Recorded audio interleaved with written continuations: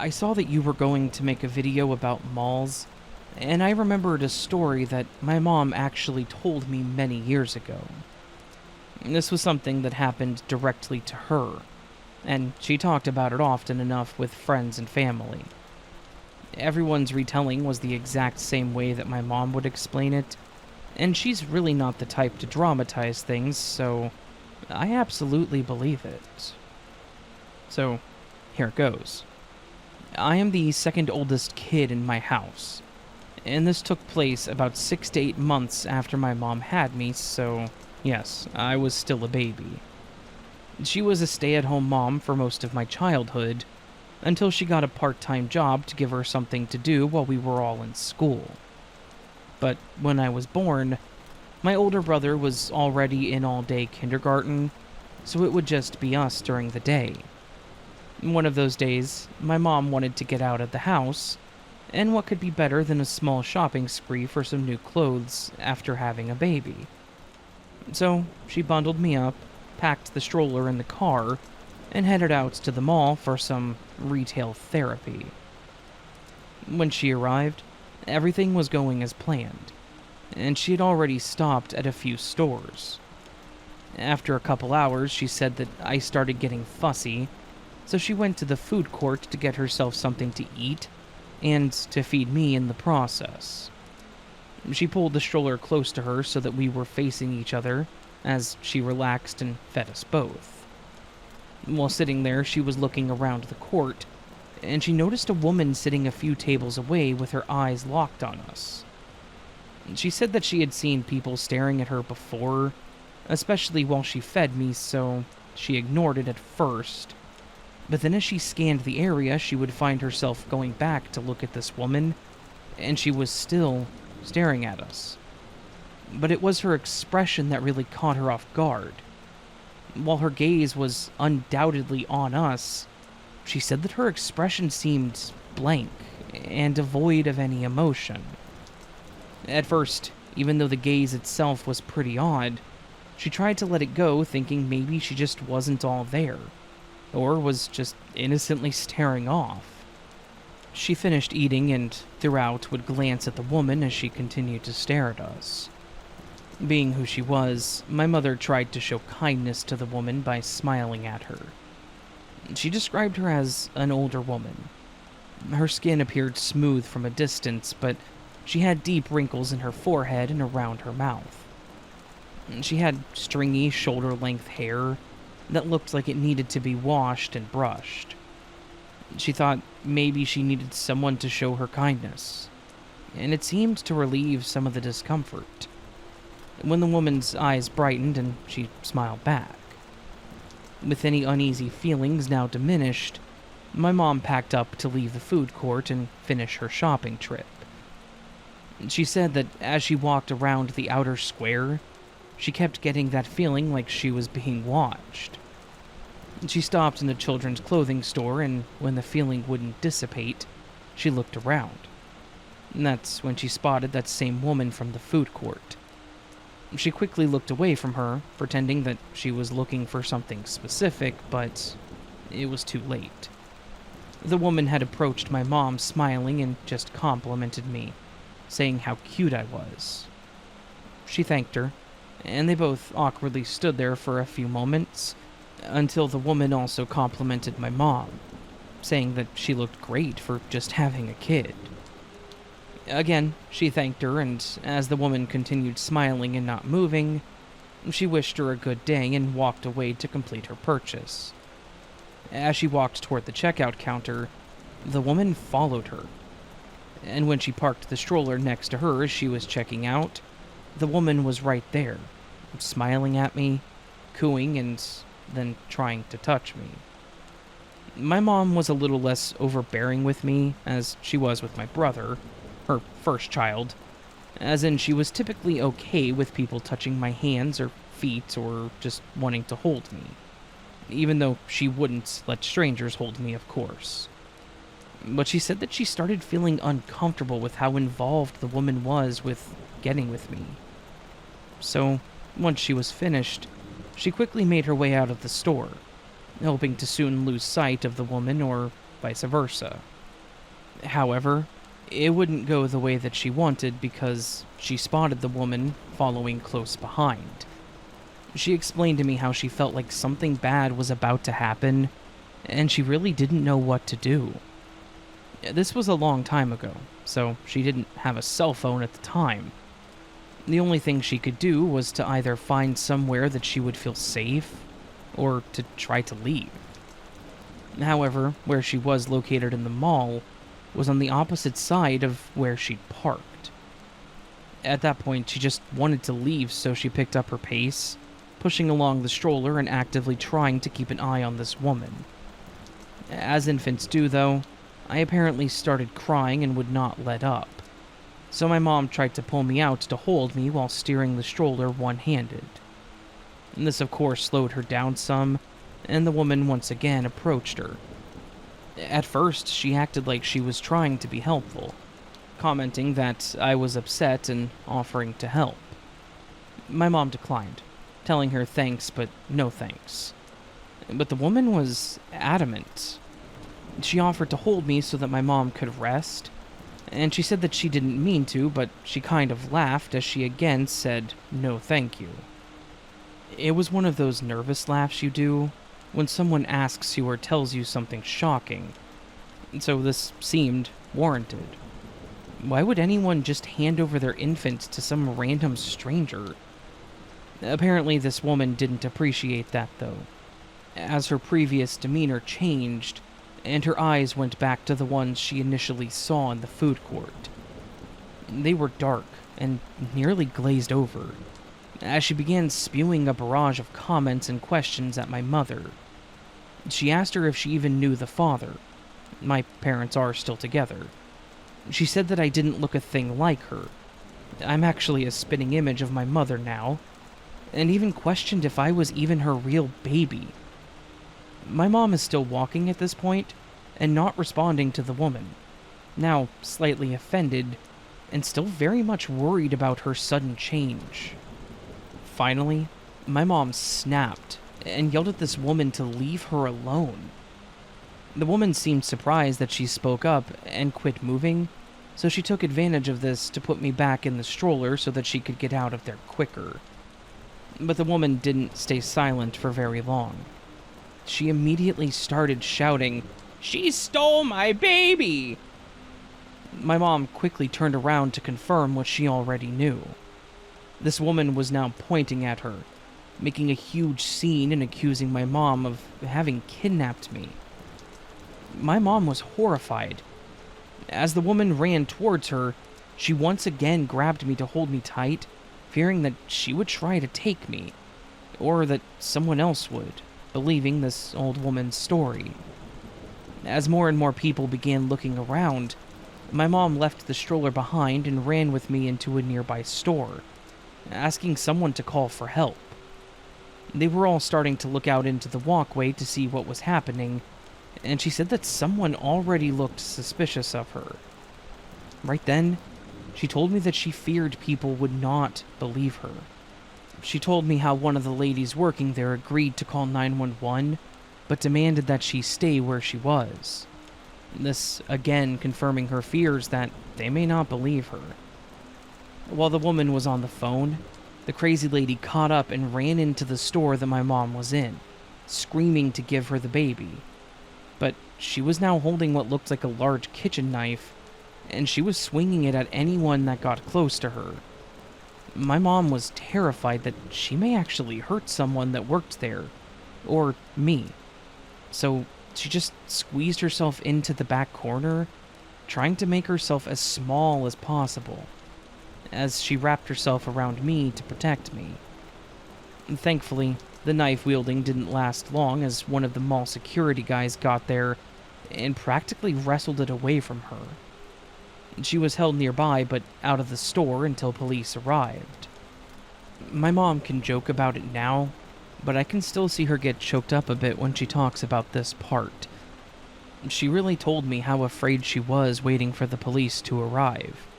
She didn't know how she was going to be able to prove to them that I was her baby. She had the stroller with our belongings in it, but she feared that they would think that she just took off with me leaving the stroller behind. She didn't have any identification for me, just her own ID in her purse. She asked to use the phone at the store to call my dad, hoping that he would be able to get my birth certificate or some newborn photos. Anything to help prove her case. While she was able to call him, thankfully she ended up not needing anything other than her ID. When the police arrived, they took statements from a few people nearby, including my mom, and they asked her if either of us was hurt or needed medical attention, and she said no. So they basically told her that we could leave. She was confused by this, remembering how she was happy they believed her, but also concerned that they didn't do much to check. What if it played out the same way, but they believed the old woman instead? But the police assured her and explained why they believed her. Apparently, this woman was actually known to them. She had issues with substance abuse, and she had a few kids herself. However, they'd all been taken away by the state because of neglect and abuse. She'd been using so long that she now seemed to be paranoid and accused everyone she saw that had young children of stealing her kids. This wasn't the first time that she had done this to someone, just the first time in this mall, apparently. She was also only in her 30s, but my mom said that she looked much older. My mom said that she left there feeling relieved, but also remorseful for the girl. She, thankfully, never saw or heard from her again. But she also wouldn't go to the mall alone anymore, and that was the same reason that she wouldn't let any of us kids go alone or with friends either. We always had to have an adult with us.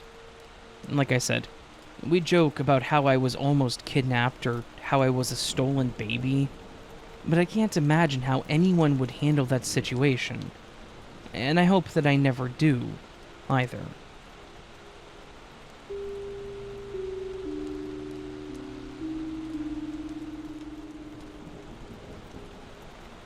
I have a story that happened to me back in the mid-90s.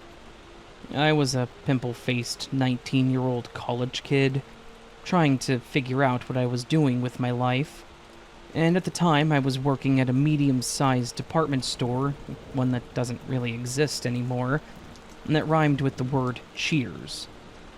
The store was outdated, even back in the 90s, and those of us that worked registers and customer service were severely limited on what we could do for customers.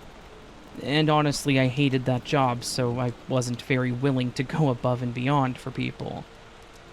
The day that it happened, it was a pretty normal day. I clocked in at 8 and was assigned to the customer service desk, and was then immediately told that we were short that day, and that I was going to be working the desk the entire 8 hours, and that there was only the one manager, so to not even bother calling for a CSM. That's customer service manager for those that don't know. I don't remember what I was doing at that exact moment, but a customer walked over to the desk. A burly and rugged-looking dude with hair that looked like an absolute mess, and an incredibly sour look on his face. I asked him how I could help him, and he pulled a pair of sneakers from a plastic bag and slammed them down on the counter, saying, "I want to return these." These shoes were gross, and I'm not even sure that we sold them at my store. I stared at the shoes for a moment and then looked back at the man and asked if he'd had a receipt for them. That's where things started to take a turn for the worse. He aggressively said, "Hell no, I don't have the receipt." I explained as politely as I could that I couldn't process the return unless he had the receipt for them. I wasn't lying. There was literally nothing that I could do without the information on the transaction. Nowadays, stores can track your purchases in other ways, but back then, it was receipts, or you were SOL. The man started shouting at me, causing another customer that was in line to flinch and look a bit panicked. "You're gonna take 'em back. one way or another. I told him again that there was literally nothing that I could do at all to process the return unless he had a receipt. I tried to keep myself calm and tried to not match his hostility or volume, but he was starting to throw a tantrum. It was unnerving. He was screaming at the top of his lungs about how he needed the money and that he had just bought the shoes there the day before. Which, no, he did not. Unless he had bought them and then ran several miles through mud and wet concrete. He finally wrapped up his fit by pointing a finger right in my face and yelling, "You're gonna regret this!" He then turned and stormed out of the store, leaving the gross shoes on the counter. I wrapped them in a plastic bag and placed them behind the counter just in case he came back for them. I was a bit shaken by the end of that, but I was relieved that he decided to just threaten me and leave, instead of taking action. The rest of the day passed pretty quickly and without incident. I'd moved on from the crazy shoe man and just continued helping others with their returns and whatnot.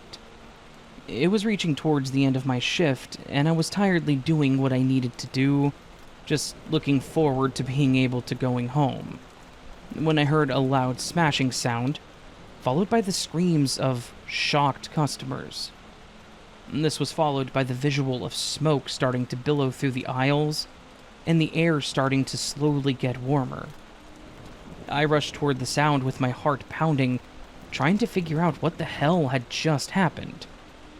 Near the front of the store, there was a blazing fire starting to spread, and it was very quickly burning its path into some of the merchandise.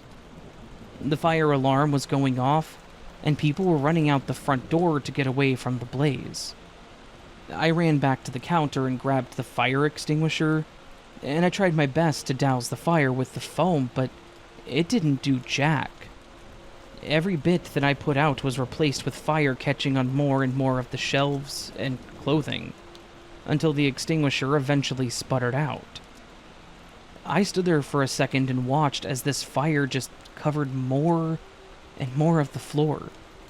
And for some reason, I felt like I needed to do something to stop it, but was quickly brought back to reality when I heard my manager shouting my name and yelling at me to get out of the building. I did what she said, and I ran over to the front door and started ushering customers out of the building, telling them to get as far away as they could and to stay calm. Thankfully, the fire department arrived quickly, and they were on it. They moved in as fast as they could, blasted the whole thing with water, and after a little while, they were able to get the fire put out, and get the whole thing contained and secured. After they had finished their job, my manager and I went back in, and the store was an absolute disaster. Everything in the store was either charred or completely saturated. The police had arrived and started asking my manager some questions, mostly because the fire looked incredibly suspicious, having started in the clothing section. We all went to the back where the camera system was, probably the only thing in the store that wasn't antiquated. All of us watched the entryway camera for when this all started, and much to my surprise, I watched as the man from earlier that wanted to return his shoes walked in the door, lit a cloth that was in a glass bottle, and heaved it as hard as he could into the store, and then bolted back out into the parking lot. This guy had come back with a damn Molotov and threw it in an occupied store because I wouldn't accept his dirty shoes. I told the officers about the encounter. I told them that he was going off on me and that he had threatened me a few hours before. They took my statement, took the camera footage from earlier, and the footage that showed him throwing the Molotov, and left to further their search. Thankfully, they didn't have to go very far. This guy was hiding out at the IHOP next door to the store. Before they left, they were flagged down by one of the waiters that was outside of the restaurant. He told them that just after the fire had started, a guy came into the restaurant reeking of gasoline and said that he wanted a table in the corner. Apparently, the guy was just sitting in the IHOP, watching the chaos unfold through the window and giggling to himself. Worst yet, he was still there when the cops went in. They approached him. He started yelling that he had been there for the last 2 hours and that he had nothing to do with it. Of course, he was wearing the same clothes and still smelled of gasoline, so they knew that it was him. In the end, he was hauled off and charged with some pretty serious stuff. He caused thousands of dollars in damage, and our store was shut down for quite a while. I took that time to find a job at a warehouse, because that was the last day that I wanted to work with people, and, to be honest, I haven't worked retail ever since.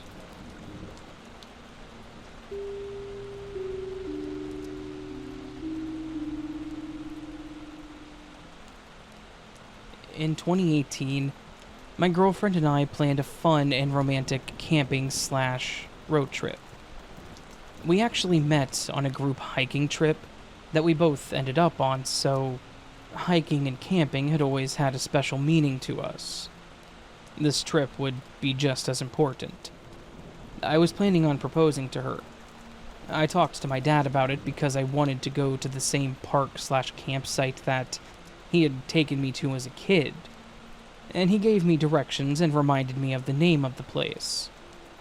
I remembered how fun and peaceful it was, and I knew that I wanted to propose to Haley there. So, we laid out our plans with that campground being our first stop. I told Haley it was a good memory from my childhood and that I wanted to visit it. She understood and agreed, being none the wiser. The day of our trip came, and we set out early to beat the traffic. We lived out of state, and the trip was going to end back up in our home state, hopefully being able to share the good news with both of our families, and then we would just have the drive back home. We only had one thing planned for our return drive, so it was going to be a more relaxed and unscheduled drive. Anyways, the trip started off great. We visited a national park, climbed some rock walls, and rode horses. We tried a few local diners and met some pretty cool people along the way. Then it was the day for us to drive to the park where my plans were really going to take place. What I didn't account for was the thunderstorm that would be happening on our way there. Camping would not be an issue for us. We prepared by bringing some waterproofing stuff, knowing that's the nature of our home state, but you can never really account for how others will react in stormy weather. Everyone was driving either way too slow or way too fast, and they would splash water at us, almost making us hydroplane at times. There were multiple accidents on the shoulders, and traffic was being redirected so much that it was just becoming a mess. We ended up getting off the highway and, for the most part, having better luck on back roads. It was getting pretty late, but we finally arrived at the park, and it had stopped raining. We'd stopped somewhere close by for food, neither of us wanting to make anything that night, so we got there on a full stomach, ready to set up our tent. We ended up just chilling in our tent that night, talking and reading until we both fell asleep. When the morning came, I woke up before Haley and started making us breakfast. After she woke up and we ate, we took some time to relax and prepare for our hike that day. When we set off, she was expecting to see new trails and hear stories from my childhood, I'm sure. I, on the other hand, was on a mission to find the perfect spot to propose. As the day was reaching its end, we made our way back to our camp to have dinner, and again relax for the night. I made sure to find a spot for us that was a bit more secluded so that no one else was around. But nothing was sacrificed for our privacy, as the sight was still beautiful. Being surrounded by the tall trees, that night was honestly perfect. We had a fire going. It was actually a bit chilly as the storm had dropped the temperatures drastically. Haley stayed close by as we talked and listened to the crickets chirping and the occasional owl hooting, and the rustling of the leaves in that same cool breeze.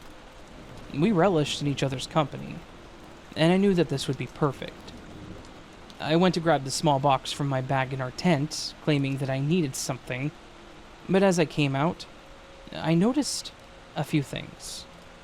The first thing was the confused look on Haley's face. I cocked my head to the side, about to ask her what was wrong, when she made a motion with her hands to listen. I didn't hear anything. She said that was the problem. The park had fallen eerily silent. There wasn't a single chirp, hoot, or even the sound of leaves and wind. It was as if nature itself had paused. At first, we tried to play it off as things being weird, but animals and insects can sense things, and maybe they could sense a threat. It could have easily been something bigger than them in the area. I didn't personally feel unsafe at this point, as we had ways to protect ourselves, such as bear mace. But the feeling I couldn't shake was the feeling of being watched by some unknown presence. I asked Haley about it, and she agreed, saying that something definitely didn't feel right. We both started looking around to see if we could spot someone or something, and it finally caught my eye. Across from our little setup, across from the trail, I could see the shadow of a figure in the trees. I didn't want to startle them and cause them to come running out towards me, so I calmly asked Haley if she saw it too, and she nodded. I continued to stare at it, trying to figure out the best course of action. I still had the mace on me, so I pulled it off my clip and I held it as I kind of greeted the shadow. I know it sounds dumb, but I didn't know what else to do. When they didn't budge, I walked a little closer to it, hoping to make out what it was that I was seeing. I still couldn't make out any details, but I could tell that the shadow was very short. It looked like something that was on all fours, so it had to be some kind of animal, I thought. With this in mind, I thought that I could just scare it off. Simple enough. My first attempt was to be as big and loud as possible, so I shouted and waved my arms. Now, all I saw up to this point was the dark figure. What I saw after I started shouting was the glowing eyes that were now looking in our direction. There was no light reaching that thing from our side, so how were the eyes glowing? Now getting a little unnerved, I wanted to try harder to get them to leave, so I picked up a large nearby rock and chucked it at the thing. I started screaming again, walking a little more towards it, but keeping my car as separating us.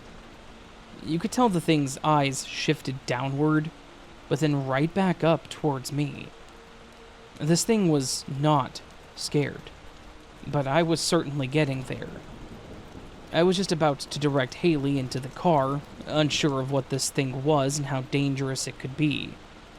I just knew that I would feel safer with us behind a metal barrier. As I turned to direct her to get in, I started getting this overwhelming feeling of dread, and I became horribly nauseous. Haley noticed, and she came to my side asking me what was wrong. I told her that whatever that thing is, it was not safe, and told her to get into the car. She quickly got in, and without turning my back to that thing, I got in the driver's side and locked the doors. Knowing we were safe, I wanted to try to shine some light on this thing and figure out what it was. It was late enough that I didn't expect anyone to be coming up the path, so I thought I would try to do a sort of K-turn to face my headlights at this thing. However, as soon as I started my car, the thing started moving. We both froze as we watched to see where it would go, but watching this thing only gave us more unanswered questions, and creeped us out even more.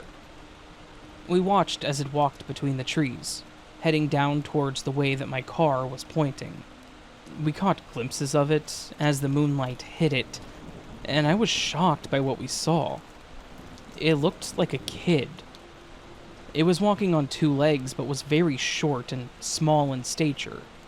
It had on either a hospital gown or maybe some old-looking dress, and it had long, unkempt, dark hair. The part that took this back from shocking to unsettling was the way that they were walking. It looked wholly unnatural. The movements were jagged and hard, almost like they didn't understand how knees worked or how to walk. It looked absolutely terrifying. I could tell that it scared Haley too, as I noticed her hand tightly gripping my arm. We continued to watch as it walked through the trees and down to the other side of the hill until it was completely out of view. Once we couldn't see it anymore, the overwhelming presence and sickness feeling let up, and I felt like myself again, as well as relieved. We both agreed to sleep in the car instead, but we still needed to put out the fire. I agreed to do it alone, but she demanded to go with me. When we got out of the car, the sound we once heard had come back. The breeze was there, and the crickets were right back at it too. I really feel like they knew something wasn't right either. The next morning, everything was back to normal. There was nothing weird going on, and we both felt fine. We briefly recounted what we saw that night, and definitely agreed that in case it was an actual child, we should at least report it. We weren't planning on staying another night, so we packed up and drove to the front to tell a ranger what we saw that night. He seemed skeptical, but after showing him the area, he said he would look into it. Maybe I could have done more that night, but at the same time, that feeling was telling me not to approach it. I don't know what we witnessed that night, but I had never seen anything like it, and I hope that I never do again. Oh, and in case anyone is interested, we stopped at a cute little man-made waterfall that a lot of people took photos at. It was part of that particular city's charm, and since my plans were a little skewed, that's where I proposed. And she said yes, so overall, still worth it.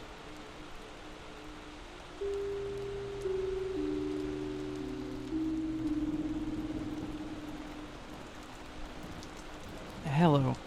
I wanted to share an experience that I had when I was a preteen that was pretty creepy, and also taught me a valuable life lesson early on in my life. I believe it was 2005. My twin sister Katie and I were the typical young girls. We liked to do our hair and makeup, hang out with friends, and most importantly, we liked to shop, and especially at the mall. Our local mall was our favorite place to go and hang out, even if we didn't have money to spend. It was seriously some of the best times that we had. This event happened on one of those shopping days. Katie and I would often go together with our mutual friends, but this time, she wasn't going with me, as she hadn't been feeling well. So it was just going to be me and two of my friends. My friend Amber's mom picked me up, and we met our other friend Savannah there. Our day there started out pretty typical. We probably walked the whole floor talking before we even decided to go into the shops. Most of the time we didn't have much money to spend, so we would try on outfits, pretending like we had an infinite wallet, and would walk out with wishes and oh wells. We more so just enjoyed being able to have some independence, as we walked around by ourselves. As we were walking through the shops, I noticed an older guy sitting on a bench, seemingly watching us intently. At first, I brushed it off, thinking that he was just another judgmental adult who didn't like our choice of clothing and style. I had short, pink hair, and Savannah had hers half-shaved, and Amber was just in her normal emo garb. So, yes, we kind of stood out. but we loved the way that we looked. We were also used to getting stared at, but it normally didn't bother us. So, we continued on our wandering spree as normal. However, that feeling of being watched continued to linger. It felt different than the normal stares that we got, and it was making me feel uncomfortable. So I would look around the stores, and outside of it, and I would see none other than that same guy that I saw earlier just staring at us. I couldn't understand why he was not only staring at us, but obviously following us at this point. No matter where we went, it seemed like this guy was also within my view, but also trying to keep his distance. But the more I thought about it, the more I started to entertain the idea that maybe this guy was some kind of undercover security or something, and he was just doing a crappy job. This thought made sense to me, but also angered me, as I assumed he thought we must have been thieves, or up to no good, since we weren't buying anything. So, in hopes of getting him off our backs, I decided that I should buy something. I bought a cheap pair of earrings and a little keychain, thinking that my plan was genius and that he would just go away. That, obviously, didn't happen. This guy continued to follow us, and again was making me feel uncomfortable. I hadn't mentioned him to my friends up to that point, but now fed up with it, I finally asked my friends about him. They did not make me feel any better about this situation. They said they also saw the guy, but as they walked around, they noticed the only person his attention was on was me. They didn't mention this to each other until I brought it up, thinking the same thing. That he was just being judgmental, until I brought it up. They watched as he would crane his neck to keep me in his view as I walked around. Now, creeped out, we thought up a scheme to hopefully lose him. We decided that we would all go into a store that he would have no business going in. So we headed for a store dedicated to young girls. We all walked in, and one of my friends said that he did seem to stop at the entrance. We agreed that we would try to spend a decent amount of time in there, hoping that he would just move along. After some time, I think we were in there for about half an hour, trying things on and making a purchase on some popcorn to share. We left the store. Savannah and Amber walked out first, thinking, if anything, I would be safer alone in the store. When I didn't immediately see the guy, I walked out and directly to my friends. As I approached them, I heard someone yell out, "Hey!" I turned around to look, and it was that same guy, now approaching me, with a happy look on his face. I stood there frozen, not knowing what to do, and when he got closer, he berated me for not saying hello sooner, or introducing him to my friends. I was bewildered. I had never seen this guy in my life, and I had no idea who he was. I still didn't know what to say or how to respond, so as I stood motionless with a deer in the headlights look, the guy grabbed my arm with one hand and had his other arm out, like he was trying to pull me into a hug and still smiling. I started pulling back, struggling to break from his grip, but he only squeezed tighter, now hurting my arm. My friends immediately came to my defense, yelling at him to let me go. As he loosened his grip, his face dropped to a frown, and he shouted, "But I love you, Katie!" I was again caught speechless. All of us were, but then I muttered that I wasn't Katie. I didn't know what was happening at the time, so I just asked, "How do you know my sister?" His saddened look quickly changed to confusion or annoyance, maybe as he began to doubt me. He accused me of lying and began shouting that I had led him on and broken his heart, now getting the attention of others. The guy quickly noticed this and backed off, walking away with his head down. There was an adult that worked in the store that we had just left that approached us, asking us if we knew that guy, and we explained what had just happened. They suggested that we come back in the store so they could contact security, and told us to call our parents.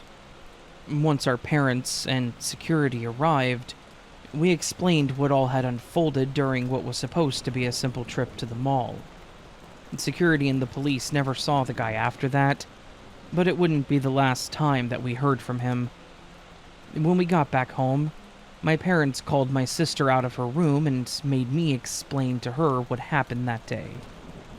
As I recalled my experience, I watched the color drain from her face, and her expression changed from one of confusion to shock. When I finished, my parents asked my sister if she was familiar with the guy that matched the description, and why he knew her, and said what he said. That's when everything finally came out, and made sense. My sister broke down, and explained how she had been frequenting games with popular chat rooms, and talking to people. One person was particularly interested in talking to her, and did so every time she was in the game. It seemed lighthearted and friendly at first, until they took it to emails. The guy claimed to be 16, and we were 15 at the time, so she didn't see anything wrong with it. She shared a photo of herself. It was a normal one, nothing inappropriate, like a school picture. Because she had pink hair at the time, the guy she was talking to delayed sending her photos saying he was ugly, and didn't want to scare her off. She convinced him that she wouldn't judge, and when he finally sent the pictures, she could tell that he was a lot older than 16. The guy was clean-shaven, including his head. He tried to tell my sister that he just looked older than 16 because he had cancer, and that's also why he was bald. My sister, still wanting to not be mean, just assumed he was lonely and wanted friends. But she slowly distanced herself from him, knowing that she probably shouldn't be talking to someone so much older. But the emails from him just kept coming. He slowly threw the comments of how beautiful she was, and how he wanted to meet her and make him the luckiest guy alive. When he kept asking her to meet up, she always told him that she couldn't. That day, she had no idea he was going to be at the mall, nor did she have any idea how he knew to show up at that mall. She legitimately wasn't feeling well, and had no plans on going with us that day, and after my parents checked her emails, they confirmed that she never mentioned it to him either. She did, unfortunately, tell the guy the school that we went to, and that she liked to go to that mall, but that was it. It's still a terrifying thought to this day that that guy may have been walking around our school, or even the mall daily, trying to find her. That's exactly what we assumed happened, too. The only picture Katie had sent of her was with her pink hair. However, once it faded, she tried purple, and I ended up using her leftover pink. So, with me now having pink hair, and us being identical twins, I could see how he could mistake us, not knowing our differences that made us, well, us. My sister got in trouble for sending pictures and giving a stranger personal information, but my dad also took over her email to lure the guy out. And it worked. My dad proposed a meetup, but the guy wanted it to be in a more secluded area due to the event that unfolded at the mall. When they met up, my dad called the cops once he spotted him, and he told them to get there quickly before he did something that he regretted. Years later now, and I don't think my parents are completely honest as to what all went down there.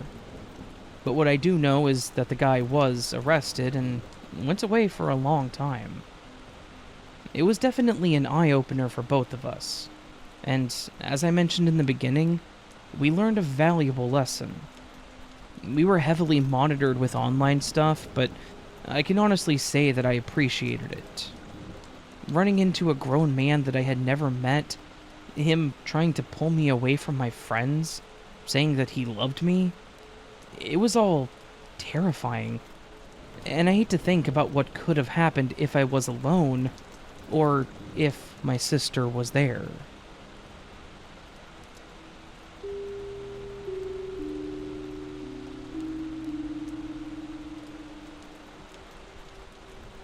Back in the summer of 2016, I went on a solo backpacking trip across Europe.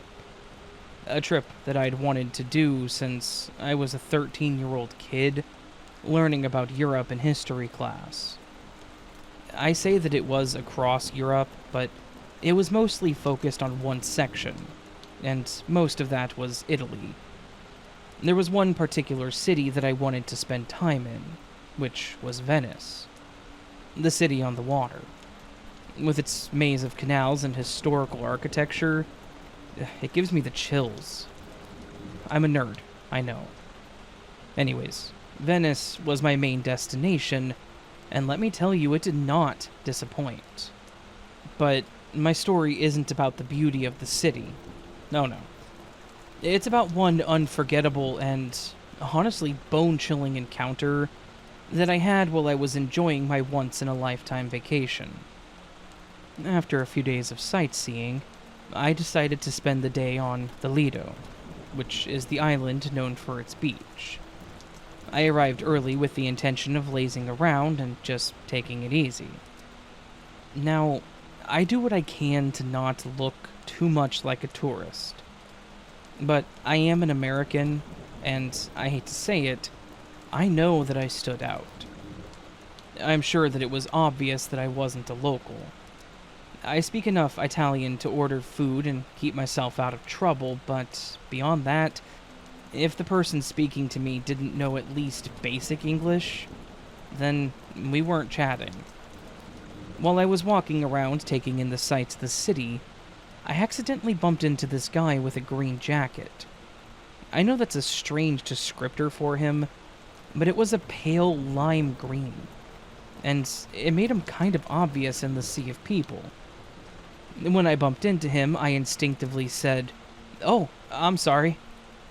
I should have said it in Italian, but it was reactive to say it in English. The man looked at me with a bit of a grin and said, "Not a problem," in English with a really heavy Italian accent. I nodded and turned to walk away, thinking that that would be the end of it, but it wasn't. As the day went on, I started to notice that he was everywhere that I was. If it weren't for the green jacket, I probably wouldn't have noticed him, but I saw him numerous times throughout the morning. I thought maybe I was just crazy. Maybe he had a thing for me. Maybe he was an undercover police officer watching the tourist. I don't know. But I didn't want to assume the worst. A little voice in my head said to keep an eye on him, but I wasn't going to assume that he was going to do anything beyond just watch me, and I would keep my guard up. But as the day went on, I kept noticing him. The cafe, the ice cream stand, even when I was at the beach. When I saw him at the beach, I'd had enough. I didn't want to cause a scene in the middle of another country, but I also didn't want to just lay down and accept some weirdo being, well, weird. I decided that I would confront him, show them that I knew that he was there, and that he wasn't sneaky. But as I approached him, he looked me dead in the eyes, stood up from his seat, and walked away. And that was strange, but I thought maybe he'd gotten the point. I stayed on the beach for the rest of the afternoon, just sitting there and absorbing the sunset, the sky being painted with this gorgeous orange and pink, and I was in heaven. After a bit longer, I decided that it was time for me to leave, but when I turned to grab my backpack, I froze. My backpack was missing. I jumped up, trying to think about how it could have been taken. I hadn't been in this spot for that long, but yet it was nowhere to be found. I started to scan the area with my panic rising. I needed that backpack. It had all my documents, my money, and my medications in it. And without all that, I was a foreigner with no papers in a country thousands of miles from home. But that's when I saw him.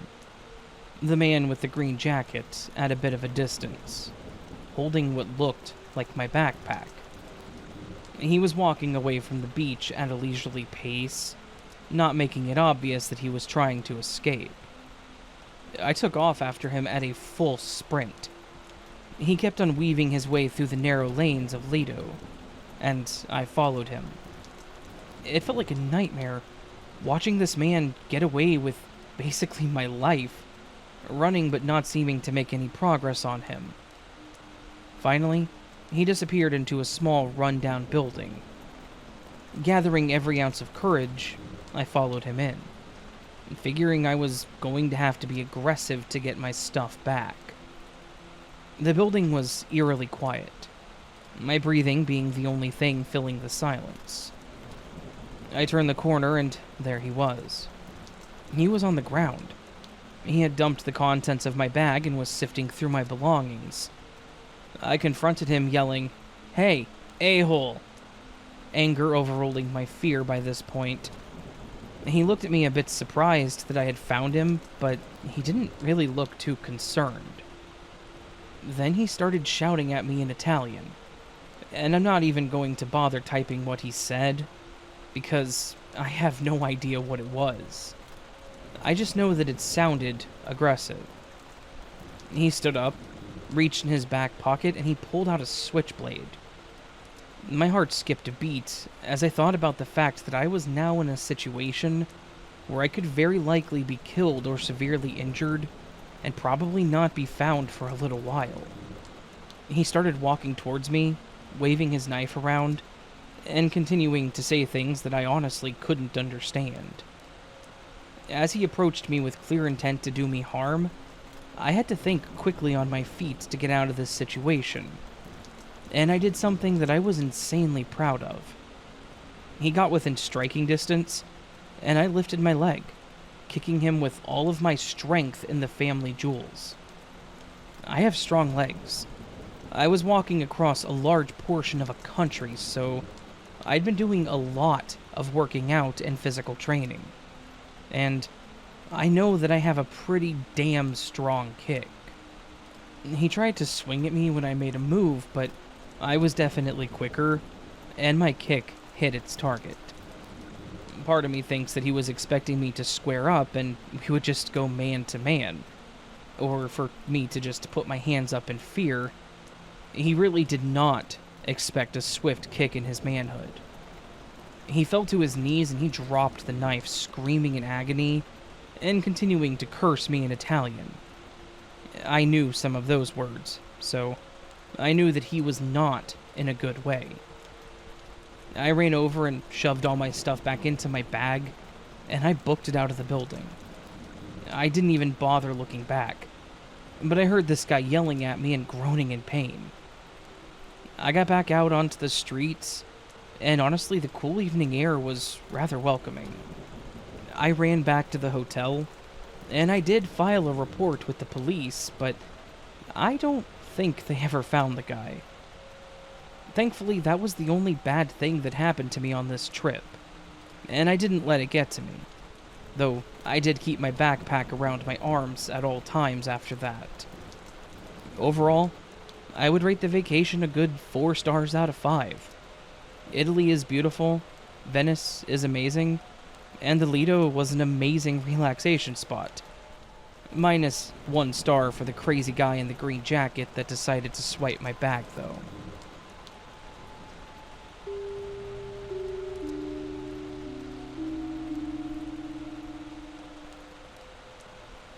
So, this was something that I witnessed 2 years ago. I still don't understand what happened, and I think that's why it stuck with me even more, not having those answers. Anyways, here goes. It was early December, as I had been delaying my holiday shopping. We actually still have a decent mall in my area that's typically pretty busy. I prefer going there when I have shopping to do for multiple people, as I can usually buy for everyone there. I went alone this time around, hoping for less distractions. When I'm with others, I tend to talk a lot and lose direction, possibly forgetting things. I hadn't quite been in the holiday spirit that year, so I wanted to get everything done and over with in one day. Anyways, I started down my list, and after getting through about 4 stores, the hunger pangs started reminding me that I didn't have breakfast. So, I thought that I would treat myself to lunch in the food court before I continued. I found myself a spot after ordering and sat down, waiting to be called.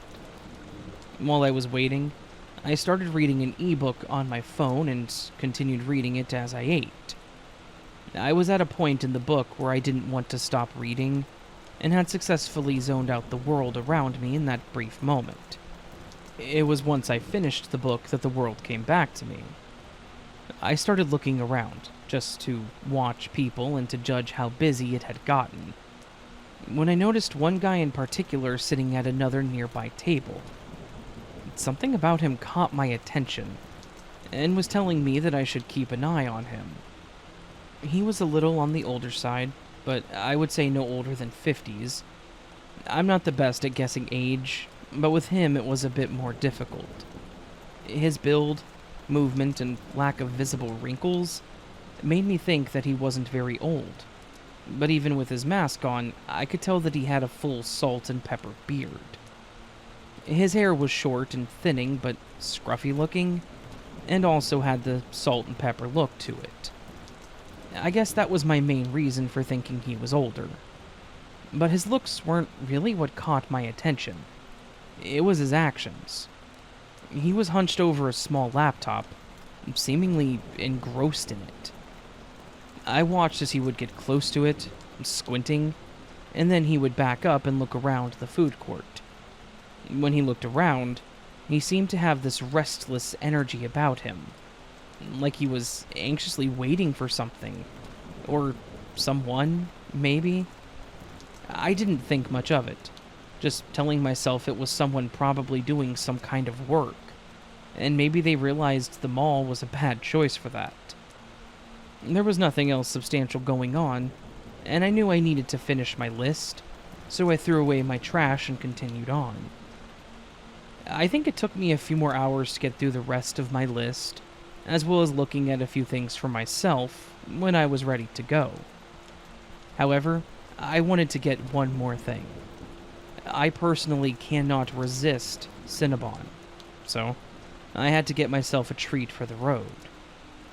As I made my way back to the food court, I looked around as I waited and saw the same guy from earlier was at that same table, doing the same thing he was when I first spotted him. But this time, he now looked more stressed. And being closer to him, based on where I was standing, I could see the dark bags under his eyes. He looked very exhausted. It caught my attention because he had to have been there for the last 4 hours or so. He was clearly tired, so what was he doing there? Why not just go home and rest? Curiosity got the best of me, so I wanted to try to peek and see what he was looking at or doing on his laptop. I started walking casually towards the trash can, conveniently behind him, but I was distracted when I saw him quickly look to the right, pushing his chair out some. It startled me a bit, thinking maybe he realized what I was doing, until I noticed the direction in which he was looking. As I followed his gaze, I saw a group of teenage girls walking by, laughing and chatting away. Looking around, I couldn't see anything else that he could have been staring at. There was a shopping kiosk that was there the whole time, and it didn't make noise or light up. And there really weren't any other people near the girls that he could have been looking at instead. That kind of made the situation turn for me. This middle-aged man stopped in his tracks to watch these girls, without taking his eyes off of them. He closed his laptop, and he quickly stood up, causing the chair to screech. I grabbed my order, and haphazardly stacked it on top of my bags inside my shopping caddy, now more invested in this situation than my own belongings. By the time I did this, the man grabbed the laptop, putting it under his arm, and started to quickly walk towards the girls. Something was telling me that I needed to follow him, because if I didn't, something bad could happen. The girls had a head start, being pretty far ahead, followed by the man, maybe about 2 stores behind them, and then I was close behind him with my phone out, ready to either record something or call 911. I can't explain why I didn't call for help before, other than just wanting to know what he was going to do. I didn't think he had a weapon on him, as he wasn't wearing a big jacket, just a sweater with a scarf. So I wanted to find out what was really going on here. As the girls slipped into one of the stores, the man stopped and slowly paced nearby. I rolled over towards a nearby map to hopefully make it look like I wasn't following this guy, but then I saw him start to walk slower towards the store. I watched from where I was as the girls walked out of the store, looking in each other's bags. The man quickly picked up his pace until one of the girls noticed him. They were all wearing masks, but I could tell the girl went from smiling to a more serious look. She then nudged another girl, motioning to the man now approaching them. The other girl looked shocked when she saw this guy, and while I couldn't see the guy's face, he did put his hands out in front of him, almost as if in a way to say, "Stay calm," or someone trying to explain themselves. As everything around me seemed to slow, I watched the man reach into his pants pocket and pull out a piece of paper. He unfolded it a few times and then held it up to the girls, gently shaking the paper. Then, what I didn't expect. The girl he seemed to be directing his words to pulled down her mask and had a look of shock on her face. I watched as her expression softened, and she shook her head. Then the man's shoulders slumped, as if he had just given up. After a few more words, the guy shoves the paper back in his pocket, and before he walks away, the girl reaches into her purse and hands the man something. As he takes it from her, he looks around as if to see who may have seen this, and quickly puts it in his pocket too. Afterwards, the girls and the man part ways, with him walking back in my direction and then past me. I watched as he went to a bench, sat down, and just stared forward at nothing in particular. The girls had already walked off, maybe a little less cheerful than when they started. This did not play out at all like what I expected, but I still have no idea what I witnessed. What was on the paper that he showed the girls? Why did one of them look so concerned, yet the other girl seemed shocked, and almost as if she recognized him? And why did whatever was said seem to ultimately crush this man? I know that I probably could have approached the girls and asked them what it was about, but I thought that that would just be too awkward and nosy.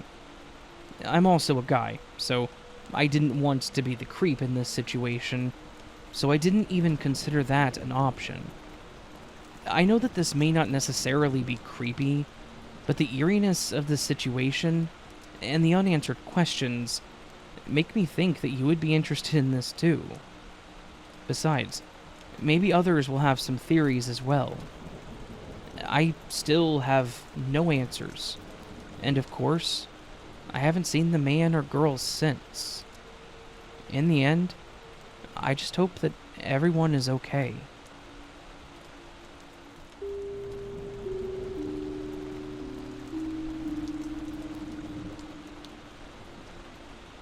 This happened to me and some friends back when we took a girls' camping trip in 2013. It was a much-needed escape from our hectic lives at the time, filled with failed relationships, demanding jobs, and college stress. There were 6 of us total, and we were determined to have a blast together in the great outdoors.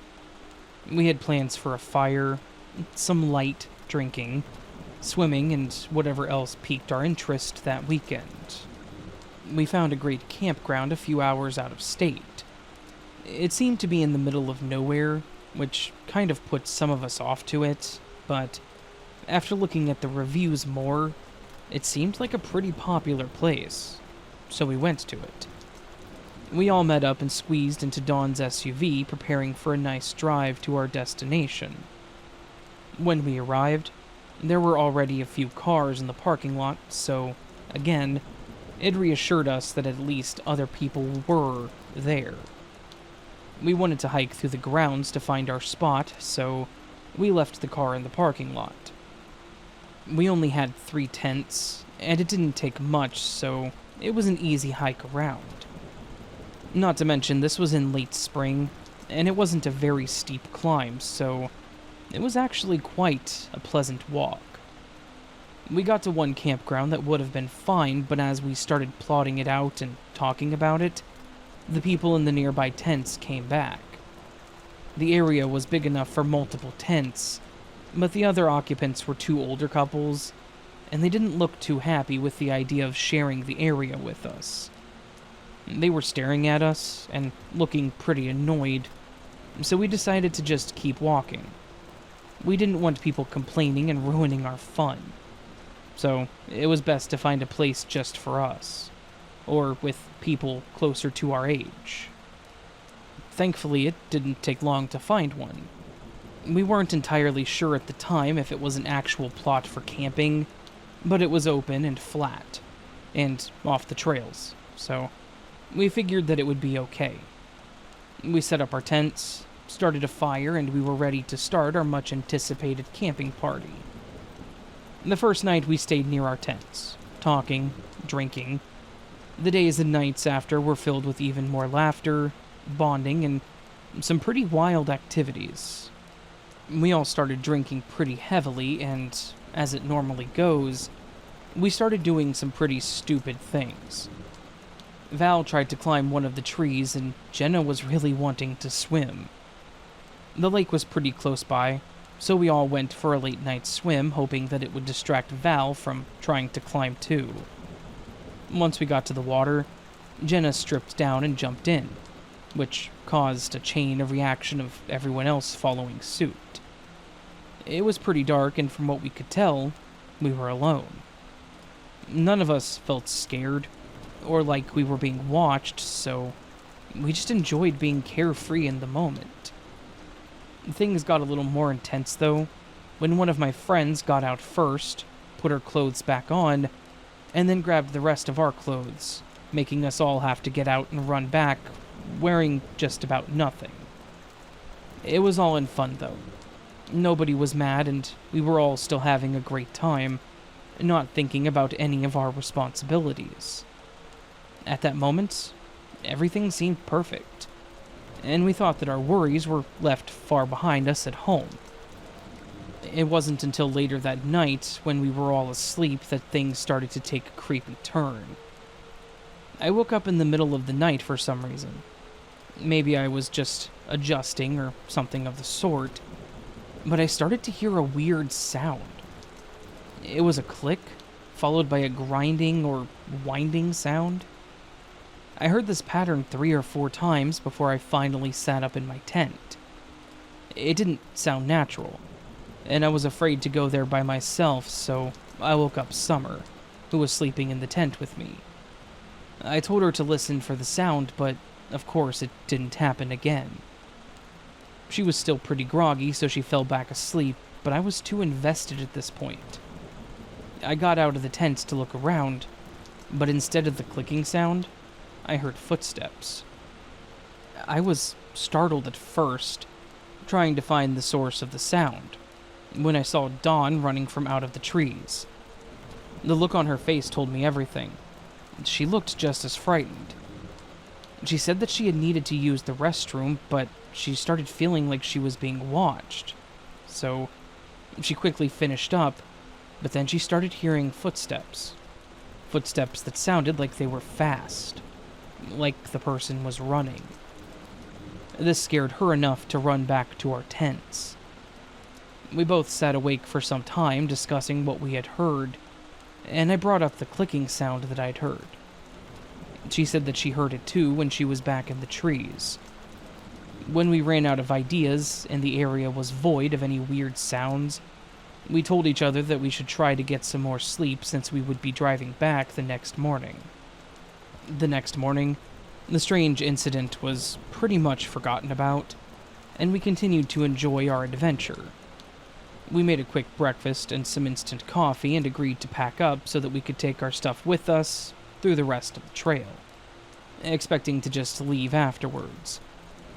As we started packing up, Summer pointed out a disposable camera that was on the ground. The only thing that struck us as odd at the time was that it was on the ground. Nikki was a photographer. She was going to school for it, and had already set her foot in the photography field. However, Nikki preferred disposable cameras. She said that she liked the older look of the pictures, and she also developed them herself at her school.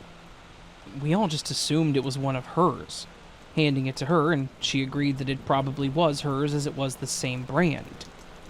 She didn't know how it got outside, because she had several of them with her, but they were all in her bag, in her tent. We just joked about us being pretty messed up that night and left it at that. We packed up and finished our trip out of there and home, with nothing else significant happening. A few weeks later, we were all back home continuing with our normal crazy lives.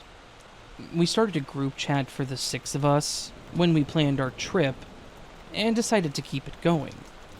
It was a great way for all of us to stay connected. Then Nikki came into the chat and started asking who was taking photos of us sleeping. No one confessed to it. That's when she started becoming a bit more hysterical. She was talking about how she was developing the film looking at the photos when she noticed certain things weren't adding up. She would be absent in a lot of the photos as she was the one taking them, but there were times where she would hold it out to be in the photo too, or one of us would take it instead. But there was never a situation while we were camping that all of us could have been in the picture fully. I think some of us were still in denial, me included, and trying to come up with some kind of explanation. So, a few of us got together to look at them. I couldn't deny it anymore. As we went through the photos, there were far too many of us in candid moments. There were a few from us around the fire, but it got creepier when we saw the photos of us at the lake, swimming. There was one of me running out of the water with nothing on. It was from a distance at the side, which was terrifying, because that would mean they were closer to the trees and trail going the opposite way of our campsite. Which means the likelihood of it being one of my friends was slim. There would be no reason for us to go that way, especially when most of us didn't even have clothes on. And the worst ones we saw were the dark pictures of our tent. Then, it looked like the person holding the camera stuck their hand in the tent and snapped the photo of us. The camera was above us, angled down into the tent. And there were pictures of all of us sleeping. That's when it finally made sense to me as to what I was hearing that night. The clicking was the camera shutter button, and the winding was the winding from the camera. I woke up at some point while there was someone out there taking photos of us. And then Dawn said she also heard someone in the trees. We started piecing things together. Someone must have gone through our stuff at some point while we were walking around, and stole one of Nikki's cameras. It had to be at that point because it had pictures of us around the fire, at the lake, and sleeping. But I'm guessing me waking up and talking to Summer must have spooked them off, and they bolted. I'm assuming they meant to keep the camera, but dropped it. We were all thoroughly freaked out at this point. knowing someone was close enough to take these pictures, we were all in vulnerable positions, and anything could have happened. But I'm thankful that they at least didn't have the courage to do anything else. Nikki said that she was still glad we found the camera, so that we knew someone didn't keep naked and sleeping pictures of us. But just knowing that it happened, it was still plenty enough to freak us all out. Everyone wanted her to get rid of the pictures, not wanting to remember that, but she did confide in me that she kept the ones of herself. The whole situation still creeps me out, but I do my best not to dwell on it.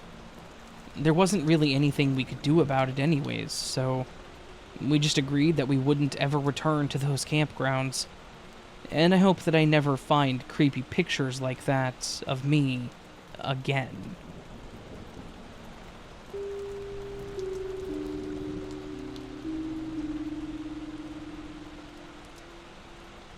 Hey Raven, all of your recent nature and outdoor videos made me want to share something that I experienced with my boyfriend at the time. He's now my ex. This happened back in the early 2000s, so forgive me if I'm missing some pieces. So, my ex, we'll call him Keith, and I were planning a small road trip. At night, we planned to stop at places that we could either sleep in my car, because I had a Jeep, or in a tent.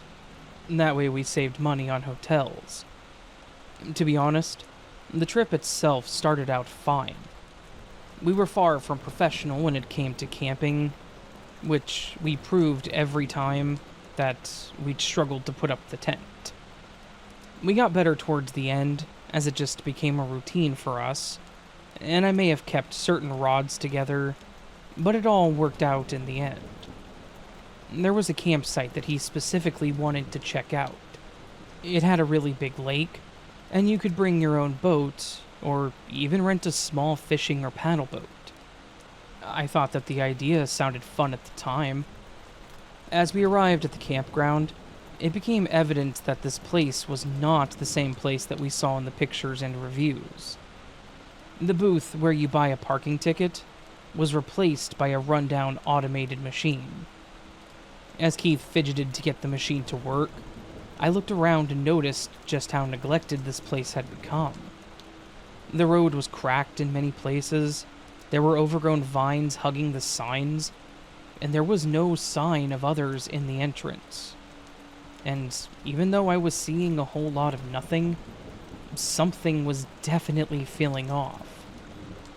Once Keith finally got the machine to work, we went through the gate, driving through to find a good spot to stay.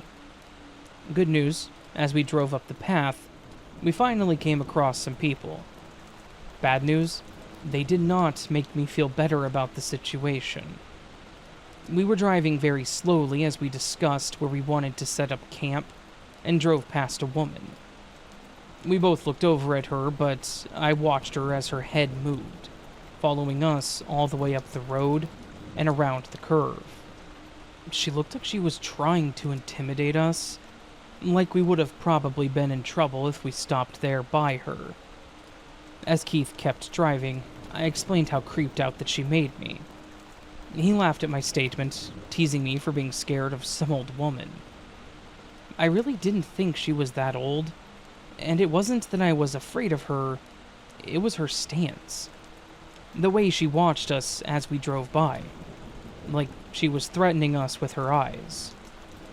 I don't know how to explain it. Basically, he reassured me that it was probably just someone being nosy or mad, thinking they would have to share the area with some strangers. I let it go as he said he wanted to go further in anyways, and possibly get closer to the boat docks. We followed some signs to the lake, and that's when we learned that the building where you would get a rental was all locked up. We couldn't tell if it was permanent, or if there just wasn't anyone available at the time, so we instead tried to find a place for us to stay. Thankfully, there was a plot nearby with no one else in the area that we quickly claimed a stake on. We set up our tent and even cooked some brats on a nearby grill. While we were cooking, We saw a van slowly drive by us, and when they got to our plot, they slowed down to a crawl. They had their windows down, and we could easily see two bald guys up front. The one in the passenger side was nearly hanging out the window looking at us and smiling. Keith, being the genius he was, just greeted them, and without responding, they kept on going up the path until we could no longer see them. It put me on edge, making me feel like we were being watched like zoo animals. I remembered asking Keith why he reacted that way, and he said that he was just trying to show them that he wasn't afraid or intimidated by them. Maybe it's just me, but I would have rather have stayed in the background instead of drawing attention to us. Again, I was a little uncomfortable, but I did my best to let it go and try to have fun still. After eating, we walked over to the docks to check out the water, even though we didn't have a boat. We took our shoes off and went in the water up to our knees. We reached in and pulled out a few rocks and shells that looked pretty cool, so we took them back to our tent. Despite the eerie atmosphere in the beginning, it was actually turning out to be a pretty good time. That was until we went to bed. We were already in the tent and asleep at this point, when we were jolted awake by a loud, horrifying sound that echoed through the campground. It sounded like something metal being scraped along concrete. This time, I wasn't the only one startled by the sound. Keith was sitting up, bug-eyed, looking just as scared. I whispered to him, "What the hell is that?" I don't know if he was trying to fake it or if he really didn't care, but he rubbed his face as he quietly said, "I don't know, it's probably just a deer." I don't know of any deer that sounds like that, or what part of the deer that sound could even be coming from. I pointed this out to him, obviously irritated, and so he changed his assumption, saying it was probably just some rowdy and inconsiderate campers. As I continued to listen, I could at least agree with him that it was probably a person, and maybe they were purposely doing it to scare us. We stayed sitting upright, listening until the sound finally stopped, and we didn't hear it again. Keith sighed, thankfully saying that it was over, so that we should go back to sleep, and then he quickly laid back down. I tried to lay back down myself and fall asleep, but at that point, I was fully awake. I don't know how long it took, but I finally did start drifting off, focusing on all the sounds around me. That was until I started hearing more noises. This time, it sounded like whispering. I laid still trying to listen, hoping that I could make out what was being said. I never could, but it still freaked me out, so I woke up Keith. I told him that someone was by our tent, and he said something half awake about it being the wind. I argued with him that I knew the difference, and that I needed him to go with me, as I was too afraid to check alone. He told me to take his knife in his bag, and he refused to get up. Helpful. I grabbed the knife and a flashlight and slowly unzipped the tent, sticking my head out. I didn't immediately see anyone around, so I stepped out and walked over to our once smoldering fire. My stomach dropped. There were beer bottles all around. Neither of us brought beer because we didn't drink. And then I saw the two headless carcasses. I think that they were rabbits, but it was hard to tell.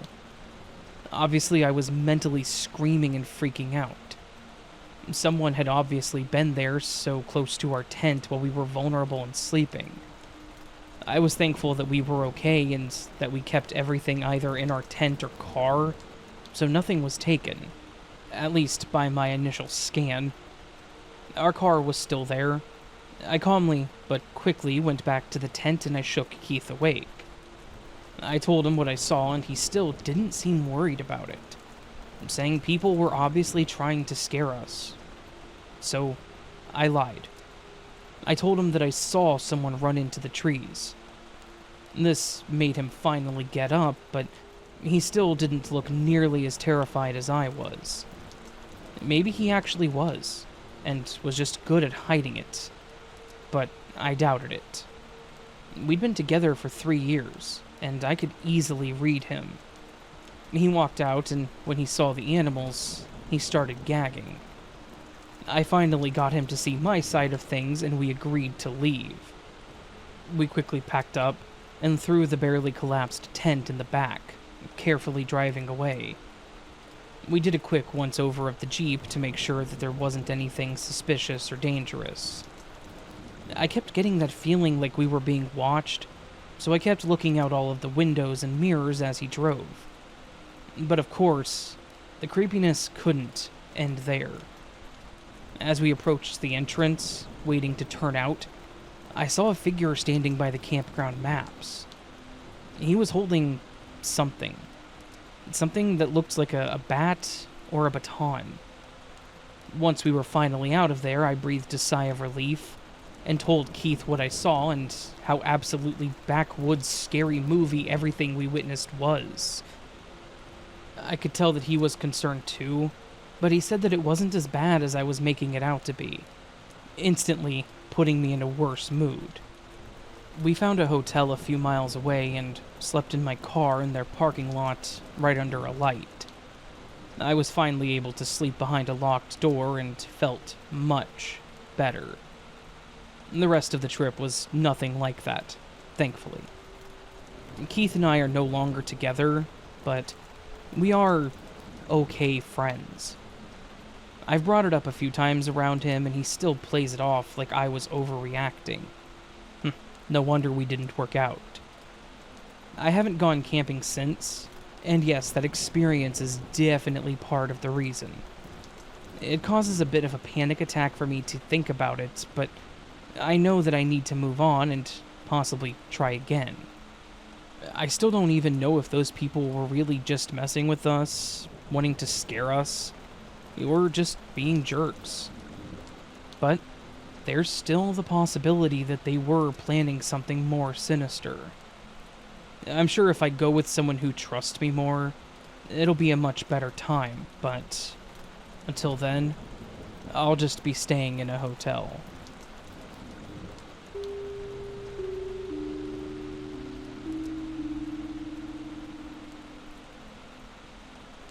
This encounter is the first of several unexplained incidents which occurred during my time as a security officer at a large cosmetics facility between 2001 and 2008. I worked exclusively for the cosmetics company rather than as a contractor, and therefore was very familiar with the site and its strange, often unsettling atmosphere. That said, I was not one who was fazed by such things and had no issue being there. I was working a night shift on this particular evening and began a perimeter patrol of the site. At the time, only one department was working and they were scheduled to finish at midnight. The site was huge, having 7 separate buildings, as well as an additional office complex and warehouse facility, and as such, we usually operated a 3-man security team. On this occasion, however, it was just me on shift, which I didn't mind at all, as I do prefer the quiet, truth be told. As all the other buildings were secured and alarmed, I decided to begin an outside sweep of the remaining block of units, which were still operational. This was approximately 11:45 p.m.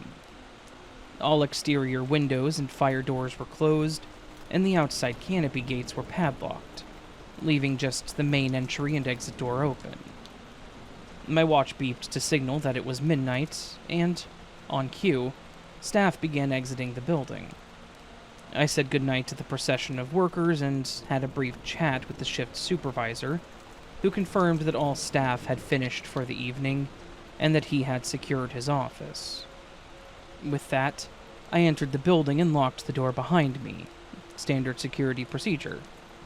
The next 5 or 10 minutes were uneventful, as I walked through the units, turning off lights and double-checking the doors and windows were secured.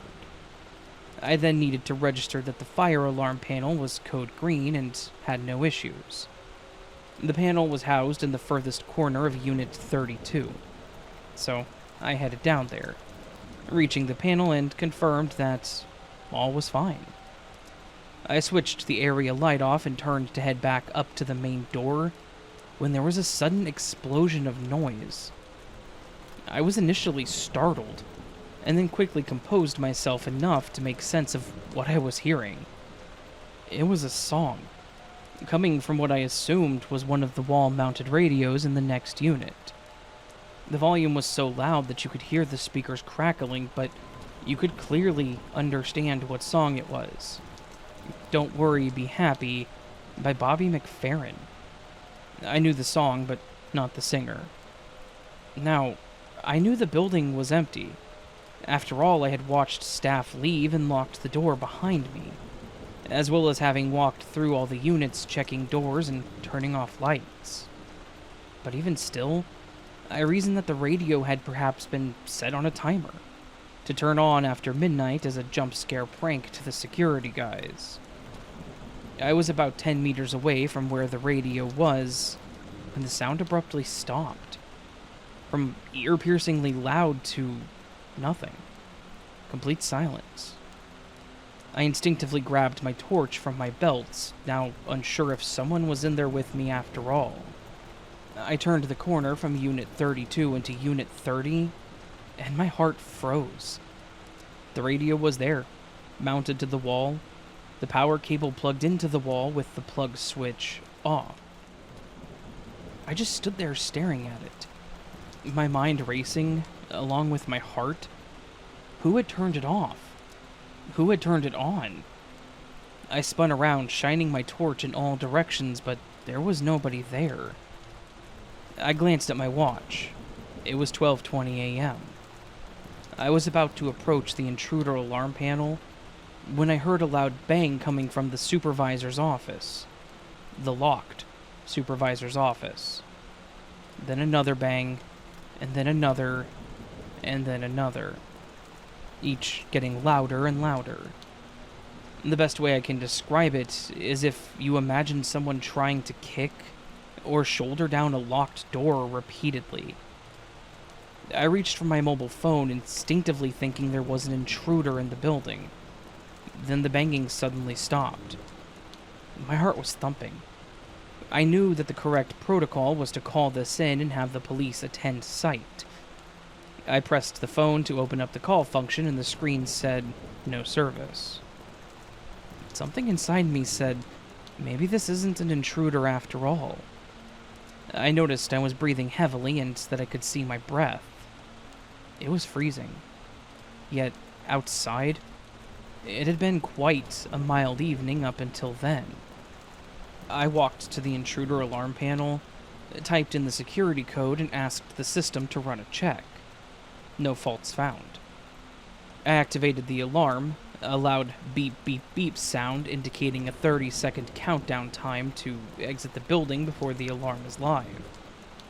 I knew that if someone was in the building, any movement would be picked up by the sensors and the alarm would trigger, sending a signal to the monitoring company, who would contact key holders in the event that security do not answer. I stepped outside, locked the door, and waited. The final alarm beep sounded. It was set. Then nothing. Where was the activation? Any movement would set it off. A minute passed, then two. Still nothing. Again, that inner voice was telling me that it's not an intruder. I looked at my phone. Full service. Do I ring the police? And say what? A radio turned on and off by itself? The invisible man was trying to break down the door? That the alarm was set but had not been triggered? I did another perimeter check of the building. All doors and windows were secured. I headed back to the security office. The rest of the shift was uneventful. No alarm activations. I did a handover with the day manager, and I noticed he gave a funny look when I recalled the incident from that night. I was back on shift the following evening, but This time we were double manned. I was paired up with a veteran called John. I told him what had happened, and he seemed skeptical, asking why the alarm had not activated if something was in there with me. He then said that he didn't believe in ghosts and all that nonsense. "Great," I said. "Then you won't mind locking up that block of units tonight." At this point, I still hadn't come up with a reasonable conclusion as to what had happened. I knew what I heard was real. I had felt the sudden coldness. I saw my breath. I still had a nagging feeling within that something rather than someone was behind those strange events. The shift proceeded with John and I taking turns patrolling and locking the various buildings. It was nearing midnight, and John decided that we should both lock up units 26 through 32. I couldn't tell if he was starting to think that maybe, just maybe, there was something to my story. We headed down there. Same as the night before. We did our checks, said goodbye to the staff, turned off the lights, and secured all the doors and windows. There was no repeat of the previous night. No radio, no song, no banging, and no sudden drop in temperature. So, we set the alarm. As we're walking away from the building, the alarm beeping away, John nudges me and says, "So much for your ghosts, huh?" Just as the alarm countdown ends. I was about to respond when the intruder's siren started blasting out. Lights flashing, illuminating our faces enough for me to see the color drain from John's. John composed himself, seeing my reaction to his. Let's go check it out, eh?" We re-entered the building, the alarm deafening us as we approached the panel. John entered his code, the siren stopped. We checked the panel log, which detailed which sensor had been activated. Unit 32, Wicket Door. We turned the corner and froze. John raising his torch to see the solid steel door, unbolted and swinging to and fro. We both stood there in silence. That door had been bolted by myself, and John giving it a kick for good measure to make sure the magnetic contacts touched. That's impossible. That door can't be opened from the outside when the bolt is locked. You locked it. I saw you. John and I resecured the building, with no further alarms that night. We never did find a plausible reason for the radio, the banging, the cold spots, the door opening by itself. John left his position 2 months later. I'm convinced it was because of what happened. As for me, I knew that something unexplained and perhaps even paranormal was at play. The next few months actually confirmed that suspicion, but that's another story, for another day.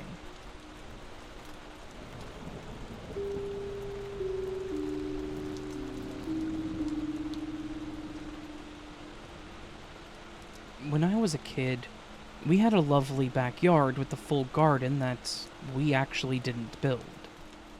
It was all built by the previous homeowner, who had supposedly passed away in the house. My parents kept it all intact. They never really did anything extra with it. They just left what the previous owner had planted and just let it do what it naturally did. It was actually quite pretty, and even being left to its own devices, it would end up being the loveliest little flower bed. To add to this, the previous owner had installed a clothesline around the flower bed, and my mom was old-fashioned, so she believed that sun-dried clothing smelled fresher and felt crisper. One day she asked me to go hang the laundry outside. Normally, this was a chore, but I didn't really mind it. It was almost meditative, so I kind of enjoyed it. But on this day, for some reason, when I stepped outside with the basket of damp clothing, I stopped. I don't mean that I just stopped walking. I mean that I literally froze, unable to move. I got hit with this intense fear, this strange and paralyzing feeling of unease. It was overwhelming. so overwhelming that I almost started to feel like I was going to cry. I tried to keep going, I tried to take a step forward, but I literally couldn't. I was trying to think logically, looking around for a person in the yard that was maybe watching me, thinking about whether or not I'd watched a scary movie or read something that had me in an anxiety attack. Look, I was like 12, so I was just trying to piece together why I was feeling like I was freaking out in the backyard that I had spent countless hours in. At some point, my mother must have realized that I was acting strangely, and just standing there in the yard and staring at nothing in particular, when she had asked me to take care of the laundry. I heard the back door open, and I heard her stepping toward me, and then heard her say, "Hey, Melody, what's wrong? Why are you..." Then she just stopped when she got next to me. I glanced over at her, and I watched as the color drained from her face and her eyes got wide. She felt it too. I remember just looking at the garden, looking for whatever it was that was causing this and asking, "What's going on, Mom?" To which she said, "I don't know. Let's go back inside." She grabbed my arm and pulled me back into the house. We got back inside, and she just stood there staring at that flower bed, looking terrified. I asked her if there was something out there, and she just shook her head, saying that she didn't know. I asked her if she felt what I felt, and she told me that she felt something, but she didn't know what it was. She ended up just throwing the clothes in the dryer, and we didn't talk about it after that. She didn't even mention it to my dad. So, what the hell was that? We never spoke about it at all after that day, but I've obviously never forgotten it. My mom didn't hang the clothing on the line for a couple of months after this, and I think that whatever that feeling was the reason. I know that there was nothing physical there. It wasn't like a creep in our yard or some kind of animal or something. It was just our normal backyard, complete with the pretty flowers in the back, so why were we so freaked out? In the end, I'm chalking this up to something paranormal, because it was not normal. I don't know if it was some spirit in the garden or some weird messed up shared hallucination, but it was horrifying, and definitely something beyond our understanding.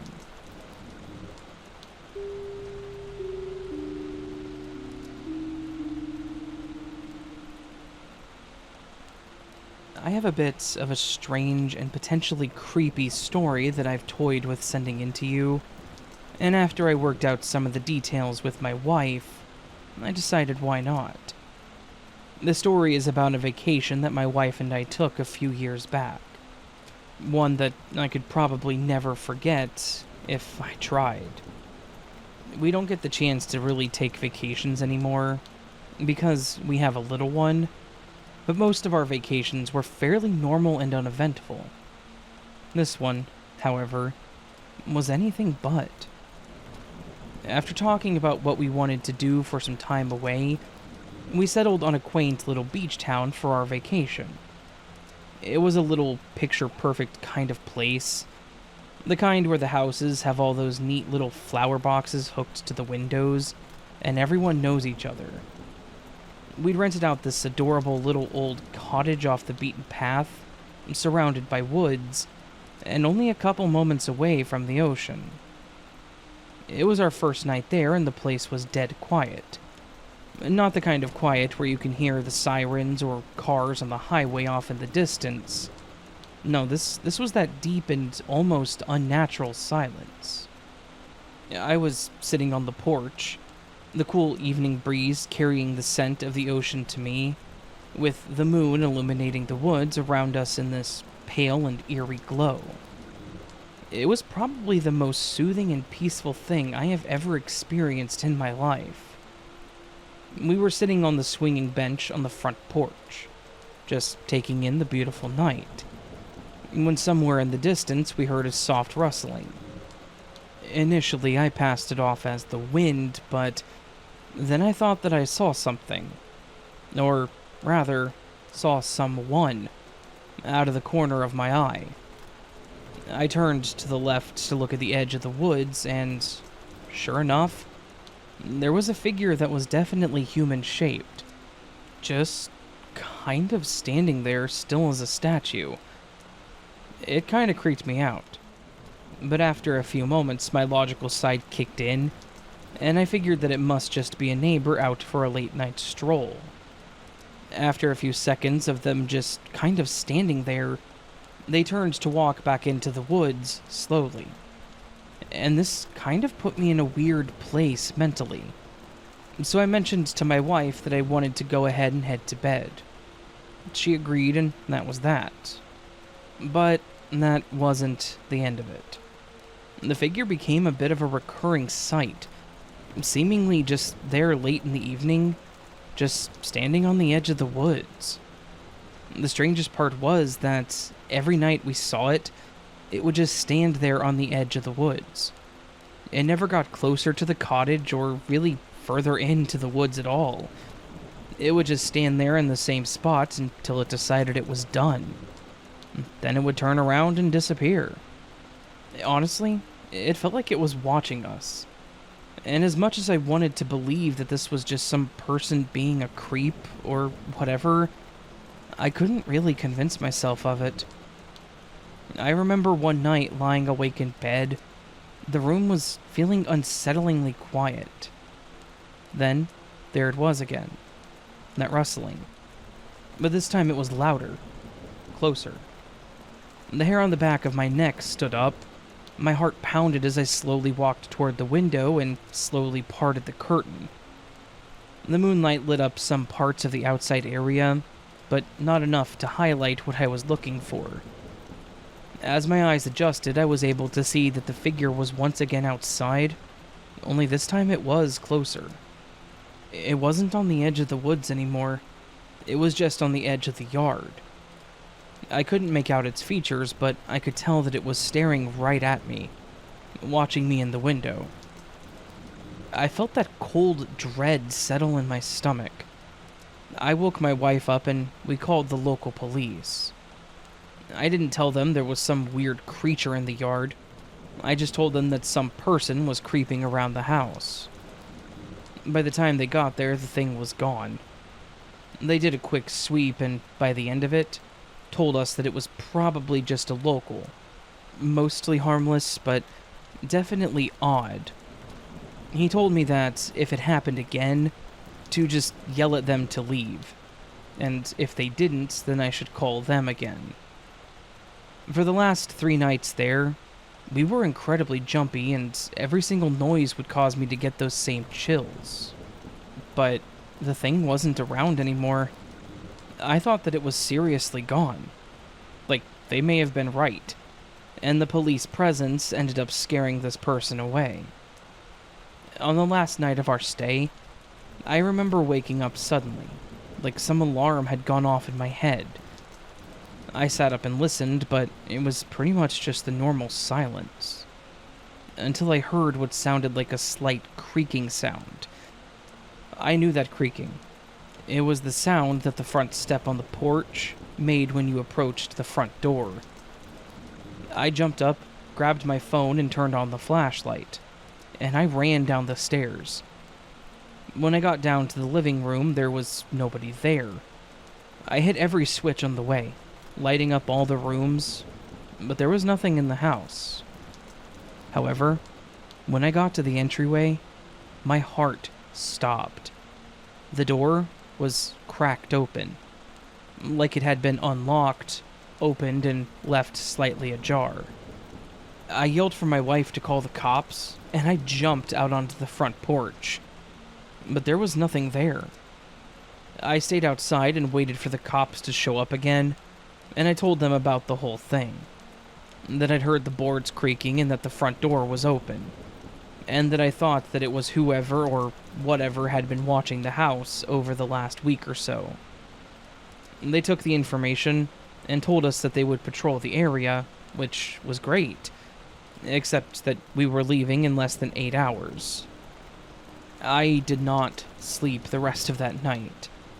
I just sat on the couch in the living room and watched the window, thinking that this stupid thing had ruined my relaxation. I have no idea what or who that thing was. It didn't really look like it was a human, just human-like. But the police said it was likely someone from the area just being a creep, and I'm certain that whatever it was capable of unlocking and opening the front door. I'm glad that nothing else occurred, that it didn't come upstairs and we weren't hurt or anything, but it was still the most terrifying thing that has ever happened to me. In the end, I'm never going to know what it was, and I am never going to vacation in that town ever again.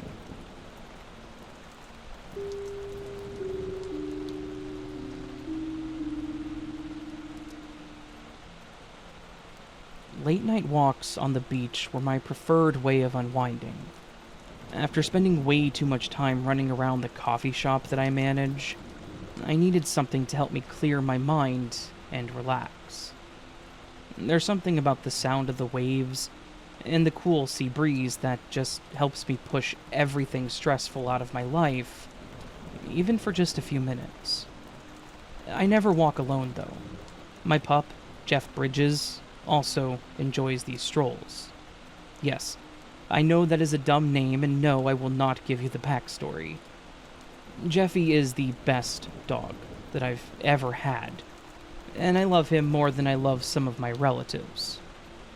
One particular night, we suited up and went out for our evening walk. It was a really lovely spring night.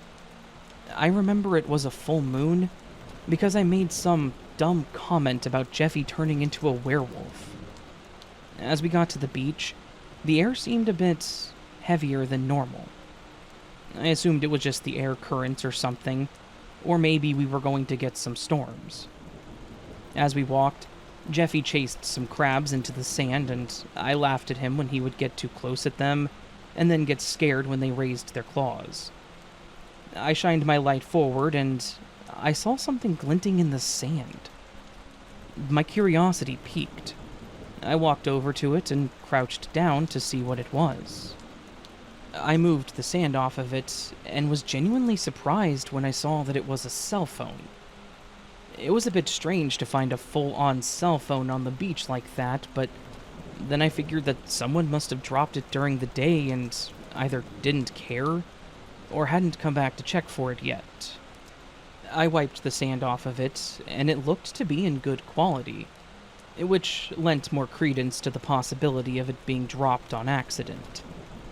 I pressed the power button to see if it would turn on, and to my surprise, it was already on, and the battery had about 30% left. Thinking that I might be able to identify the owner, I swiped across the screen. No password lock.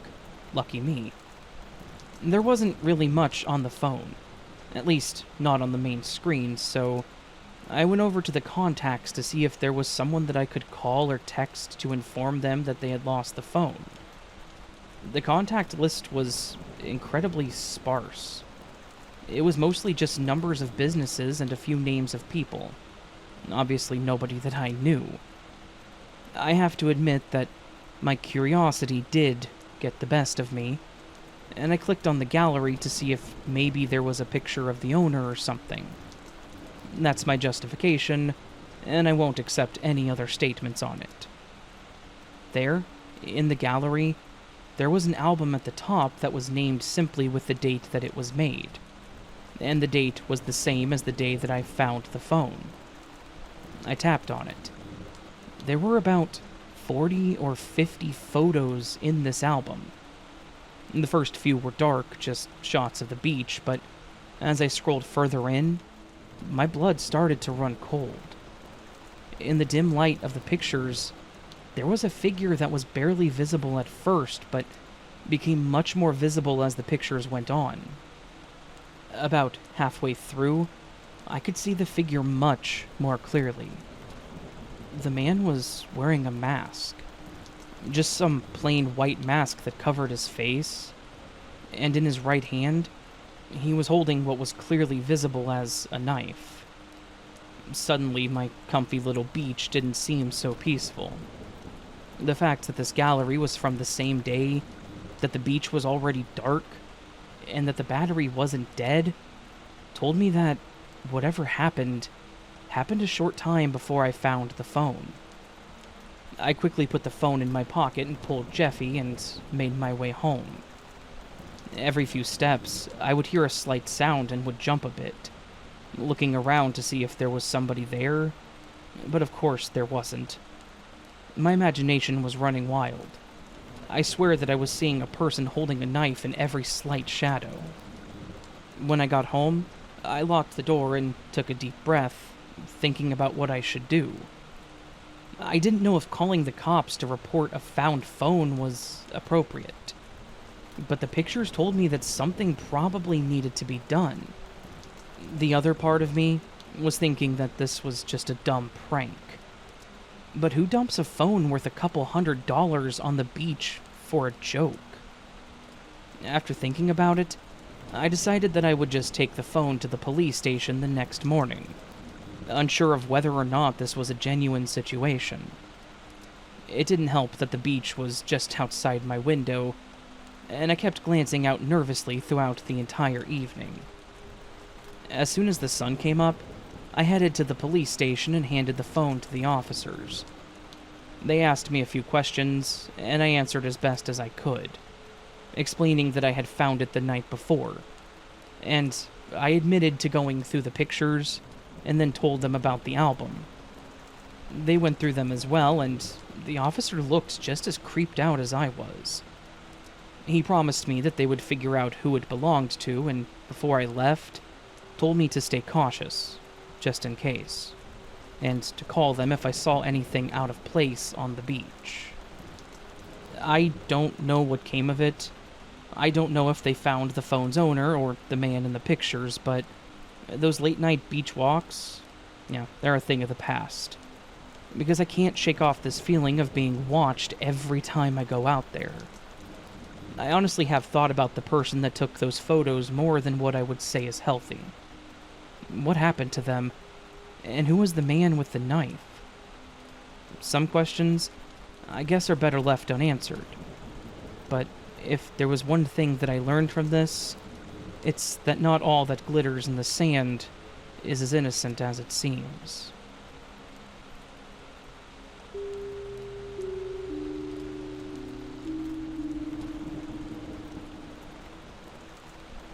So, I wanted to tell you about my niece, Sophie.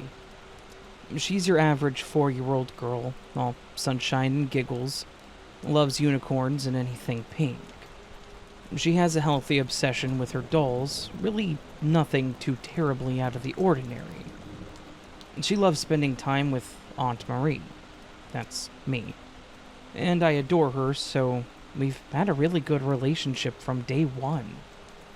Well, one weekend, my sister and her husband wanted to take a little road trip.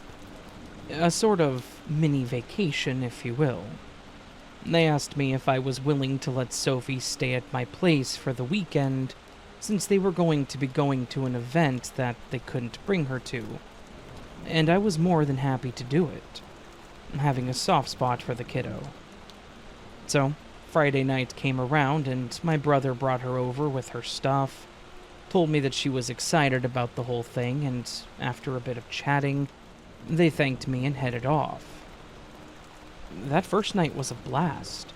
We had ice cream, played with her dolls, watched a bunch of cartoons, and played Mario on the Wii for way too long. The whole 9 yards. It wasn't until that next morning that things took a bit of a turn for the weird. We were having breakfast when Sophie suddenly looked up from her waffle and said, "There's a man outside." I almost choked on my food and asked her what she meant. From where she was, she couldn't even see outside. She turned and pointed to the sliding glass door in my backyard and said, "Outside." Keep in mind, I live in a small apartment complex, and the only thing outside was my small patio area, and then a street with some businesses on it. I walked over to the door and looked out into the back area, but there was literally no one there. I reassured her that there wasn't anyone out there, and that she may have just thought that there was a man outside. But she was insistent. "He's out there. He's standing by that tree." Her voice was dead serious. I looked again, straining my eyes to make out anything. There were trees out there about 100 yards away or so, but I saw no sign of any person. I told her that there was no one out there, and told her to go back to eat her waffles. As the day went on, she would not let it go. When she would get up to go to the bathroom, she would pause and look out the slider. She would giggle as she looked out and then go about her business. One time she told me that, "He's still out there, and he's not going away," almost in a sing-song way.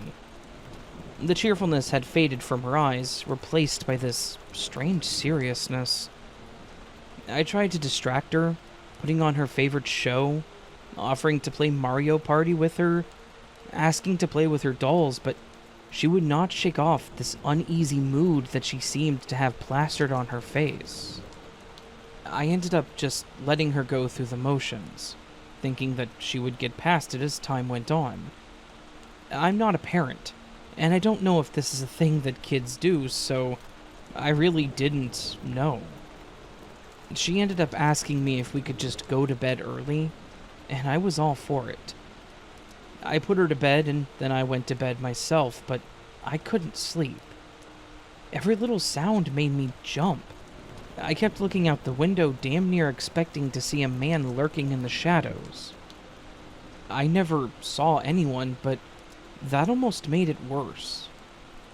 In the morning, I walked into the living room to see if Sophie was awake, and I was surprised to see her sitting on the living room floor, all of her dolls spread out in front of her.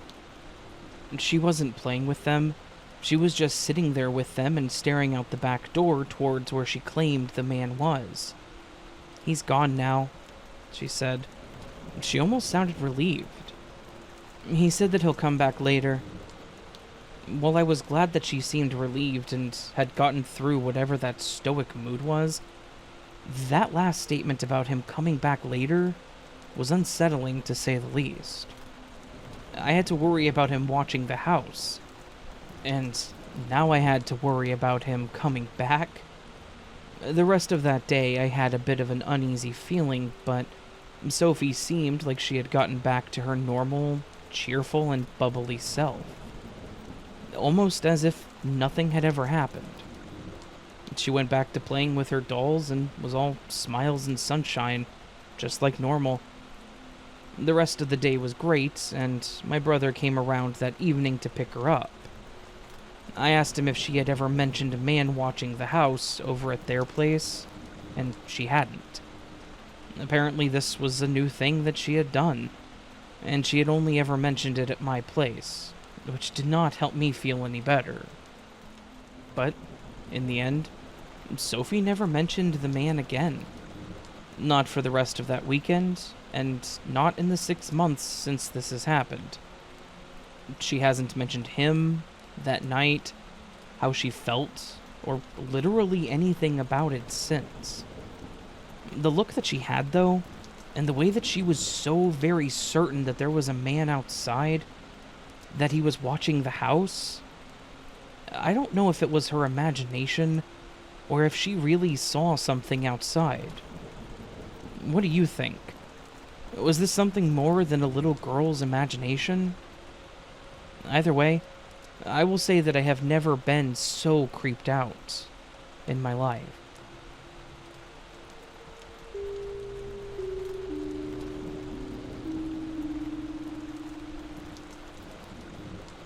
I work in tech support for a local internet service provider.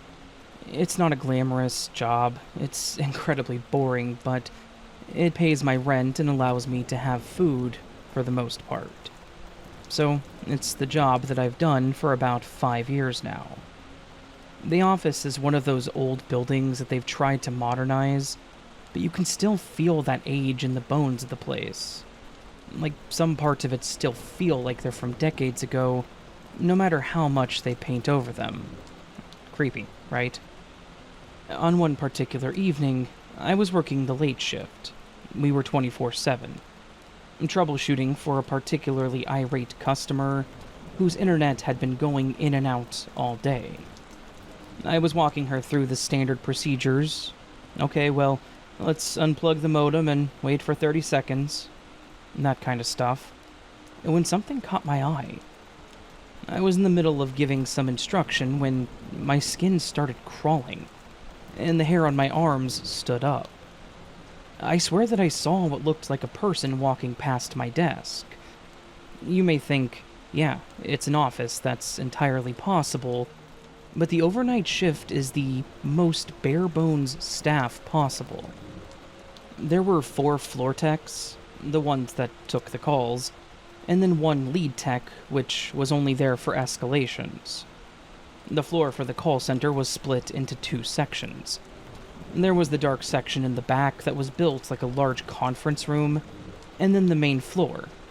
And, at the time, the other 4 people were in the dark room, and I was on the main floor, because that was my assigned desk. If any of the other techs needed to go to the restroom, the break room, or even leave, they wouldn't pass me. They would have walked on the other end of the building. So there was no reason for someone to have walked behind my desk. I shook it off, rubbed my arms to get the hairs back down, and finished up the troubleshooting with the customer. After I wrapped up the call, I sent a message to the lead and told him that I was going to step away for a few moments to go to the restroom, and he said that was fine. So I locked my system and stood up. As soon as I stood up, I heard a loud thud to my left, and I swear I jumped a foot in the air. I quickly turned to see what the hell it was, and about 2 desks down from me, the monitor that was on the desk was now lying on the floor, and the chair was knocked over. The lead ran up and asked what had happened, and I just shrugged like, I have no idea.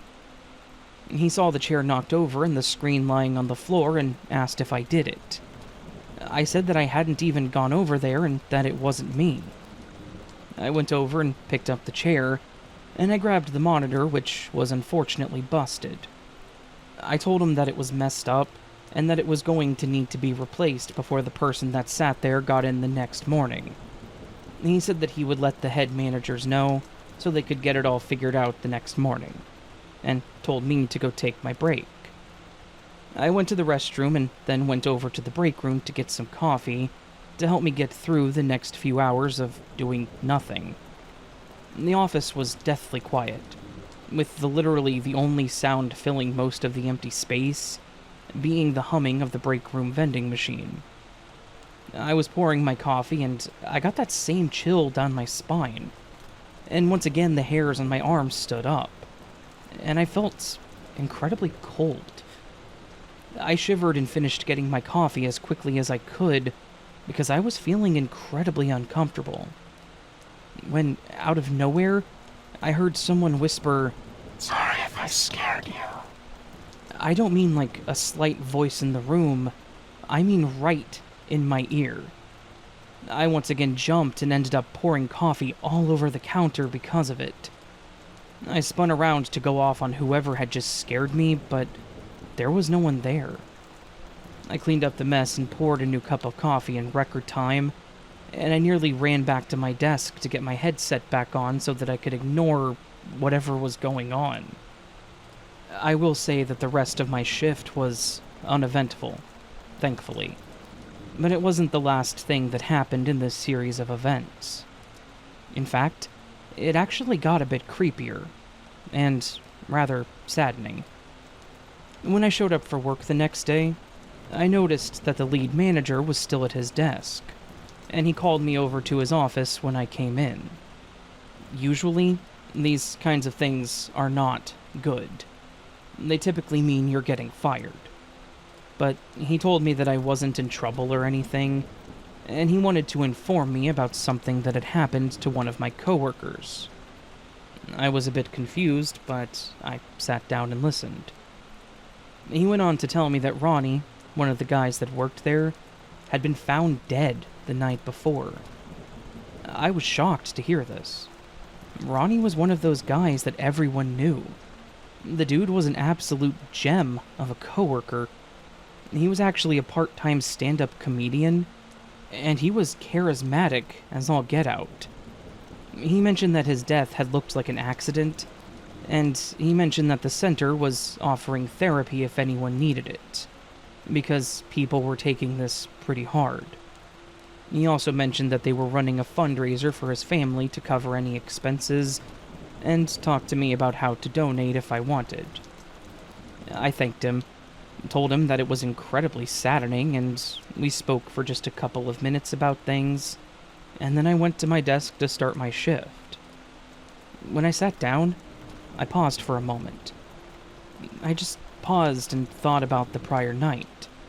The night that Ronnie had actually passed away. And I glanced over at the desk with the monitor and the chair that had randomly been knocked over, and I'm sure you're seeing where this is going. That desk was Ronnie's desk. On the night that Ronnie died, I had experienced some weird and chilling paranormal-like events that included his desk. And I can't shake the possibility that it was Ronnie's spirit. I don't know why his spirit would come to the office, but something about it just felt off. I don't know, it was just too coincidental. It kind of creeped me out. Like, a lot.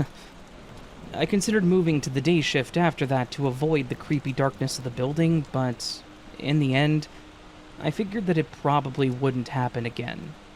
And if it did, I would just assume that it was Ronnie. I hope that he found peace, and that his spirit wasn't stuck here, because I couldn't imagine being forced to haunt your place of employment for all of eternity.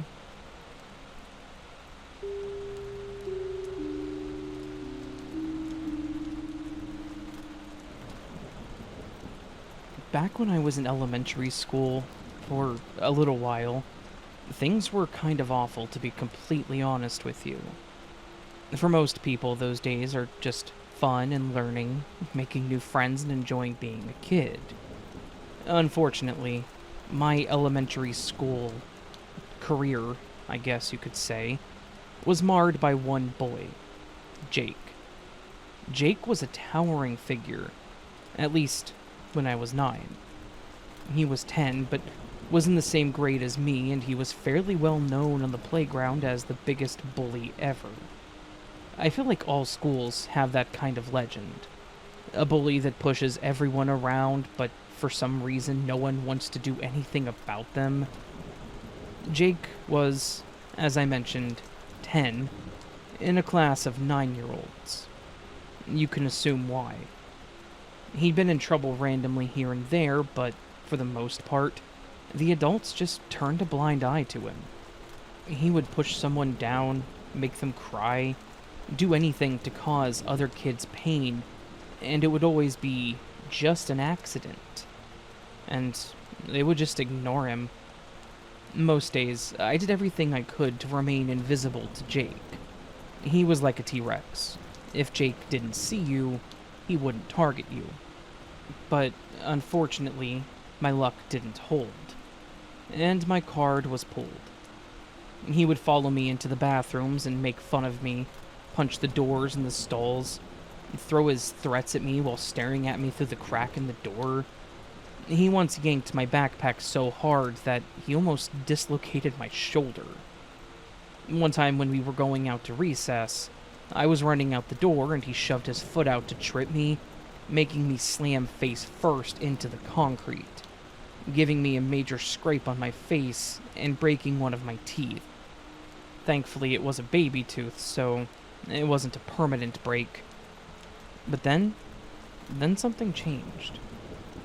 There was a new kid named Tim that joined our class. I remember Tim as being an incredibly charismatic kid, and on his first day he told me that he loved my t-shirt.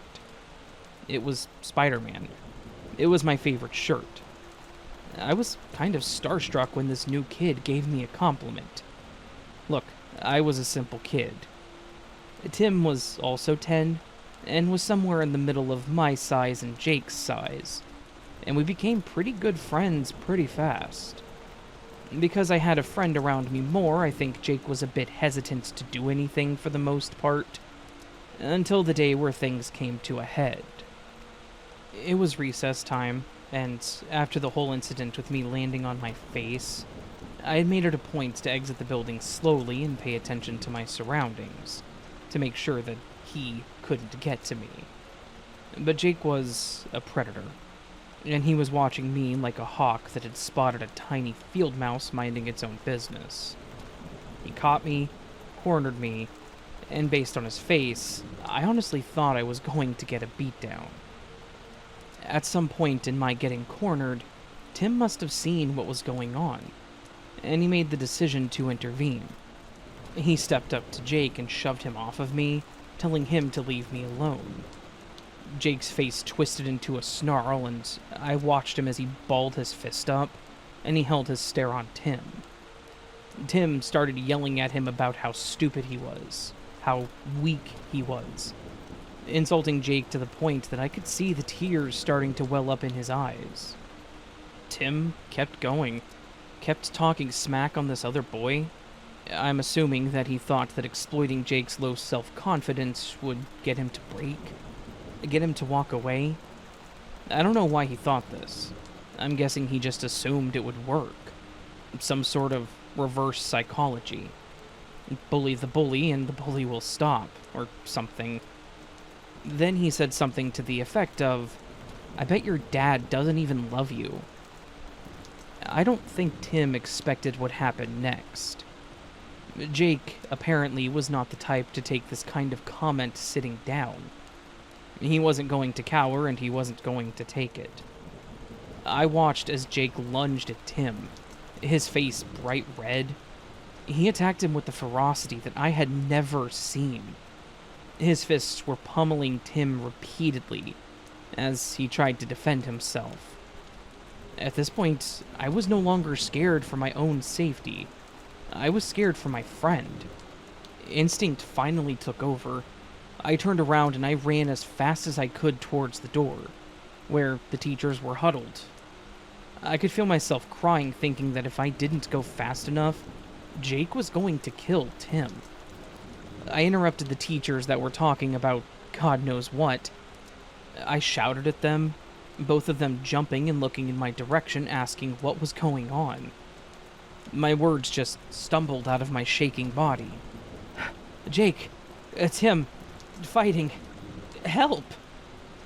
The two teachers ran with me over to the side of the school where Jake was still pummeling Tim, all while sobbing. Tim looked horrible. His face was bloodied, he was curled up as best as he could, and Jake was standing over him with his chest heaving and his face soaking wet. The teacher screamed at him to stop, and in that moment, the madness just seemed to halt. Jake stood up straight and turned slowly to see me and the teacher standing there, watching him in horror. She went to grab Jake's arm and pull him away, and like clockwork, Jake tried to say something like, "I didn't mean to hurt him. We were playing." Some BS lie that he really thought would work. It didn't. Tim was pretty messed up, groaning on the ground, bloodied, obviously in pain. They ended up calling an ambulance for him, and while he was pretty badly beaten, he survived. Though he had a broken nose and major black eyes when he came back to school. The aftermath of all this was intensely stressful. They had to ask me what happened since I had reported it. I had to tell them about how Jake was going to beat me up, and then Tim stood up to him, and then how Jake just went absolutely feral on him. Jake ended up getting expelled from the school. I guess they couldn't ignore the fact that he had put a kid in the hospital with his bullying.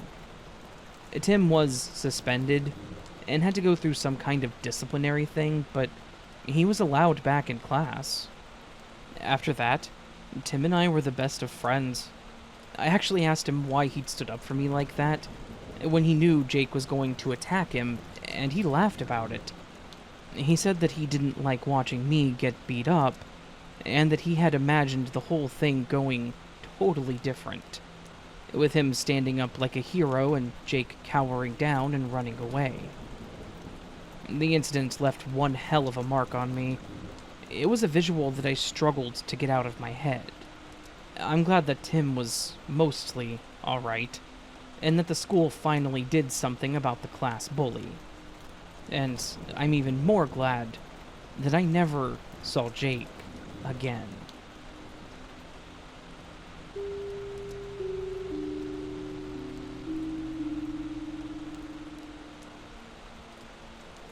I never thought that I'd be able to tell a story like this and not be exaggerating or lying altogether. But I assure you all that word for word, what you are hearing is a genuine retelling of an incredibly eerie experience that has been ingrained in my mind. I've experienced a lot of horrifying things in my years, but all of these are moments that life deals people sometimes. This, however, I just cannot seem to wrap my head around, no matter how much time passes by. When I was somewhere around 7 years old, I had recently been into collecting dolls. I loved the ones with the pretty hair and fluttering eyes that were big enough to hold in your arms. The very first one I got, I picked out myself. She was a preppy pink ballerina that I proudly named Ivy. Within the first month or two, I brought her over with me to visit my grandparents for the week. All was well, and I couldn't have been happier with my new toy. That's when things began to get strange. I would be out in the living room playing with Ivy and leave her to sit in one of the chairs. We would go out to shop for groceries or something of the like, and I'd come back to find her in a vastly different location. Sometimes sprawled out, or positioned as if she was mid-task in somewhere like the laundry room or kitchen. My grandparents refrained from saying anything for a while, as we all sort of collectively assumed that it was just a coincidence, or, even more likely, we had imagined the whole thing. It began to get more and more unsettling as we left several more times to come back to the same thing. It was getting more noticeable each time. Things like this started happening on an even quicker time scale as well, where, in a matter of minutes of leaving a room, Ivy would have her arms raised up by her head, when I specifically remembered having them down. I wanted to be big and strong, but I was scared. I didn't want to be dismissed or called silly, but I couldn't do it any longer. I went to my grandma, who turned out to be pretty chill about the whole thing. I asked her what I should do. She told me to keep pushing the doll's arms down so I could know for a fact that something was happening. So I did. They continued to move up time and time again. The general vibe in the household grew heavier in mere days. Things felt tense, stressful, as if we were always checking behind our backs. This was nothing but the beginning. More significant events started happening. My grandpa went for a nap in the bedroom at one point. I stayed in the living room with my grandma watching TV. I had stopped paying attention to Ivy at that point, as she lay face down on the couch. That was until my grandpa came back, restless, in about an hour, saying that he kept being jolted awake by something, and that his face stung a bit. We then found Ivy on the floor next to a fly swatter. It was like she had teleported, and I just can't explain it. I imagine that some of you must be thinking that this was some sort of practical joke played by my grandparents, which it wouldn't have been unheard of in the slightest. The thing is, that doll was left entirely alone and untouched in every scenario. I've considered every possible explanation as I've gotten older, but we've come up with nothing in all of these years. We absolutely would have seen him leave the bedroom, walk in front of us, pick up the fly swatter, and go back to the bedroom to stage the whole thing. It was just us three and the doll in the house. And my grandma never left the room either. My grandpa seemed to have genuine distress in his voice, and as a heavily superstitious person, he was quite upset with the whole thing. He wanted Ivy gone. Occurrences like this kept happening over the next day or two. The true boiling point was on the final day of my stay. I'd had enough, and I put her away in the spare bedroom. I vividly remember how I had her positioned. Arms down, on her back, tucked under neatly made covers. The light was turned on. I left the room and I shut the door behind me. A few seconds later, not even having walked away yet, I felt compelled to double check. It's like something was urging me to take a look, so I did. I shouldn't have. The room was dark. The covers had been pulled back, and Ivy lied on her side, one arm outstretched towards the light switch. I didn't bother to interfere that time. I noped the hell out of there, and luckily was able to lock the door from the outside. That night, I dreamt that I was dancing with a life-sized Ivy. She didn't speak, and she remained unblinking until her gaze shifted towards me, and she uttered the words, "I'm always watching you." I was immediately shaken. I began to cry, and now my angry grandfather threatened to throw that thing straight onto the freeway. I sobbed and begged him not to. I loved my doll. I really did. And I only wanted to have fun together. Everything was so wrong. Eventually I went home and everything felt fine again. The house always brought out the worst in just about everything, whether it be people, appliances, or paranormal activity. Fast forward a bit and they've been moved out for many years. I got over the experience fairly quick, but I never forgot what happened that week. I have since exorcised the doll multiple times and performed many a spiritual cleansing on myself and my environment. I had a lot of familial issues as a child that I won't get into here, but everywhere I went was just absolutely writhed with negative energy. I haven't had any problems with Ivy since then, and I now plan to give her and all the other dolls that I have acquired over the years to my younger sister when I get around to visiting. We have quite a bit of an age gap, as she was born when I was a teenager and has a different father, but we've always had a close relationship. I'm glad that I have a bit of life experience behind me as I watch her grow as a little girl. I wish the best for her, and I truly hope that I'm making the right decision handing down my most prized yet troubled possessions as a child. I was chilled to my core that week at Grandma and Grandpa's, and I don't think that I'll be able to look at any seemingly mundane object the same again.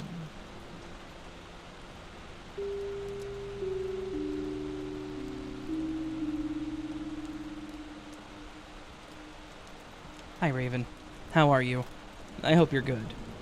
Well, thank you, subscriber. I hope you're doing well as well. My family used to travel around the country a lot. We're from the US. This was during the late 90s and early 2000s. My parents had us stay in an RV, in tents, in motels and hotels, anything and everything because they wanted us to be well grounded and get a chance to see the country. My parents were the easygoing hippie types that had a more lax method of parenting. So it wasn't weird for my siblings and I to curse, run around, not pay attention, and it was kind of a mixed result with the three of us. I'm not going to name the town because a majority of the people who lived and worked there were great people, and it's not fair for them to be associated with any of this. We arrived at a hotel room somewhere in the desert beside an old highway that had certainly seen better days. Fortunately for this spot, people were drawn here for tourism reasons. I didn't know what was so exciting about this old town. We got to stay in a hotel that was supposed to be haunted by the ghost of a lady who owned it back in the 1800s or something. I think she'd been killed by someone who was staying the night, but I don't remember. I wish I had paid attention, but as a kid, I didn't care, and I just wanted to run around. It was one of those old ghost towns that draws in tourists, if that helps. We unpacked our things and we settled in for the night. I shared a room with my little brother, who only shuts up when he goes to sleep.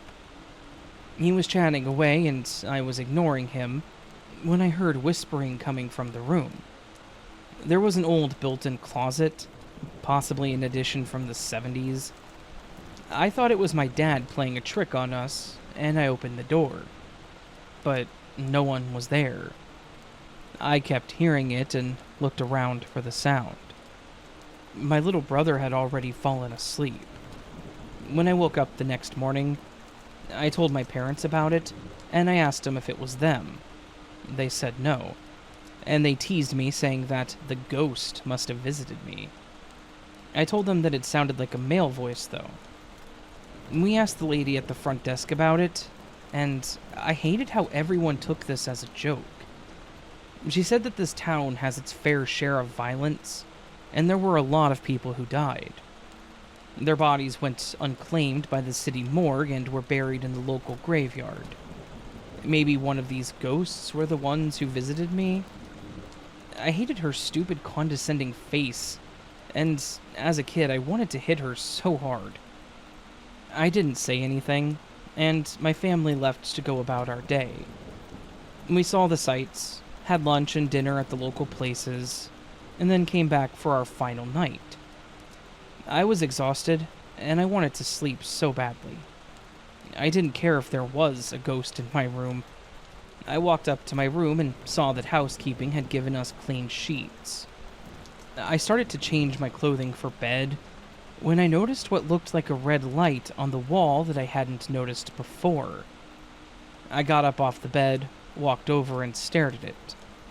Now, around the room were random antiques to add realism, I guess, to the history of the place. I moved the wooden dolls out of the way and discovered that a camera had been placed there. The camera was much larger than the ones today, obviously. My brother and I hadn't damaged anything in the room, and we only had a little bit of conversation. We were mostly quiet. Nothing to warrant a camera, and especially not somewhere where two minors were changing. I ran into my parents' room, told them what happened, and I practically dragged them into my room to show them what I was talking about. My parents are normally incredibly easygoing people. Live and let live is their motto. But this made them incredibly angry. They asked us to call the police, and they took the camera. A report was made, but ultimately no one knew who had placed the camera in there, nor why. We stayed in our parents' room because we didn't have any other options, and we left as soon as we could. I think my parents just wanted to get us home to where we would feel safe. My parents actually changed after that. They became a lot less trusting of strangers, and they wanted to know what we were doing way more often. We also didn't go on as many family trips like we used to. I changed too. I actually check rooms for cameras now whenever I go anywhere. But that was my experience, Raven. I'm sorry that this wasn't that long, but I hope that you and your listeners can all enjoy it.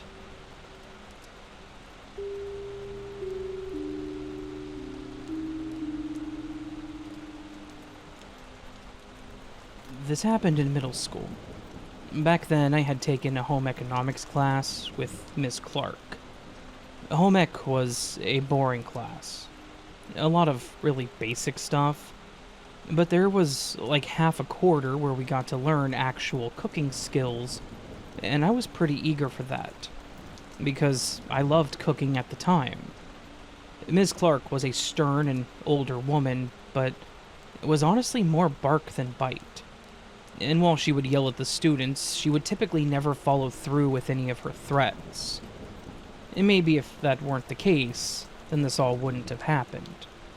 But it did, and nothing can change it. For the most part, the cooking parts of home ec, we were doing more baking than anything. And we didn't need to use any utensils that could be considered more dangerous than a whisk. However, during this particular week, one of the lessons was knife safety, and we had to use larger knives to cut and chop vegetables. We were divided into groups, and we had 4 stations that were each assigned with their own recipes. I was in a group with Tommy, a girl named Emma, and Troy. Now, Troy was a bit of an oddball. He was actually the class clown, always doing stupid things to seek attention, but his antics would often go beyond what was normal or safe. He would push things further and further until he actually got in trouble because he thought it was funny. In most cases, it was annoying, but not a huge deal. In this situation, however, it became a major problem. Our station had to make a vegetable stir-fry, which meant a lot of chopping and slicing. Troy was in charge of cutting carrots, but he was obviously getting bored with it.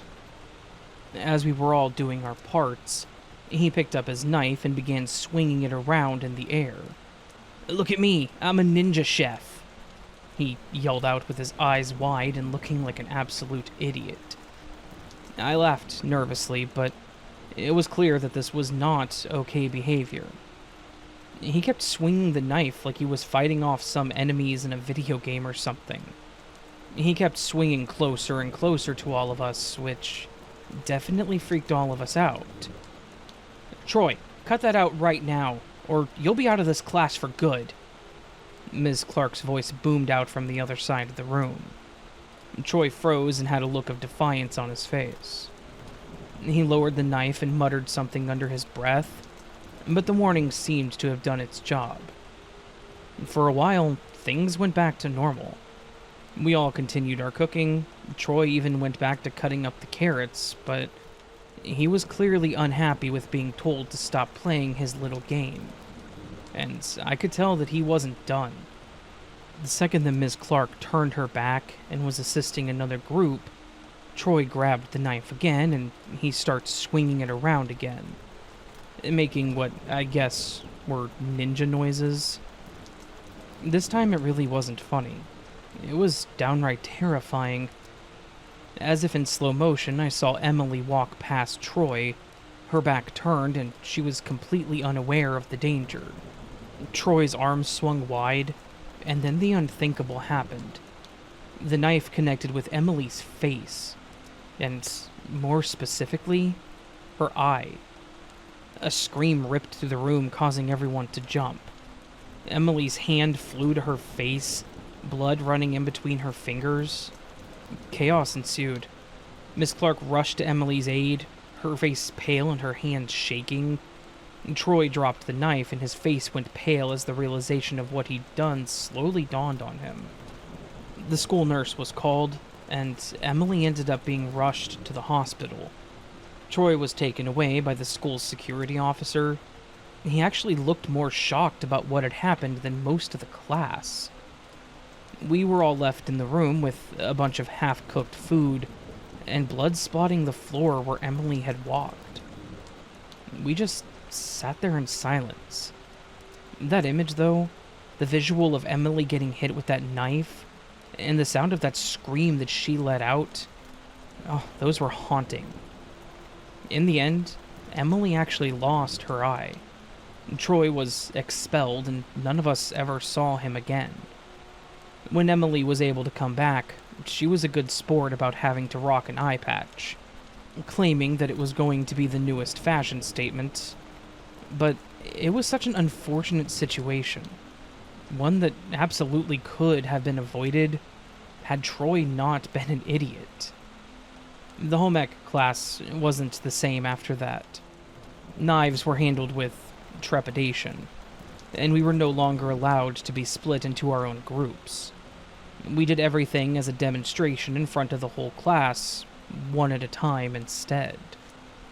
I think everyone learned a harsh lesson that day, about how fun and danger share a very fine line, and how quickly things can go wrong.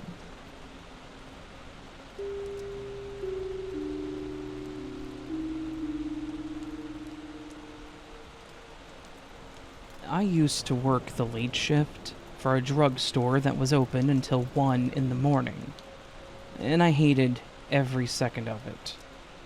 It was not a fun job, but it paid my bills and kept me fed, so despite disliking it, I did it for several years. My duties were super simple. Run the register, help the customers, stock the shelves. Nothing too crazy. Well, minus the photo desk. We all hated the photo desk.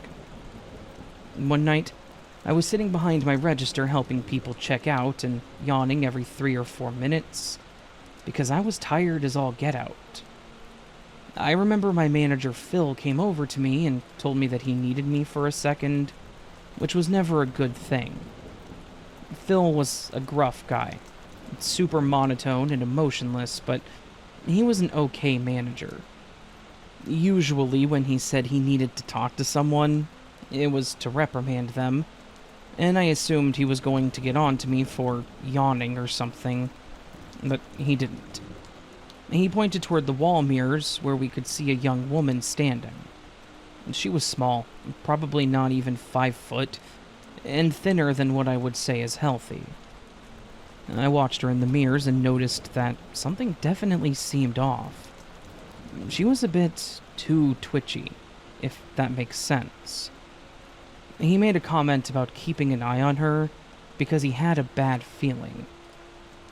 I tried to act casual as I watched her, glancing over at her, sneaking quick looks to see if I could catch her doing something.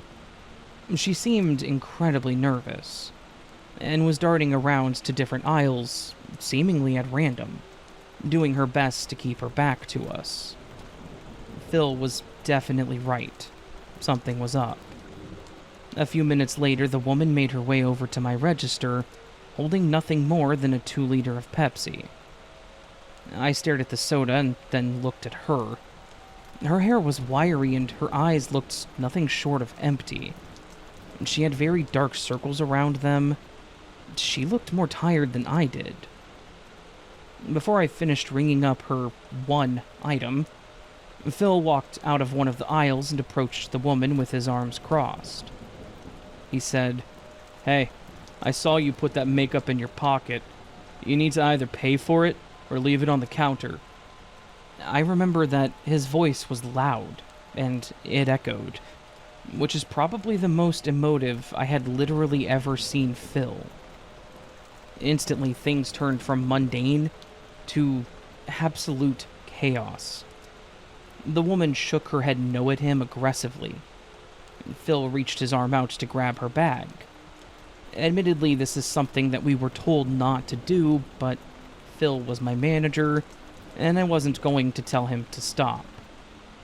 As soon as he reached his arm out, this woman lunged at him and sank her teeth straight into his forearm. Phil screamed in pain and surprise, trying to pull his arm back, but she kept her grip on him for several more seconds. She then released him, let out what I can only call a bone-chilling screech, and bolted out the door into the darkness. Phil staggered back, clutching his now bleeding arm and staring at me like, what the hell was that? It was a gruesome sight. He was bleeding really bad, and you could clearly see the imprint of her teeth. I remember that I started feeling nauseous while staring at him. I called 911 immediately. My hands were shaking so much that I almost dropped the phone. The paramedics arrived in only a few minutes, and they rushed over to Phil to wrap his arm to stop the bleeding, and they said that they needed to get him checked out and tested because there was a chance that she could have given him a disease. The police also arrived, asking me what happened. I almost wanted to tell them that Phil was bitten by Patient Zero and that we were about to witness the damn zombie apocalypse. That's how surreal it all felt. Honestly, who expects a woman to bite someone over some stolen drugstore makeup? They took a look around, made some notes, asked about camera footage and all that, but I think they were as baffled as I was about this whole thing. Phil ended up needing stitches to patch his arm up, and I'm sure they had to give him a rabies shot too, just in case. Poor guy was incredibly shaken up about the whole incident, but can you blame him? After that night, he was a lot nicer to people, which I guess is the silver lining to having your arm ripped into by some crazy woman. And me? I was left with a creepy story and a new disdain for the night shift. Oh, and I avoided the cosmetic aisle at all costs, just in case. And though I've moved on from that job, the memory of that night, the visual of her latching onto him, and that horrifying screech that she let out before running away, it all still sends major shivers down my spine.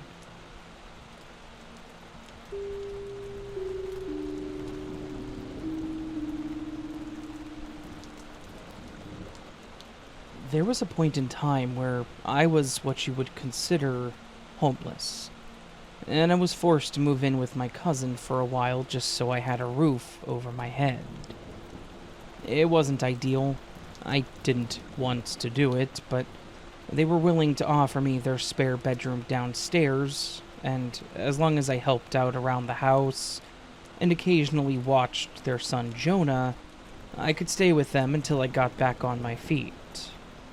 I was super appreciative that they were willing to help me, and I was willing to do anything they needed me to do for them, which, for the most part, was just me watching Jonah while they worked or went out. I didn't mind. I liked Jonah. He was a smart kid, and he was pretty self-sufficient for a 5-year-old. One thing to know about Jonah is that he had a bit of a weird fascination with clocks. He would sit and watch a clock ticking for hours on end. Something that I thought was kind of funny, but eventually started to seem a bit unsettling. I didn't know if there was something up with him, but he had this really strange obsession with analog clocks. To the point that he had his own grandfather clock, ironically, a gift from his grandfather. Maybe that's where the obsession stemmed from. I know that he was super close with my uncle before he passed away, and that clock was his, so maybe the attachment led to the obsession. I don't know. It was one of those big grandfather clocks that had the pendulum, and you could hear it tick slightly every swing. It was neat, but not worth staring at for long periods of time. One evening, while I was watching Jonah after my cousin and his wife went out, Jonah abruptly stood up from our game and ran to his bedroom. I was a bit confused and concerned, so I got up and followed him. And I found him staring intently at the clock. He was reaching out towards the hands, but was too short to grab them, and the hands on the clock were at exactly 8:20 p.m. Just something to note. I asked him what was wrong, if everything was okay, and he responded with, "Time is sad. It's always running away. It wants to stay, but it can't." I got that weird chill down my spine when someone says something incredibly creepy yet profound, and you honestly have no idea as to why. It was a weird thing for a 5-year-old to say, right? I laughed it off awkwardly and said something like, "Time can't feel, buddy. It's not a person." And he stared at me with his eyes filled with tears like I'd kicked his puppy or something. He just shook his head and said, "You'll understand. Someday." The next night, he ran upstairs again to stare at the clock. Remember when I mentioned the time? 8:20 p.m.? Yep. It was exactly 8:20 p.m. again.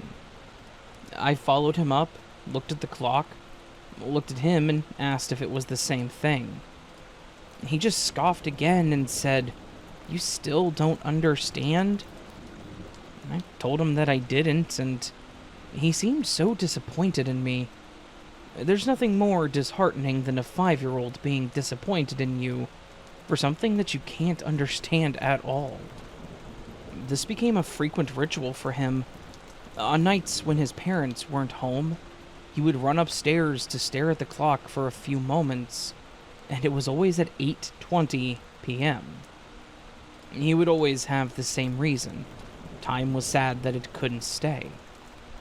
When I finally realized that he was only doing it on nights that his parents weren't home, I decided to see if I could get some information from them about it.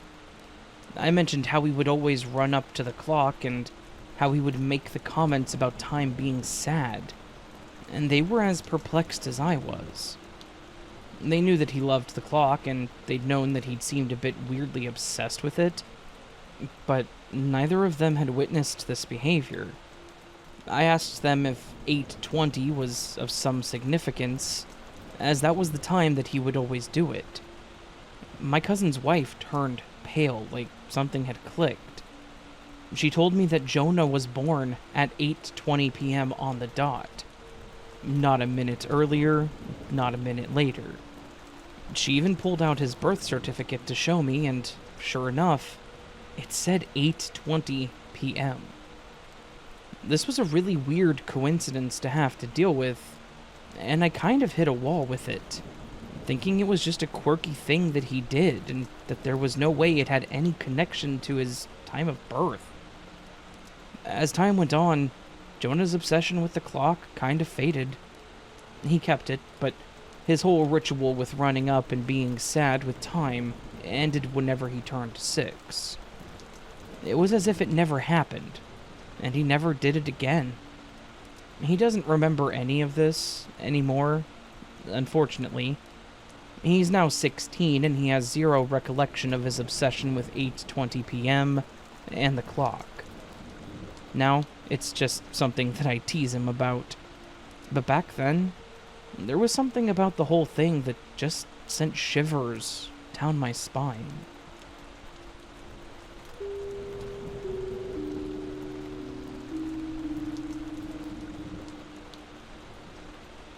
I've heard a few people on here talk about some really crazy stuff that happened to them while they were working retail, so I thought I would throw my hat in the ring.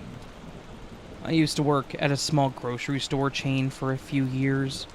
Typical 9 to 5 work in the produce department, carved out in a little corner at the front of the store. At this job, and I assume most others, you get 2 15-minute breaks and a lunch in between, which was 30 minutes at this place. I know, criminal. We could take our breaks outside, but you couldn't leave the property because you were still clocked in, unless you were on lunch. So, typically, on the nice summer days, most of us wanted to take our breaks outside. There wasn't a designated sitting area or a set of tables and chairs. We were just a storefront at the end of a bigger string of stores, so there really wasn't anywhere to put them anyways. So normally we would just sit out on the little concrete lip coming off the wall, off the building on the sidewalk. After working for a few hours, I decided to take my first 15, so I told my manager, took off my apron, bought a snack at the checkout, and went outside to get some air. When I got outside, I leaned up against the wall and ate my snack, just listening to the cars and the people, trying to clear my head before going back in. This large woman walks up next to me and just kind of stares at me for a minute. I look over at her, and she's just standing there mumbling and staring right at me. I look away, trying to act like I wasn't bothered by it, which I totally was. After about another minute of this, she just turns around and walks away. Feeling relieved, I didn't want to wait for her to come back, as I had 5 minutes left on my break, so I decided to cut it short and head in early. Later on in the day, I'm stocking the fruits and veggies, and I noticed the same woman walking around in the store. looking around in a daze. No shopping cart or bags, not looking at any products or even people. She was just wandering around like she wasn't in the middle of a busy grocery store on a Saturday afternoon. I told my manager about her and how she kind of just stared at me outside, but he said we couldn't do anything unless she was making people uncomfortable or decided to steal something. So I went about the next few hours like normal until my lunch break hit. I'd forgotten about the woman and my brief encounter in the morning. I ordered a slice of pizza over the phone and went next door to pick it up. And as I'm walking to my usual outside sitting spot, I noticed the same woman standing there, staring at the wall where I was earlier. I decided the AC was nicer than the outside heat anyways, and I took my lunch inside. Inside of our store, there are a set of tables and booths in a medium-sized section of wine and beer. Just kind of in the middle of the store. It's pretty cozy. It's not good to get away from people, and in hindsight, I should have just went to the break room in the back.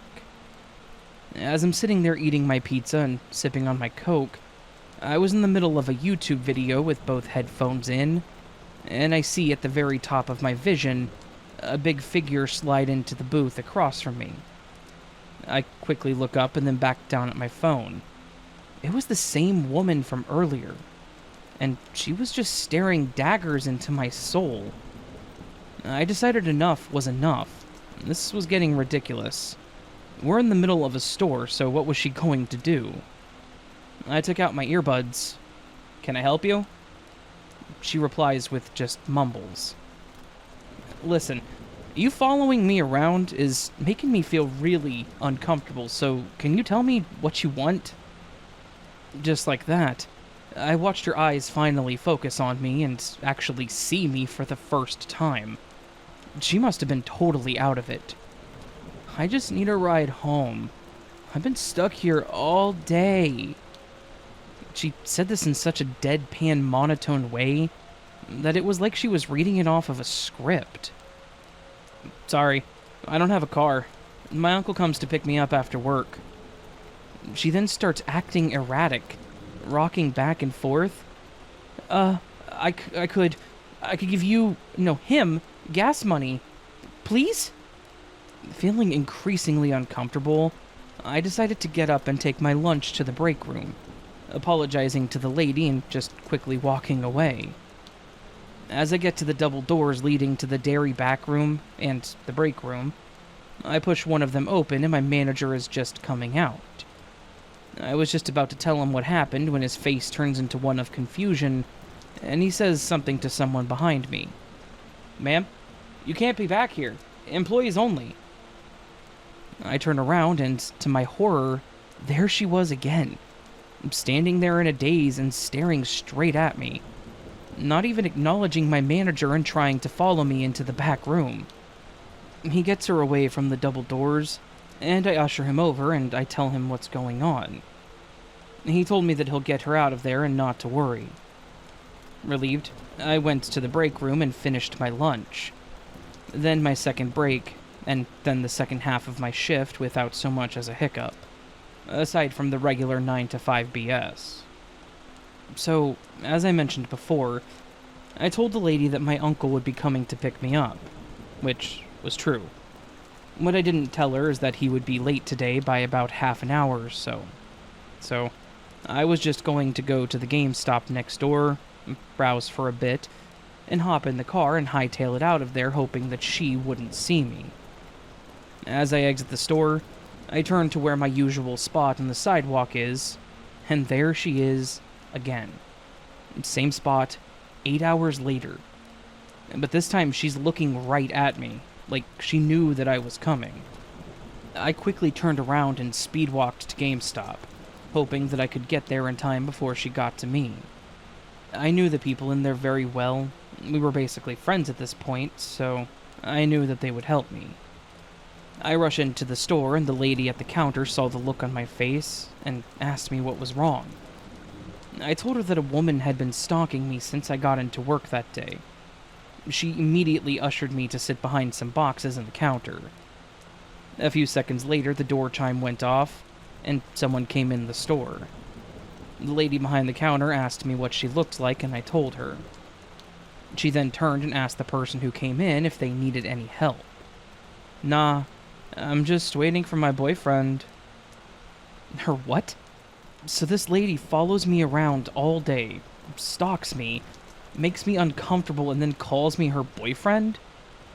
I sat there for what felt like hours, and then finally the door chime went off again and she left. I stayed there for a few more minutes just to make sure she was gone. When the lady was sure that I was safe, she told me the coast was clear.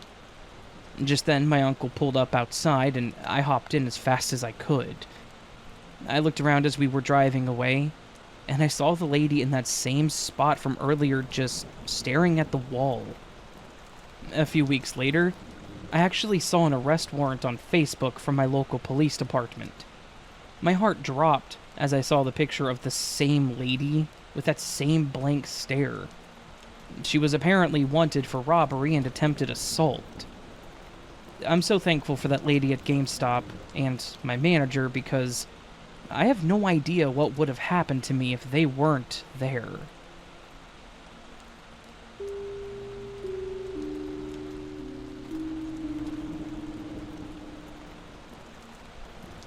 A few years back, on what I remember to be a sticky summer day, I found myself packed in a minivan with 5 of my college friends.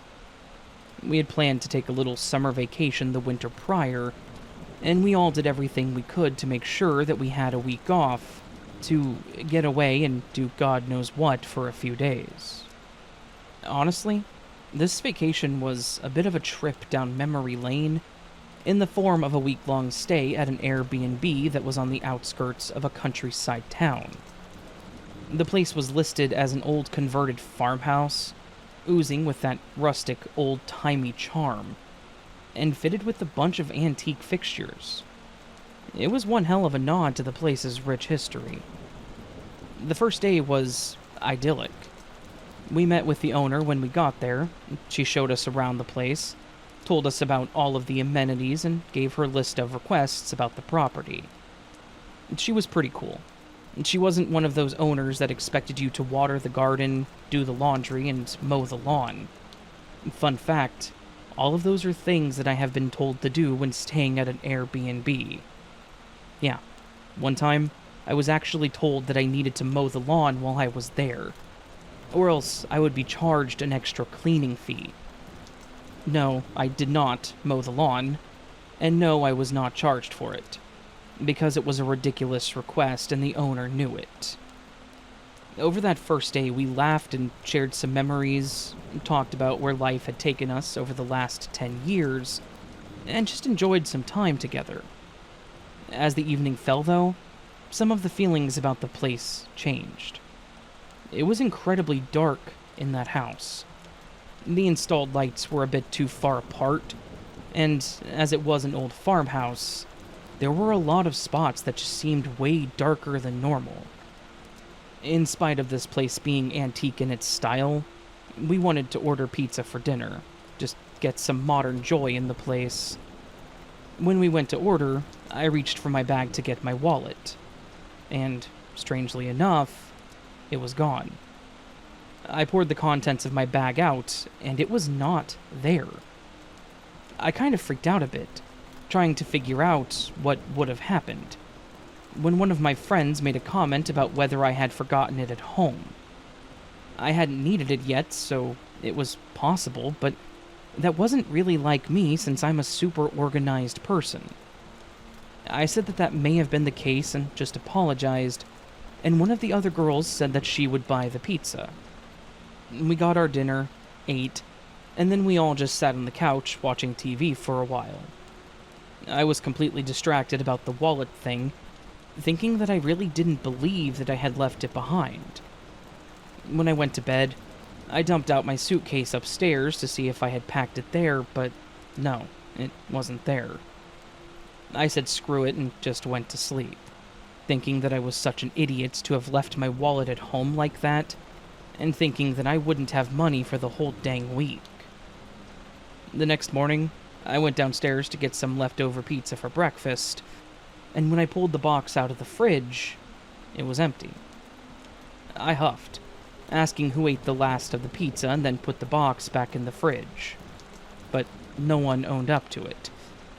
I tossed the box by the trash and grabbed a yogurt from the fridge and walked into the living room. I glanced over at the coffee table, and sitting there with my purse was my wallet. I turned to the others and asked who had found it and where it was, but again, none of them owned up to the actions. I opened it, and all of my cards were there. My license was there, but the cash that I had saved was gone. I was heartbroken. One of my friends had stolen my money? I wanted to confront them all and figure it out, but it was one of those, maybe it's best to just let it go moments. I didn't want to ruin these friendships, and while I was mad and hurt, I didn't want to make it worse. Then, things got weirder from there. We spent the day out in the nearby town, shopping, having lunch, and spending some time at the park. When we got home from our day out, we were shocked to see the kitchen in disarray. When we'd had our breakfast, we all cleaned up, and we kept the kitchen tidy, but when we got home, the contents of the fridge were on the counter. There were pots and pans out on the counter, and there was even a dirty plate sitting on top of the microwave. Alarm bells started going off. We were all out for the day, all 5 of us, so there was no way that any of us had done this. One of my friends called the owner and asked if she had come by and used the property, or if they knew anyone else that had a key. She said that there were only the 2 keys, the one for the guests and hers, and that she hadn't stopped by at all. We told her about the situation, and she told us to call the cops, and that she would be there as soon as possible. We did what she asked. We called the police, and we waited. They showed up at about the same time that she did, and we had to tell them about the whole situation, explaining that we were all out, and that the kitchen had been used while we were gone. They asked if anything was missing, and we told them that we weren't sure because we called them as soon as we got there. They walked us through the whole home to check the rooms, and there were things missing. Numerous things. For instance, my backpack was gone. My friend's clothing had been ransacked, and one of my other friend's laptops was gone too. We were devastated. We had been robbed while on vacation, literally no more than 2 days in. What was confusing to the officers was that there was no sign of forced entry. All of the doors were locked and nothing was broken. They did a clear of the house, and when they were downstairs in the basement, they called the owner to come down. I went with her out of curiosity. The officers were standing at a bookshelf that was installed into the wall, and they asked her what was in the room behind it. She was confused. She said that there wasn't a room behind it, and the officer pointed out the handle on the inside wall of the shelf, saying that it looked like it was for a door. Sure enough, there was a small metal inset handle, one that was easy to miss, but was pretty clearly there to grab and to pull. She was as shocked as I was. The officers told us to step back just in case, and they pulled the shelf. Sure enough, it clicked open, and they pulled it open. On the other side was a concrete room that was dusty and full of cobwebs, but it looked like a wine cellar with how the walls were cut out. They shined their lights in the room, and I could clearly see that the room was full of so much stuff.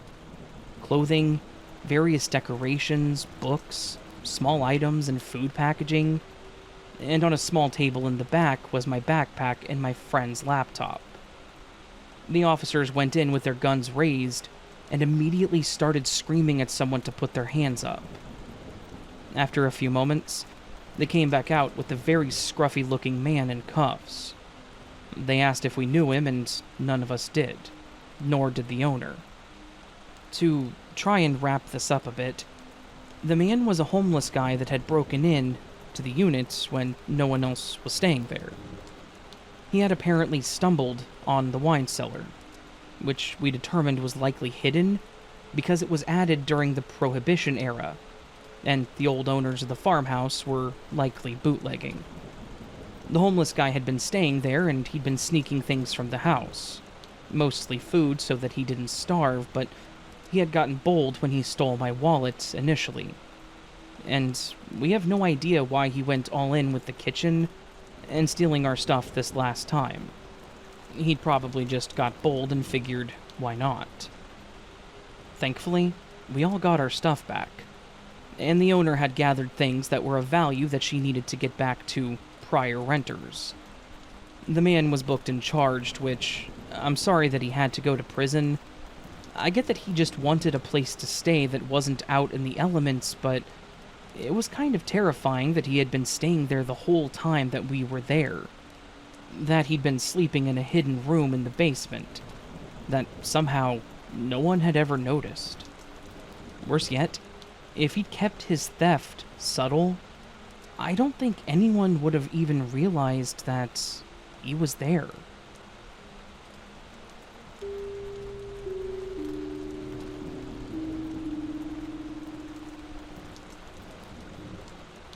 I have a strange but scary situation that happened to me back whenever I was 13. My parents both worked, and I didn't have an older sibling or any nearby family, so I was left home alone. A lot.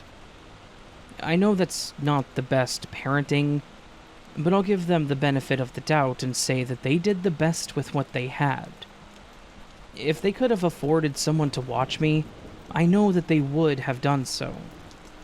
I wasn't a bad kid. I would just stay home and watch TV or play my PlayStation. And normally there weren't any issues. On this day, the sun was setting, lighting up the living room through the side window, and making me feel like I was about to doze off while I ate my pizza rolls and watched some late afternoon cartoons. In the middle of me starting to close my eyes, I was jolted awake by a loud pop. I shot up from the couch, throwing my plate of pizza rolls on the floor.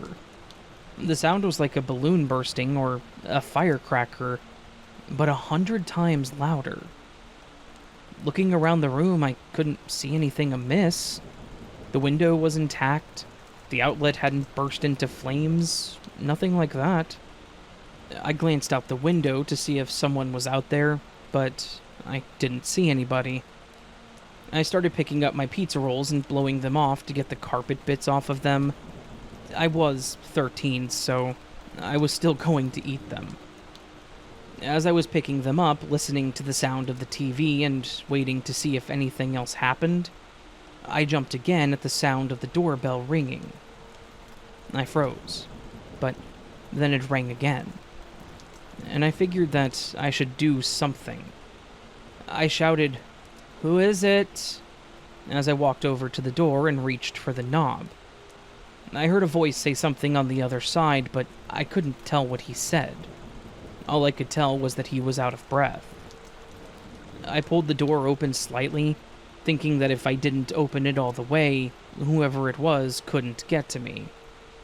I asked him who he was and what it was that he wanted. The man on the other side of the door was a large and quite burly guy, sweating heavily, and his face was a bright red. His voice was weak, almost like he was trying to not let anybody hear him. He asked, "Are your parents home, kid?" I should have lied, but in my nervousness I blurted out, "Oh, no, they're not home. They will be soon, though." I still don't know why I told this guy that, but I did. But then the man spoke again after taking a deep breath. Alright. Could you call 911 for me, son? I've been shot." Wait, what? My eyes widened in shock. He moved his hand slightly, and sure enough, I saw the red stain on his shirt. He wasn't kidding. This wasn't some kind of joke or anything. He had been shot. Without another word, I dashed back into the house, fumbled with the phone, and dialed 911. The operator picked up and asked me where the emergency was, and I never knew how stressful calling 911 actually was. As I explained the situation, I could hear the disbelief in the operator's voice, but she assured me that help was on the way. The man staggered over to our porch and dropped down, sitting heavily against the side of the house. I think those sirens were the most comforting sound that I have ever heard. Paramedics rushed to the man, applying pressure to his wound and loading him onto a stretcher, and they were gone as quickly as they showed up. Obviously, the cops showed up too, and my parents came home in the middle of the chaos, returning home with a sense of terror, I'm sure. The cops were kind, but their questions were a bit pointed. I repeated my story again and again. The pop, the man, the blood. Eventually, my parents took over, and I was left to sit on the couch, the adrenaline wearing off, leaving me feeling hollow and a bit shaky. A few days later, we got the news that the man had survived, thanks in part to my call. I felt pretty good about myself when the officer told me that I had probably saved that man's life. That pride was a bit short-lived, though. I was actually somewhat terrified to stay home alone, and my parents weren't willing to leave me there. I'm pretty sure that we all had a bit of PTSD. Me from the whole situation, and them from coming home to a bunch of cops stationed outside their house. I was honestly okay with them not being willing to let me stay home anymore. To be completely honest, I feel like this event made me grow up a bit quicker than I should have. I didn't really feel like a hero, though they told me I had done a good thing. I felt scared and vulnerable, and like my home wasn't the safe haven I'd once thought it was. It's one thing to see someone get shot in a movie, it's another thing to see a gunshot wound within a couple feet of your face. I had some nightmares about the whole thing for a while, and I had this weird fear that I was going to wake up to one of my parents being shot, something that obviously never happened, but still weighed heavy on my mind. I know that all sounds a bit dramatic, but it's true. I was a bit too young to be thinking about my mortality, but if someone could shoot someone like that in my neighborhood, what was to stop them from doing it again? Would I get shot while walking to my friend's house? Being confronted with those kinds of things that early in your teens, it kind of changes you. And while I'm now an adult and have never been faced with anything like that since, seeing that man hold his stomach like that is a visual that I will never forget.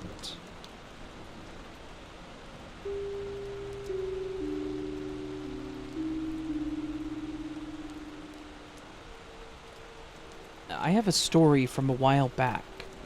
One time when I was home alone. I live in a somewhat old house with my girlfriend, and she was at her mom's house helping take care of her dad.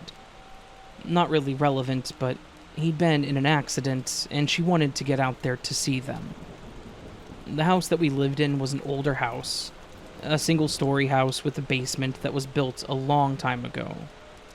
It had its old house quirks. Creaking floorboards, drafts that played tricks with the doors, so forth and so on. It was a chilly November evening, a real teeth chatterer, the kind where you could see your breath fog up in the air, even when you were inside.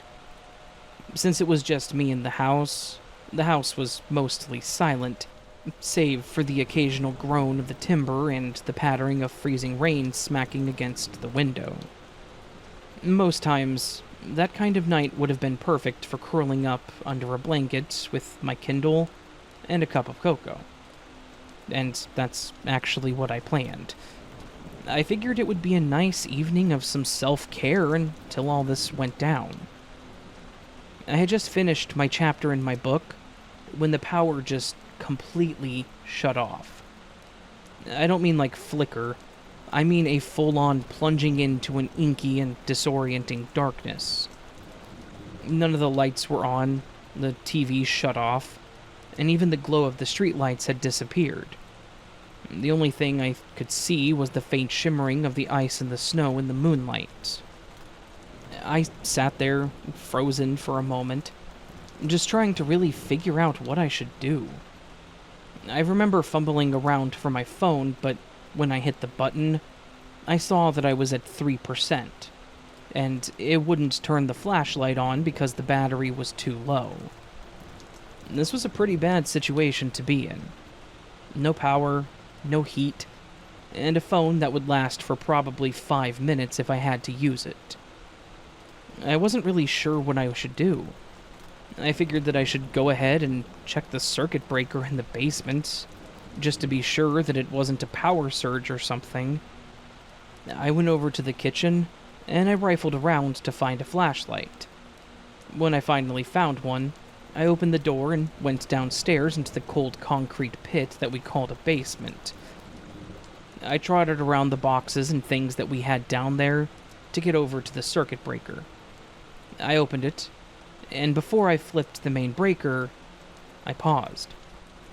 I heard what sounded like the floorboards creaking, like they were being walked on.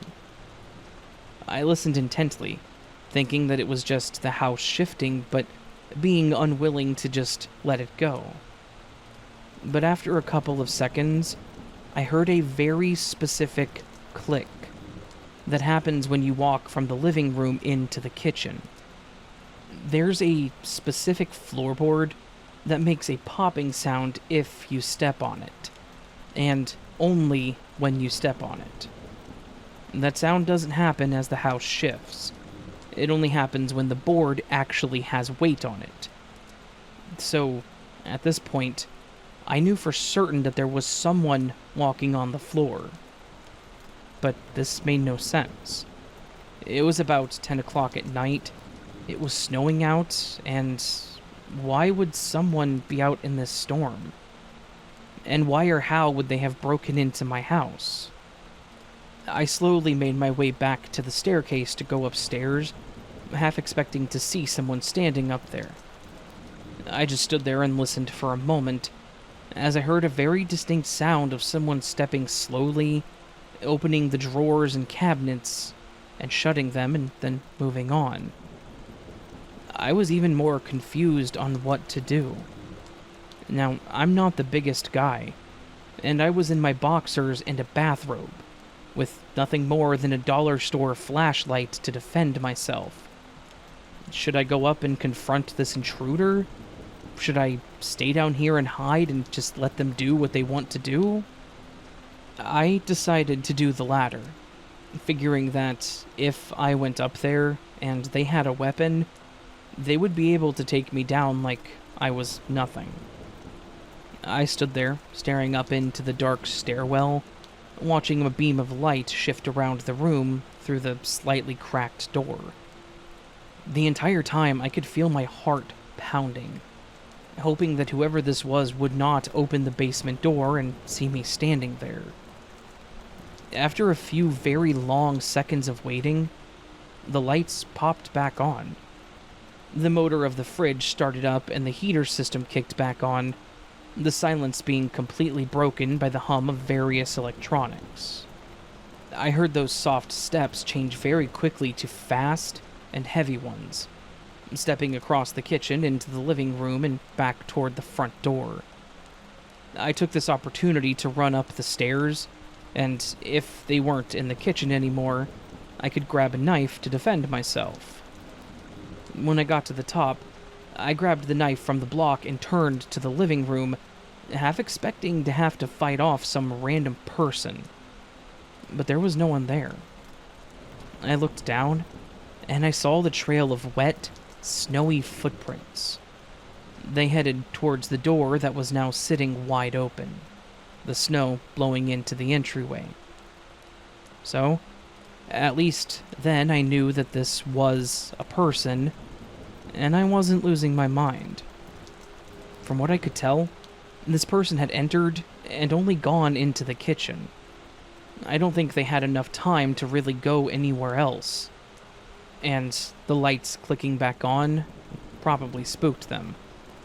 I looked out into the front yard and down the street, and I didn't see anyone. So, I assumed that whoever it was ran off to the side through the yards. In the end, I have no idea who this was or what they wanted, nor do I know how they got in. I swear that I locked the door, but I guess it's possible that I had forgotten to do so. The other thought that rocked my brain was that if I had taken literally another minute or two to go downstairs, or just stayed on the couch, we would have come face to face, and I would have been a sitting duck if he had a gun or a knife. I'm actually kind of glad that I decided to go downstairs, as that decision may have actually saved my life.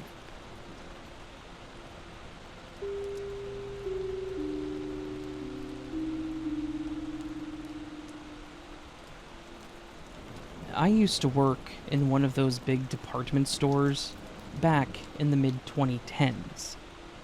I stocked shelves and sometimes had to work in the front, but I was mostly assigned with processing returns and doing the overnight stocking. While it was mostly uneventful, there is one event that I have never been able to forget, mostly because I have no idea how it turned out, and it was seriously kind of creepy. This happened when I was part of the crew that was doing inventory. I don't know if you've ever worked an inventory for a retail location, but it is hell. You have to spend way too much time literally counting items on shelves. Every little item on every single shelf has to be counted and tallied, so that the store knows how much of what they have, and they can further decide if certain departments have issues with theft.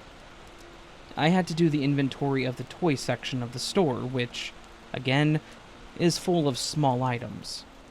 So my brain was feeling a bit burned out. Every Lego, every little blind box, every single Hot Wheel. As I reached up to grab one of the items from one of the top shelves, my hand accidentally knocked down a plush bear. I instinctually went to catch it, but fumbled it, and it fell straight to the floor. But instead of that soft flump sound that you would expect, it made a bit of a hard thud. Weird, right? It was a basic stuffed bear. There was nothing inside of it but fluff, and yet it made a hard sound as if it was heavy. I picked it up, and it was heavier than I anticipated. Something about it was definitely off. I looked closer at the bear, trying to figure out what exactly was off about him, when I noticed something unusual about his eyes. One of them was pretty standard, but the other one was different. It looked like it had a hole in it that was shiny and reflective. After a moment of looking at it closely, it clicked. That weird eye? It wasn't just an eye. The hole was for a lens. The lens of a small, hidden camera, recording everything. I dropped the bear like it was going to burst into flames. My heart was pounding as I thought about the possibilities. Who puts a camera in a toy bear? Why was it recording? How did they get it into the store like that? And, most importantly, what had it seen? I grabbed it and immediately took it to my manager's office, trying to keep my composure. I explained to him that there was a camera in the bear, and at first he didn't believe me, but when I handed it to him and he looked it over, his face turned from confusion to shock. He found it hard to believe, but the more that he examined it, it really did click. He grabbed a letter opener from his desk and pulled the threads off of the head of the bear, and, sure enough, there was a camera that was attached to the inside of the bear's head. He contacted the authorities, and an officer showed up to ask what was going on. We explained that it looked like someone had snuck a hidden camera into the store, and that it was in an item that was on the shelf to be sold. I think that's the part that bothered me the most. This camera was in a product that someone could have taken home and given to their child. I don't know if the camera had any sort of remote connection or something.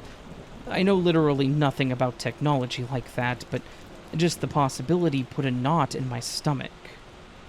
They took the bear, and we had to pause inventory on the toy section so that we could check all of the other stuffed animals and see if any of them had a camera. But that was the only one, thankfully. There was obviously the concern that we could have sold one that had a camera, and I'm sure the store went through the proper channels for that, contacting customers and whatnot, but I don't know whatever came of it. Maybe it was just a sick prank, but there's a possibility that this was some creep trying to get a camera into someone's home. Obviously, there was a bit of tension at work when I had to continue doing my inventory on the toy section. I kept looking at the stuffed animals and thinking about it because it really bothered me. Even now, all these years later, I actually cannot stand the sight of teddy bears, as they always remind me of that night.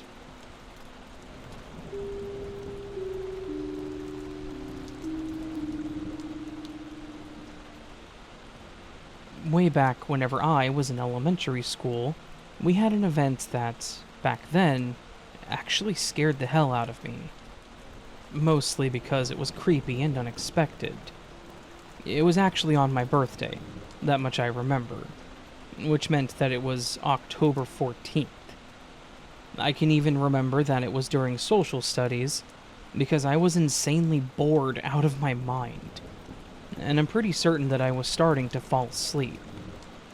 I remember jumping when the loudspeaker popped on, making that painful crackling feedback noise, and then the principal's voice came over, sounding a bit unnerved. And that's when we got the alert, one that I genuinely didn't expect. Attention, all students and staff. We are on lockdown. This is not a drill. Please remain calm and follow all lockdown procedures. Our teacher immediately went and shut the door, locking it, and turned off the light. She then motioned us all to the back of the room, trying to control the fear and chaos that was starting to erupt. We all knew what lockdown meant, and I think, even at that age, we were all aware that a threat in the school could mean any number of things. As we all stayed cowering in the back corner of the room, one of the other kids made a comment about how many cop cars were outside. We all watched as the officers suited up and pulled out what I think was riot gear, basically. I was young, so I just remember them having really big guns and a shield from the trunk of their car. I think something about this made it all worse. The big guns made my mind think that there was a gunman in the school, and that he was going to come barging through the door at literally any second. I kept thinking that they needed to hurry up, that if they kept going so slow, things were going to get really bad. After a while longer, minutes that felt like a slow and agonizing eternity, the principal came back over and informed us that we were still under lockdown. But they mentioned that the police were in the building and were in control of the situation, but that we needed to stay locked down until we were released. Of course, we were still on edge. A group of 20 kids huddled in the back corner of a classroom, thinking we were going to die, or witness some kind of gory scene when we got out of lockdown. All we could do was wait. Of course, none of that happened. I'm still here, and thankfully not terribly scarred. Seeing some messed up situation, then walking out, but the real situation was actually pretty terrifying. Apparently, there was a man that was fleeing from the police, and he'd run into the school through the front door, which at the time wasn't set up with a remote lock or anything. He'd run into the building and straight into the gym, which was right by the front door. Thankfully, at the time that he entered, there were no classes in the gym, but the teacher was in there, and he immediately pulled his gun and took her hostage. He took her into her office, and he held her there, claiming that if the cops tried anything, he would shoot her. The cops had been chasing this guy in connection with a series of armed robberies. He'd actually hit 3 different gas stations overnight and into the morning, and he'd taken refuge in our school of all places. While we were all sitting in our classrooms, ignorant to the reality of what was happening, the cops were yelling at this guy, trying to get him to let our gym teacher go, and trying to end this whole situation with nobody dying. I don't know how, but they did get him to give himself up without hurting her, thankfully. This was the only lockdown that I ever had to live through, and for that, I am thankful. I feel awful for our gym teacher, and she took some time off after this, but I'm also thankful that there wasn't a class in there at the time, because if there were, this guy with a gun would have had a lot more options as far as hostages went. And I'm not sure how the police would have been able to handle this dude threatening to shoot a bunch of children if they didn't let him go. I think we were all a bit traumatized by this, because it was scary. But it could have gone much, much worse.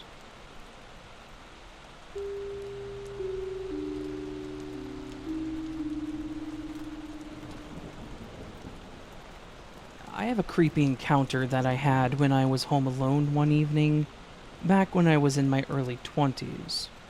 This was a while back when Halo 2 had just come out, if that tells you anything. And I was playing through the campaign for my second time, taking out the Covenant forces like a true Spartan. I lived in a duplex by myself, one that was situated in a cul-de-sac, so we didn't get much in ways of foot traffic. I liked it. I kind of miss living there because of how quiet it was. Things ended up going sour with the rental company, so I don't live there anymore, but it's not really relevant to the story. Anyways, I was just playing my game when I heard a knock on the front door. Slightly annoyed by the interruption, I hit pause and went to open the door, assuming it was my connected neighbor coming over to ask me something, or maybe a salesperson. I opened the door and come face to face with this scruffy, older-looking guy. His unkempt beard and worn-out clothing gave me a bit of an uneasy feeling. I had never seen this guy before, and he had no reason to be on my front porch. This guy looked at me with a slight smirk and said, "Hey, are you Dan?" Now, I am Dan, but I couldn't fathom how this stranger could know my name. I confirmed that I am indeed Dan, and he hit me with a strange request.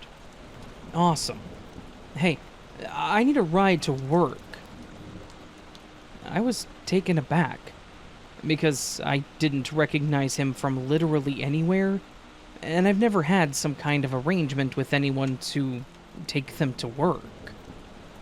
Confused, I asked him how he knew me, and why he thought I was going to drive him to work. The guy then says, "I was talking to Shannon earlier. She said you would give me a lift." Strike 2. I don't know anyone named Shannon. Thinking about it, I don't think I've literally ever met anybody named Shannon in all my years. I knew it wasn't my neighbor. They were an older couple named Keith and Mary. So, who Shannon was a complete mystery to me.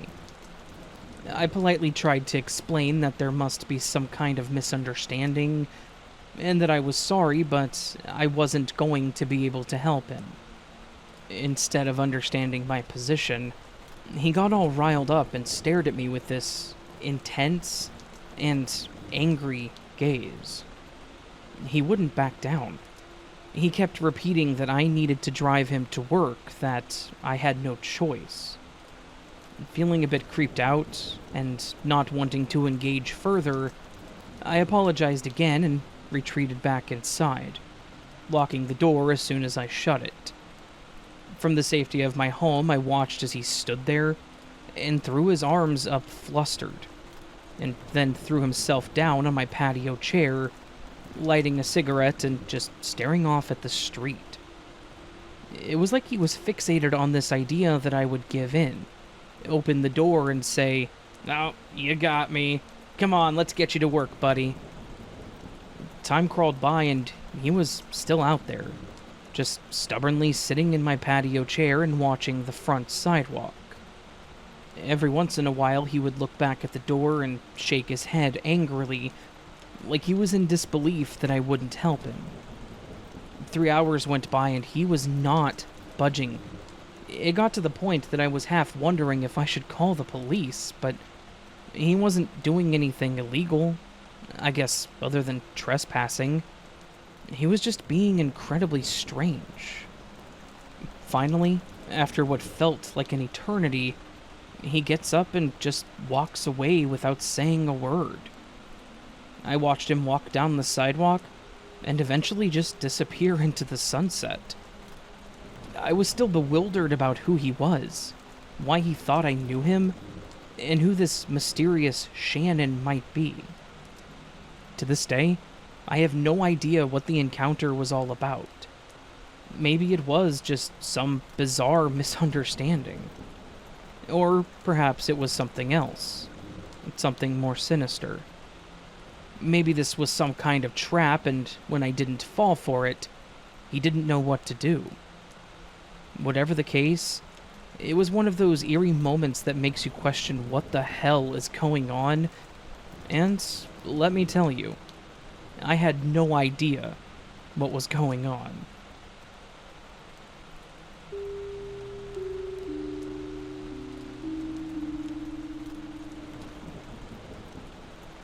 Hi, Raven. You're my favorite horror narrator, and I hope that you use my story in one of your videos. I work in retail. It wasn't my first choice, but the pay is okay and my boss is surprisingly decent. I work in one of those antique stores in a small town. Most people know each other in my town, enough to know who everyone is and their names. We even have some regular out-of-town people who drop by to see what we have in store, and they go to the local cafes. Most of our industry is now based around tourism, and a super busy tourist season. I was doing some dusting of some of the shelves when I heard the bell. "I'll be right over," I called out, and I saw an older-looking woman with bleach blonde hair and that stereotypical Karen haircut.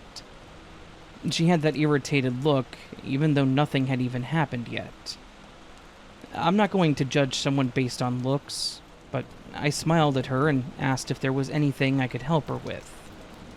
She looked me up and down like I wasn't worth her time, rolled her eyes, and asked where we kept the expensive items that were actually worth looking at. I asked her if she had anything specific in mind. Maybe jewelry, furniture, or something that could help me. She then asked me if I was stupid and if I had mental deficiencies. I told her no and that I wanted to help her. She asked to speak to my boss and told me that she knew the owner. And if I didn't end up giving her a discount, she was going to get me fired from my job. This was an incredible overreaction. I nearly didn't bother calling him over, but I picked up the phone from behind the desk, and Bob, the owner, came out. He was a nice person, but he got really cranky when he was disturbed for no reason. She smiled at him. It was so fake. And she told him that I had been rude to her and therefore she felt a discount was in order. He raised his eyebrows and looked at me. I was about to answer when he put his hand up. He told her that he had heard every single word and asked if she wished to proceed with her complaint. She looked like a fish gulping for air at that point. I had to resist the urge to burst out laughing. I wish I remembered exactly what he'd said and the way that he said it, But basically, it was along the lines of, "I don't know you, and I've never met you, ma'am. However, I'd like to think that my friends would never treat a 17-year-old employee with that disrespect. Please, find somewhere else to take your money." She ranted and raved like a child. He told her that if she broke anything, she would have to pay for the items. Now, I've never actually seen a Karen before, so this was quite the experience. We had a laugh about it, and by the end of the day, all of our regulars knew, and therefore the whole town learned of the Karen adventures. No secrets in a small town and all that. But that wasn't the end of the whole affair. Oh no. She left negative reviews, and made new accounts, and left even more. She drove back to the store and handed out pamphlets to any customers about how terrible we were. It was bizarre. My boss was more amused by the whole thing than angry. None of the customers had time for her, and all she did was scream at them and throw more tantrums. At this point, I almost felt sorry for her. Why would you waste your time doing all of this and not just move on with your life? When my boss went out to ask her to move on, she came at him, screaming and punching him. I went out and I pulled her off of him. She was screeching and flailing her arms, telling us that she was going to destroy us. It was freaking unhinged. I could barely stop her. One of the townies managed to get her down on the ground. She was screaming to be let go and that she has rights. It was kind of hard to follow what all was said by her. The sheriff was called and she was arrested. And yes, it was the talk of my town for months afterwards. And we never found out what happened to her. The town laughs about her every now and then. Hey, remember that crazy lady who came into Bob's place? Bob was okay, thankfully. He had a bruise and would joke sometimes about his war wound for the store. He even got some sales out of it, so he was more than happy. Every once in a while, we will get another bad review that sounds like it was written by her, but honestly, there's a lot of crazy in this world.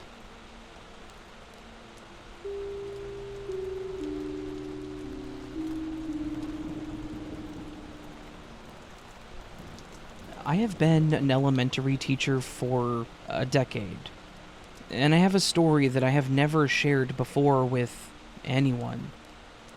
It's absolutely etched in my mind, and as I think about it, I honestly start to feel sick. I think this story should have a content warning, so content warning, as it is pretty messed up and it may not be as bad as some, but it does involve a young child and blood. So I guess just include that as the warning. I teach second grade at a local elementary school, so I have absolutely seen my fair share of scraped knees and playground injuries. I've even seen some pretty bad ones, though those are rare. Kids can be incredibly resilient, I tell you, but nothing I have seen or dealt with could have prepared me for what I had to deal with on that specific afternoon. It started out like normal, like every other day. Kids were scurrying around, giggling, enjoying their youth. While my class was out on recess with the other classes, I told one of the teachers that were outside that I had to go run to the restroom real quick, and then stepped away for my quick bathroom break. As I entered the ladies' room, I heard the muffled sobs of a child, causing me to immediately feel uneasy. There was only one stall that was closed, and I approached it while gingerly asking, "Hey, sweetie, you okay in there?" "Yeah, I'm okay," the small voice whimpered between sobs, but she kept crying, and I could tell that she was in distress. I wanted to give her privacy, as she was in the restroom, and I didn't know what was going on, but I was still very concerned for her. My concern grew when her crying morphed into a yelp of sheer pain, making my heart drop into my stomach. I asked her again if she was okay, and then asked what was going on, and she responded with a sharp, "I'm okay. Go away." Well, obviously I was not going to be going away. I could tell that something was wrong. Something was going on, and I was not leaving this young girl alone in the bathroom while this was happening. I stood off to the side for a moment, but in the end I decided that I needed to be more direct. I approached the stall, and I tried to peer into the crack on the side of the door, and it was then that I knew that I needed to intervene. Her face was covered in blood. She was holding a pair of kid scissors in a tight clenched fist, and was pushing them against her forehead. I gasped, and I immediately said, "Hey, stop that." I wasn't trying to sound scared or angry, but I couldn't help it, and I knew that my voice was lined with my shock. Thankfully, she obeyed my request. I watched as her arms fell to her side, and she just sat there sobbing uncontrollably. I asked her to open the door, and after a couple of seconds, she reached up and unlatched the lock. I could see some of it through the crack in the door, but seeing her completely as the door opened was heartbreaking. Her face was a bloody, tear-streaked mess, her shirt was stained with spots of red, and she would not look at me. She just kept staring at the floor as she stood there in front of me. I shakily reached out and she handed me the scissors. And then I asked her, "What were you doing, honey? Why were you doing that to yourself?" My voice was barely above a whisper as I was trying to hold back my emotions. "I was trying to remove my third eye," she whimpered out, sobbing uncontrollably. That sentence hit me like a freight train. This sweet little girl was mutilating herself, and for a reason that I couldn't comprehend. I scooped her up, rushing her down to the school nurse with this horrified pit in my stomach growing the whole way. The confusion that followed was immense. The nurse was understandably horrified, as were the school administrators when they were informed. When her parents arrived, their faces reflected the same shock and fear that I had felt, and their confusion was genuine. She was taken to the hospital, the parents thanking me for intervening when I did, but their gratitude honestly did not make me feel any better. This poor girl was dealing with something that none of us could possibly understand. And the visual of her standing there, stained in her blood like that, it echoed in my nightmares. I know that she ended up going into counseling sessions, and the school tried to support the family as much as they could, but she never returned to class. The teacher that mentioned her said that she was one of the brightest kids in her class, and that she had never had any issues with her at all. For all intents and purposes, this little girl was gifted. She was a straight-A student, and was ahead of the rest of her class, but obviously there was something that bothered her inside. This was years ago, but I can still see it as vivid as that day. I have no idea what she was referring to with her third eye. I know the whole theory of third eyes and all that, but why would a second grader be aware of all that new age stuff like that? I hope that she's okay out there in the world, and I hope that she found help for whatever it was that ailed her young mind.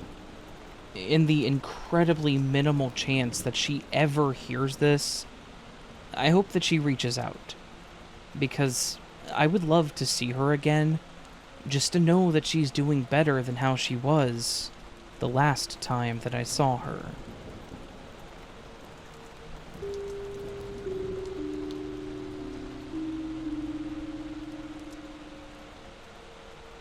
Hello, Raven. I hope the story is good enough for your school stories. It is. So, in school, I was bullied a lot. I was a chronic new kid that was chubby and tall, and this seems to be the target for bullies. This was when I was in middle school, so early 90s, and I was living in northern Nevada. To get to the story, I was about 12 and 200 pounds. So, yeah, bully magnet. And there was one kid that hated me. He was the kind of guy that loved to intimidate everyone. He was big enough that he even scared the teachers. It was split up into periods with different subjects taught per hour. This bully, let's call him Chad, decided that I was the one that he wanted to cheat off of in math. This was not a good idea. I have never been good at math. I was barely passing. Like every little bit of extra credit was keeping me passing. Chad would sit next to me and copy off of my work, and then when he would get the grade back, he would beat the crap out of me after school. This was extremely stressful, and I didn't know what to do. Now, my brother was 8 years older than me, and I asked him for advice. He told me to stand my ground, and that was it. Not how to stand my ground, not where to stand, nothing. Not much help there, so I asked my friends. Not much help there either. They were all terrified of Chad. Now, let me explain Chad a little bit more. Chad was 16 to my 12. He had failed enough that he could drive himself to middle school. He had an after-school job working at some ranches. So he was also buff, like high school weightlifter buff. There was no way that I could take this guy, no matter how hard I fought back. So not knowing what to do, I got mad. I had always had a temper problem. There's a baby picture of me trying to punch my brother. I couldn't be more than a year old in that picture. My mom had told me to hold my temper because that was the only reason my brother picked on me. He loved the reaction. I figured Chad was the same way. I had not been giving him any reaction. I took my lumps as best I could and just walked off when he was done. This time, though, when Chad came to beat me, I put my back to the wall and decided to tell him off. Putting your back to a wall is a bad idea. When he hauled off and punched me, my head bounced off the wall. That really hurt. Like I should have had a serious head wound. When I saw his fist coming again, I dodged. I moved my head enough just to the side so that he hit the wall. Something hit me below my eye, and I heard a brutal scream. When I looked at Chad, his face was contorted and his arm was deformed. He'd broken his own arm trying to hit me. He was going to hit me hard enough to break bones. Like, holy crap. He just looked over at me and said, "This isn't the last time that we do this." After that, I started getting physically fit, not wanting to be the target anymore. Chad came back to school, but with his arm in a cast. He wasn't willing to fight at the time. What he saw, though, was me slowly getting more confident. I didn't manage to lose any weight, but I did manage to move the weight around. I got stronger and better. Mostly, though, I got confident. I got more sure of myself. And it got to the point where I was not bullied anymore.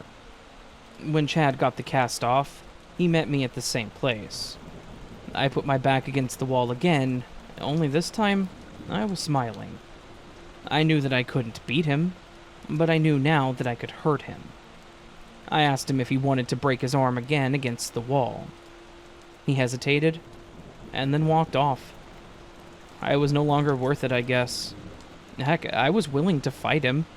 I knew that I would lose, but I just wanted him to know that I was ready this time. We avoided each other after that. He left me alone, and I left him alone. Rumors got spread that I broke his arm, so the other bullies left me alone too. I never corrected the story, but I didn't encourage it either. I just said nothing and left it to the others. That about covers it. Sorry for rambling. I hope that you enjoy the story, and thank you again for the opportunity to tell my story.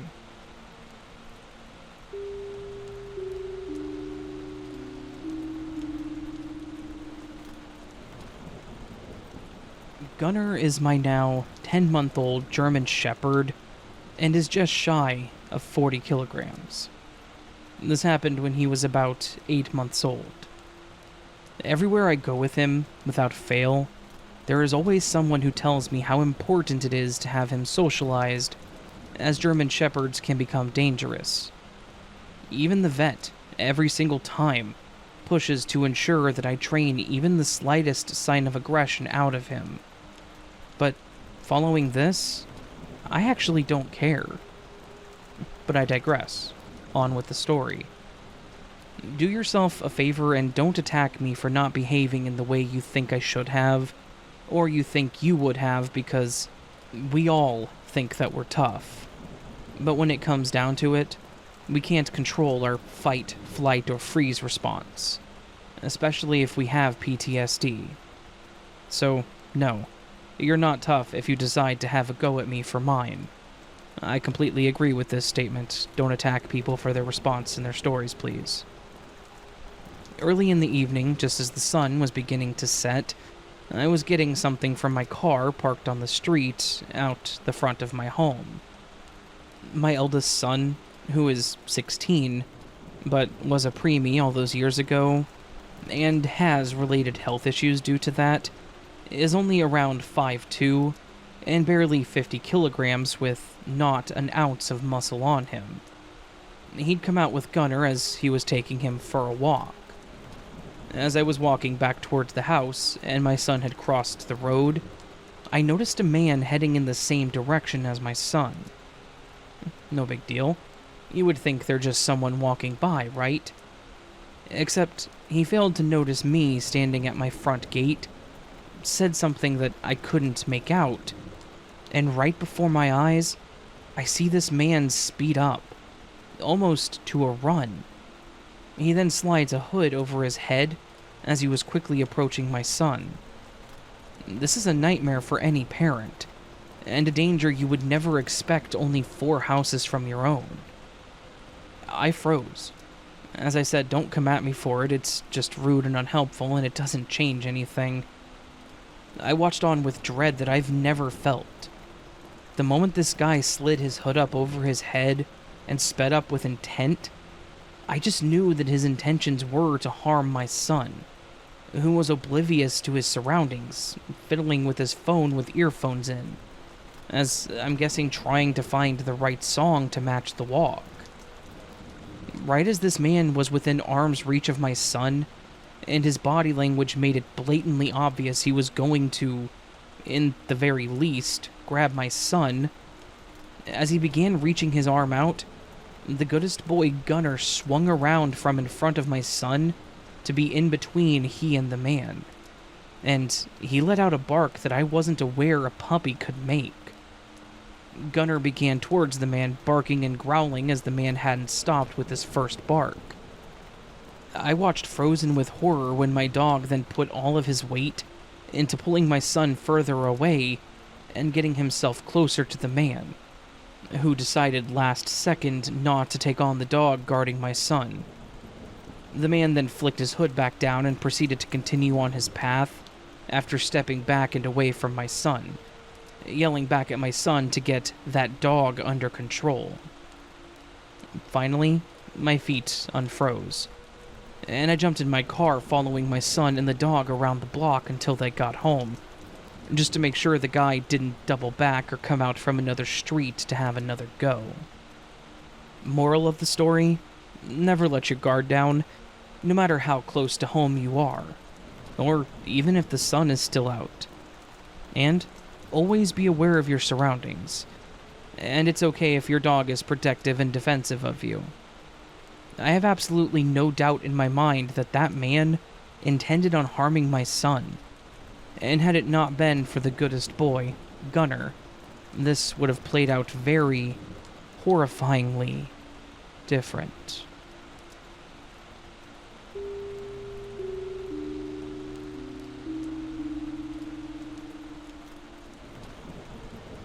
back whenever I was in high school, there was one section of the school that I hated being anywhere near.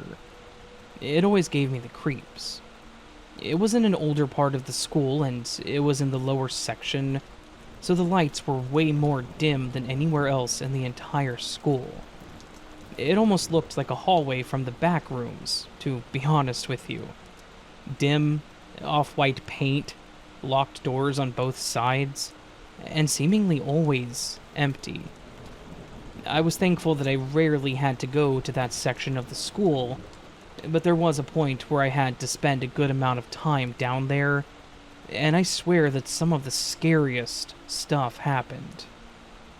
Near the middle of my junior year, our school decided to hold some after-hours study programs for students so that we could get through our midterms. They started this about a month before the midterms, and being the person I was, I decided I would take full advantage of it, mostly because I was god-awful at pre-calc. Most nights there would be other people around, friends that I could talk to, and walking down that way toward where they were holding the study halls, so I never felt too uneasy about staying later. But, as is the cliché, there was one evening that was different. I was really head down in my math and listening to some music, trying to really wrap my head around rational functions and such, and I had lost track of time. I paused and looked up at the clock, and much to my surprise, it was almost 8 p.m., and the study hall was empty. The other students were gone, and the teacher was just sitting in his office staring at his computer screen, looking like he was ready to go. I hastily packed up my stuff and headed out of the study hall, thanking the teacher for their help. He reminded me to make sure that I locked the door behind me as I was the last one out. That's when I realized I needed to go up to get my jacket from my locker, which meant that I needed to go through that hallway and up the stairs, instead of just going out the back exit. I sucked it up, and decided that I would just go through the creepy hallway because I was at school. I was 17, and there was no way I was going to let something like the dark scare me. This was a dumb choice on my part. I got about halfway down the hallway, and I swear I heard someone say my name. I turned around thinking that it was the teacher that had been helping me, calling me for whatever reason, but when I turned to look, no one was there. I stood there confused, but shrugged it off, and turned to head the rest of the way down the hallway. And I swear when I turned back around, I saw what looked like a living shadow standing at the end of the hallway. I don't mean that I just saw a shadow. I mean that I saw a person that was a shadow. Or a shadow that was a person. I'm not really sure how I should say that. I watched as this person shadow walked out of the hallway and into the part of the building that I was going towards. When I saw that, and added that to hearing my name, I decided to say nope, and I ran back down the hallway to the back door. I was not going to face whatever paranormal nightmare was taunting me that night. I'm not one to shout about how a place is haunted or whatever, but what I saw was not of this world. That shadow thing was not an actual person.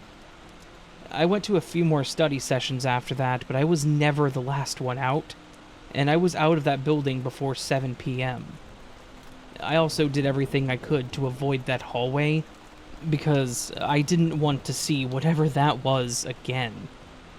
I never mentioned it to anyone, because they would likely just laugh at me and tell me that I was seeing things, or, I guess, manifesting my own fears into some kind of hallucination. But I know what I saw. I can't explain it, but whatever it was, I instinctively knew to be terrified of it.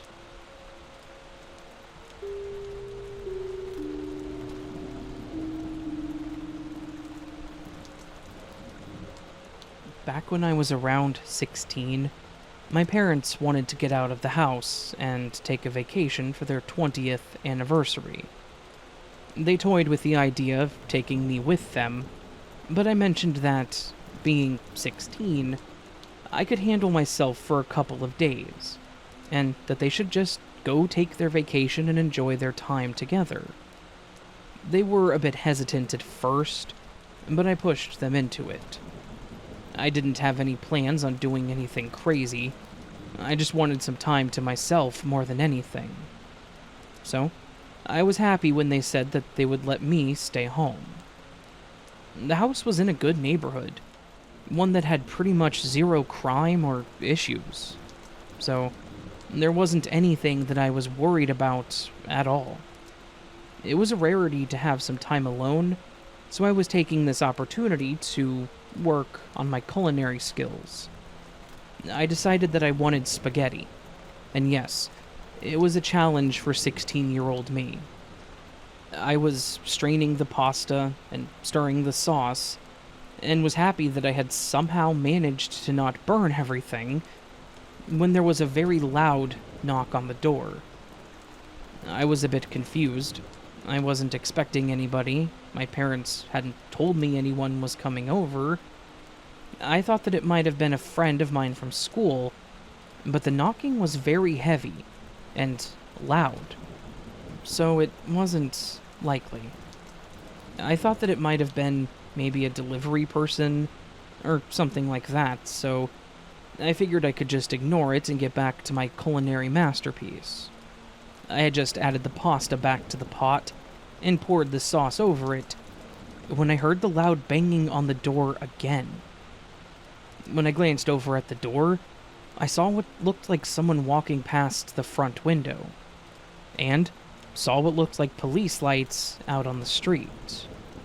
This completely changed my thought process.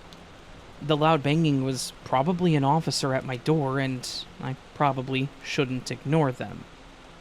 My mind went to why they were there, and for some reason, I immediately thought about the possibility of my parents having gotten into an accident. I turned off the stove and quickly stepped over to the door. What happened next happened very quickly, and I want to say that it was probably only a couple of seconds, but it felt like it was moving in slow motion. I unlocked the door and went to open it, half expecting the officer to tell me that my parents were dead. But as soon as I had opened the door, I was met with the business end of an automatic rifle and numerous men screaming at me to put my hands up, to get down on the ground, and to not move.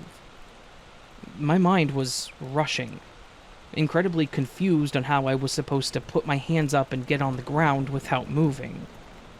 But I ended up just putting my hands up and getting on my knees as quickly as I could, thinking I was about to be shot. I had no idea what was going on, why they were pointing guns at me, why they were even there, and I'm pretty sure that I started bawling immediately. One of the officers grabbed my hands and pulled them behind my back, and then pulled me away from the door, while the other officers, the ones with the bigger guns, pushed into the house and started shouting. I was so confused. But the officer pulled me over to his car and put me in his back seat, and then started to explain things to me. He asked me for my name, how old I was, what was going on, etc. I told him all I could, that I was 16, that I was making dinner, and that I didn't know why they were there. He then asked me who else was in the house, and I told him no one. I told him that my parents were out of town for the weekend and that I was just home making spaghetti. And at this point, I know for a fact that I was bawling. He tried to calm me down, and after the SWAT team had cleared the house, they came out and one of them decided to talk to me some more. He told me that they had gotten a call saying that there were two men that had broken into the house and that they were holding the family in the house hostage, and that these men had already killed the children. He was very thorough with the details about what they were told. I told him that none of that had happened, that it was just me, and that I was making dinner for myself. This was such a terrifying and confusing situation, and they had me call my parents so that they could talk to them. They confirmed the information that I had given them, and then they explained what had happened. Come to find out, for some reason completely unknown to myself and my parents, I was swatted. Someone had called in a SWAT on my house, telling them about these murderous guys that never existed. And what their overall goal was is anyone's guess. The whole situation is one that I will never forget. I will never get rid of the visuals of having multiple guns pointed at me, get the sound of their screaming at me out of my head. If any of those officers had had an itchy trigger finger, gotten the wrong idea about me or my actions, I honestly could have died.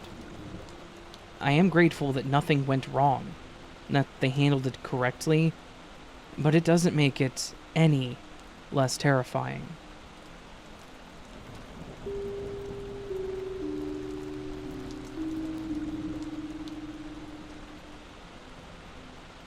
Let me take you back to a time when I was in college, and I was broke AF. I was in between part-time jobs and was needing some cash to pay my phone bill, and I was told by my mom that she had a coworker that was looking for a babysitter for the following Friday. Well, what luck. I needed money, they needed someone to watch their kids. Win-win. They had 2 little kids, a boy and a girl, and they were just the cutest kids that I'd ever seen. Well, at first. Carmen was the older of the 2. He was 5 and was a very giggly kid. Carrie was 4, and she was the definition of an adorable little girl. They seemed pretty normal on the surface, like I said. They were playful and cute, and pretty much right away I had this feeling that this was going to be a super easy night for me.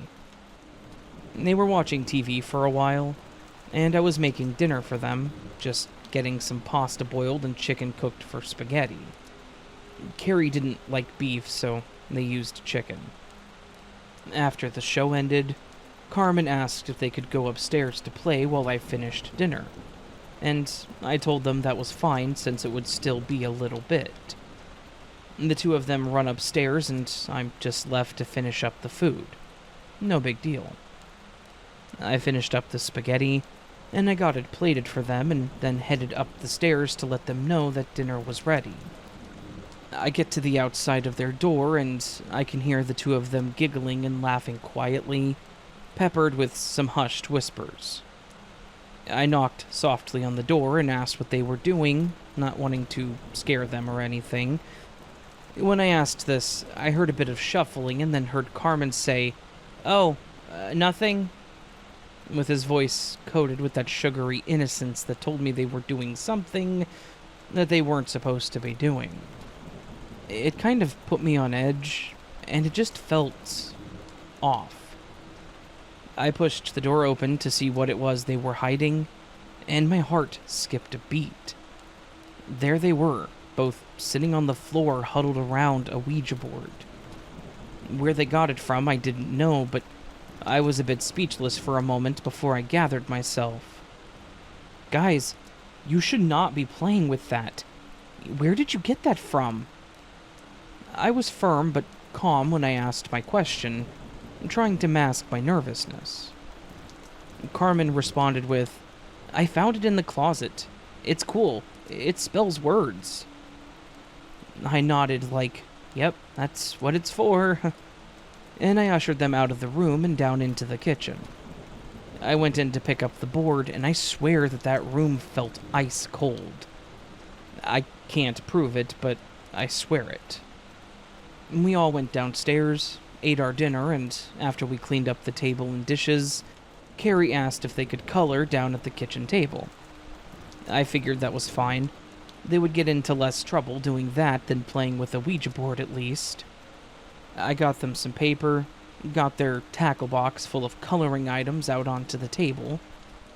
At this point, I had mostly brushed off the whole Ouija board situation, thinking it was probably nothing, that they didn't know what they were doing and that they had to have intent to even do anything with it. Right? After some time, Carrie skipped back into the living room, a proud smile pasted on her face, as she held a piece of paper against her chest and just stared at me with her big eyes. I asked what was up, and she said that she had made something for me. I asked what it was, and she flipped the paper over, and my blood ran cold. It was a drawing of a tall, menacing, incredibly demonic figure, all black with horns and a large mouth, red eyes. It was crude, as children's drawings often are, but there was something horribly unsettling about it. I asked her, trying to keep my voice steady, "Sweetie, what is this?" Without skipping a beat, she replied in that cute little carefree voice, "It's who we were talking to upstairs. He doesn't like you. He said that he wants to cut you up."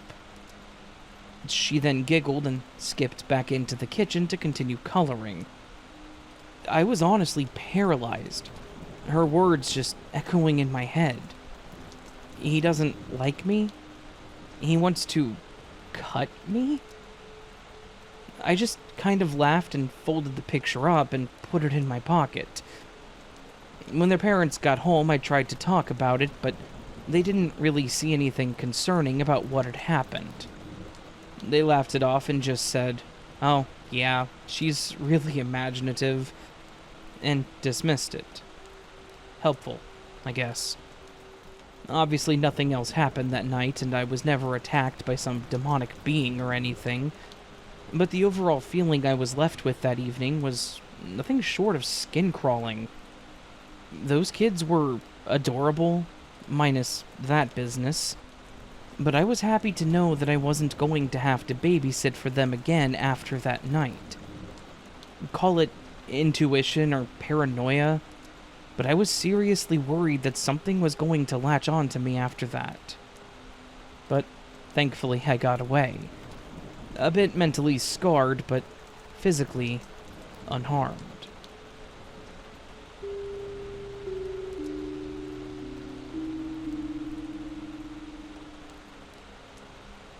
Hi. Okay. I wanted to send this story in for ages, and I finally got around to it. I hope you and your subscribers like it, Raven. Right after COVID happened and things began to open back up, my family and I were going stir-crazy being in the house all day. Every day. For near enough years. We didn't and couldn't really do any international travel, so instead we decided to go down to one of the more secluded beaches in a friend's renovated van. It would give us privacy and we could leave whenever we wanted to. We ended up getting into some minor debts afterward, and that meant we had to do some things on the cheap. I napped nearly the whole way down to the beach, ignoring everyone. I woke up to the windows open and the smell of the ocean coming through. It was really nice to go out into the warmth and to run around on the beach. There were barely any people there, but that also meant that there were no lifeguards either, and no red or yellow flags to say that it was being monitored. There were some families, and some older couples, I'm guessing retirees who were walking around with their dog. It was a beautiful day, one that I'm going to remember forever. When dusk started to settle in, my dad broke out the barbecue and started to cook for the family, while Mom and I prepared the salad. We ate together watching the waves come in, and made sure that we weren't too close due to the rising tide. We got some videos for Facebook to send to our relos overseas, and for our social medias. I was going to send some beach pictures for you to show on the screen, but I don't want anyone to find us. We packed up and settled in for the night. Since I had already slept earlier, I was wide awake, and I couldn't sleep. I sat using my iPad mindlessly trying to find something to do when I heard a noise outside the van. It sounded like a group of people walking past. They were being loud, and I figured maybe they were drinking. I frowned, turned up my music, and tried to drown it out, and jumped when I heard a loud smack on the side. My dad had already woken up, and he went outside with a torch. A flashlight, but that's what Aussies call them. My family are Aboriginal, and let's just say there were racist slurs written on the side of the van. I'm not going to repeat them, but they were pretty disgusting. The next morning we cleaned it off and went to one of the local fish and chip shops. We got our food, and my mom loves to have a yarn or chat with people. She brought up what happened last night.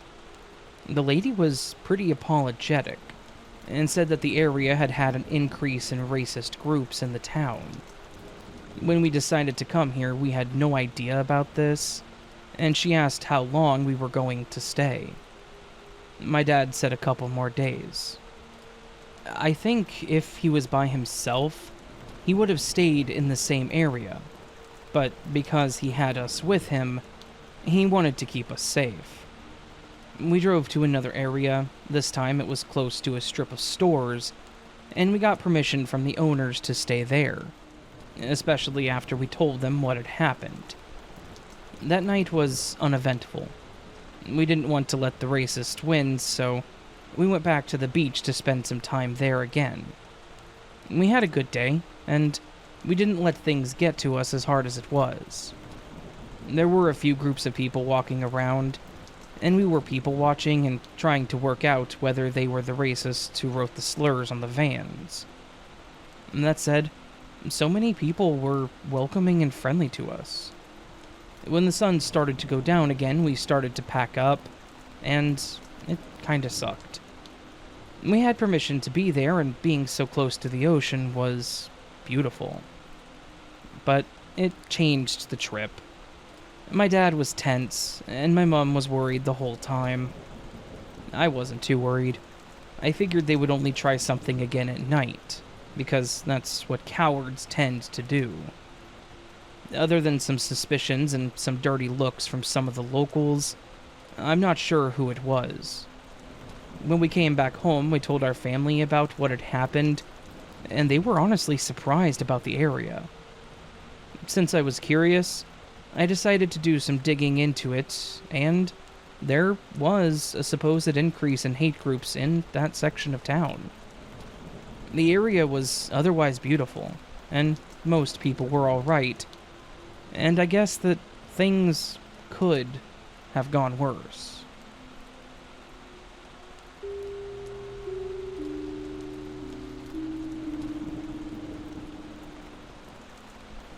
Hi, Raven. First of all, thank you for your channel. I always listen to you while I work, and I thought it would be the right thing to share a story that happened when I was around 9 years old. A bit of background story first. My mom had a small grocery store when I was young. I'm now a 31-year-old woman, and I know that this encounter happened a long time ago, but it's something that I always remembered. And I always bring it up to my mother because she was also a part of it as well. The only thing is that when I bring it up, she never wants to talk about it, because she has no explanation for it, and it makes her feel uneasy. So I let it be. One summer morning, my mom and I were getting ready to step out of the house and go to the grocery store that she had with my dad. My father had left earlier than she did, because he was already on his way there. It was a pretty short distance, so we could walk if we wanted to, but my dad usually took his motorcycle and got there first so that he could start unlocking the locks, putting the chairs out, and turning on the lights. While my mom was making some coffee for herself, I was getting ready in my room, and she sort of rushed me out because we were going to be late. My mother made her coffee and totally chugged it, and I was finally done, so we could start walking to the store. In the process of closing the windows and making sure the stove was off, We heard someone's steps on the front of the house's pebbles. We have pebbles around the house. These are used to avoid mud when it rains, so, as you may assume, where I lived was in the countryside back home. Anyway, my mom gave me a signal to stop doing whatever I was doing, and she focused on the steps. Steps that I also heard. My mom kept quiet until the steps got closer. Then, we hear a voice. A very familiar and unique voice who had called my mother's name loudly. It was our neighbor from a few houses down. Her voice was so unique because she smoked a lot, and it was really feminine, but rusty and deep. Let's call the neighbor Mary for the sake of the story. When my mom heard Mary's voice, she recognized it, and so did I, right away. There was no doubt that it was Mary, and so my mom responded loudly enough, "Hey Mary, how are you?" Then, my mother looks at me with a confused look, and says to me almost whispering, "What is she doing around here so early in the morning?" It was around 7:30 a.m. Yes, it was rare that Mary was around here at that time, because that's just very unusual. My mom says that she assumed it was an emergency or something to come out here so early. But anyway, we took that as maybe she wanted something from my mom. When my mom knew that it was her, she looked through the window. She opened one that we had just closed, and we couldn't see her anywhere. So we found that weird, because I had also just heard her, and I also heard the steps. We thought maybe she left because she was also in a hurry. We locked our doors and took off. And while we were walking to the main street, because we lived on a dead end, we passed by Mary's home. Mary's husband was sitting in front of his house, already working. He used to make chairs for a living. Not that it matters, but it felt right to share. It was not weird that he was up so early, and then we proceeded to ask him, "Hey, where's Mary?" And he responded, "Mary's asleep. She doesn't get up till 8 a.m. or so. Why do you ask? Do you need something?" My mom looked at me, and I looked at her. We both sort of were speechless about the whole situation. Because if it was only one of us who had heard it, we could blame it on just mishearing or something. Or maybe that it was a hallucination. But we both heard her. So we explained to her husband that Mary had come over this morning. We heard her stepping in the front of our home. The pebbles reassured us of that, and she called my mother's name, very loudly. And he said, "Look, if you don't believe me, come on in and check the bedroom." And there she was. She was in a deep sleep. A sleep that even a 9-year-old can tell was genuine. Peacefully sleeping. I felt scared after that, and I hugged my mom. It really does baffle me still at this point. I still cannot believe it. I swear that if my mom hadn't heard it, I would have just blamed it on some child fantasy or false memory, but it wasn't just me. And ever since that weird situation, I always think that there's more to it, more to our existence, and that it's not all black and white. I'm sure that I'm not the only one who thinks this way, and this is the reason why I thought it would be nice to share, because at least I know I'm not alone. And, for some reason, it feels good to tell a story that nobody's going to judge you for, or maybe think that you're crazy. Or maybe they will judge, right? Either way, it's okay. It's my story anyways. Not believing it is also okay. It feels less aggressive than sharing it face to face with someone. Skepticism is the safest way to go, I guess. Thank you all, and if anyone has any answers or has been through something like this, please comment about it, as I would love to hear it.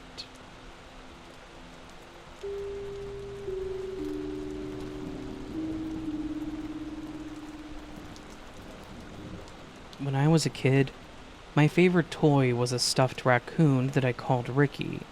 that I brought everywhere with me. My mom had an ongoing joke where she would take Ricky and say, "Shh, he's saying something to me."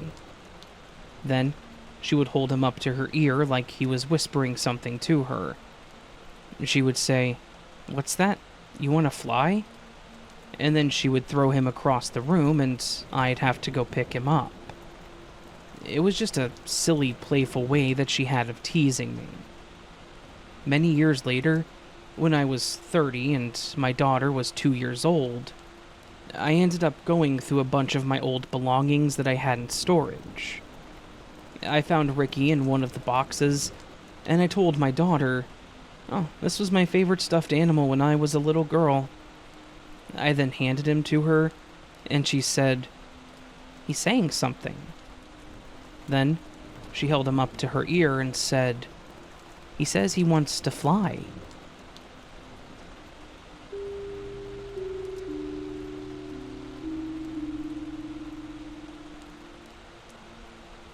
This happened when I was a junior in high school. My dad was working a late shift, so that meant that I had to walk the dog. My dog's name was Katie, and she could be very skittish. I walked Katie all the way around to the corner of the neighborhood, and then we turned around. As we were walking back, I saw that one of the houses had their garage door open. I could see the entry door was slightly open, and at the bottom of the door I could see what looked like a head peeking out and looking at me. I looked at it and then looked away because I didn't want this person to know that I had seen them. I noticed Katie was walking towards the house, and she had her ears up and was just kind of focused. We both just stood there and watched. I was more curious than scared. I could see what looked like long hair blowing, which didn't make sense because this was inside of a garage. The head, or whatever it was, continued to stare at us, and so I just kept walking back to my house. I told my friend about it at school the next day, and he joked and said that I needed to carry a gun with me. After that experience, I haven't really had much happen to me. I did, however, experience my bedroom door slowly open and slowly close, which I know is not connected at all to what happened while I was walking the dog. I just thought that I should include it in my story. There were weird and unexplained things that happened to people. I'm a huge believer in cryptids and the paranormal, and while I don't know if either of what I experienced were paranormal, it's certainly a possibility.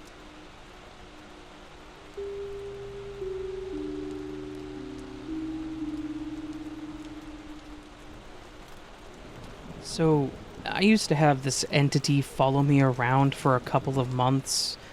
He never really did anything, but he was always around. He would always be in a hoodie and have the hood on his head, and his face was gray. This one time, I was in my room sitting in a chair, turned away from my bathroom door so that my back was to the opening, and my ex-girlfriend and her best friend were sitting in my bed talking to me. They started freaking out and pointing behind me. So I turned around, and you know how when there's a door open and there's a crack? Yeah, well, he was watching us from that crack in the bathroom door. Then, one late night, I was driving home in a 2000s Monte Carlo, which has a very small back seat. I was coming home from one of those calls, you know how it is, and I was jamming out to some red jumpsuit apparatus.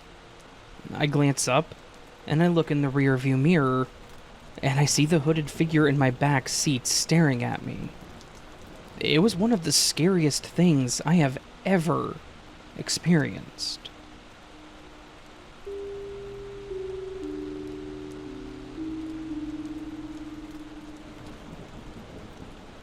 To start off, I live beside a cemetery, so paranormal experiences aren't really surprising in this circumstance.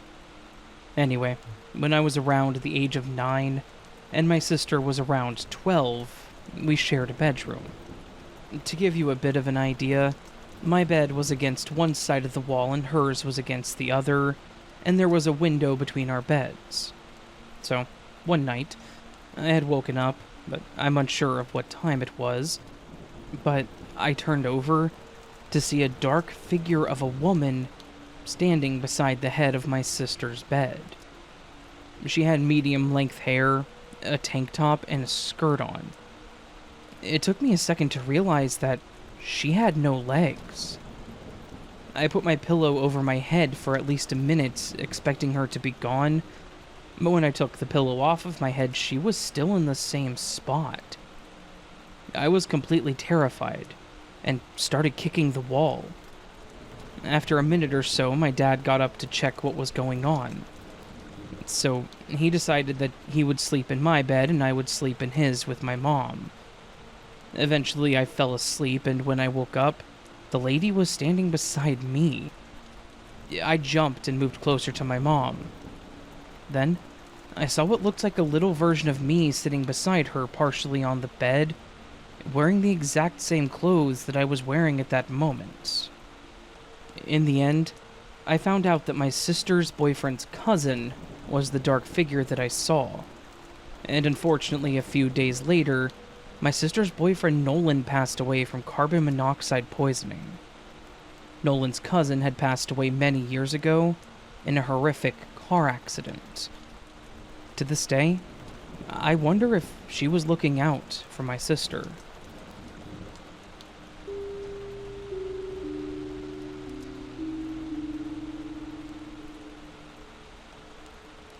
My husband and kids were across the street swimming while I was making dinner.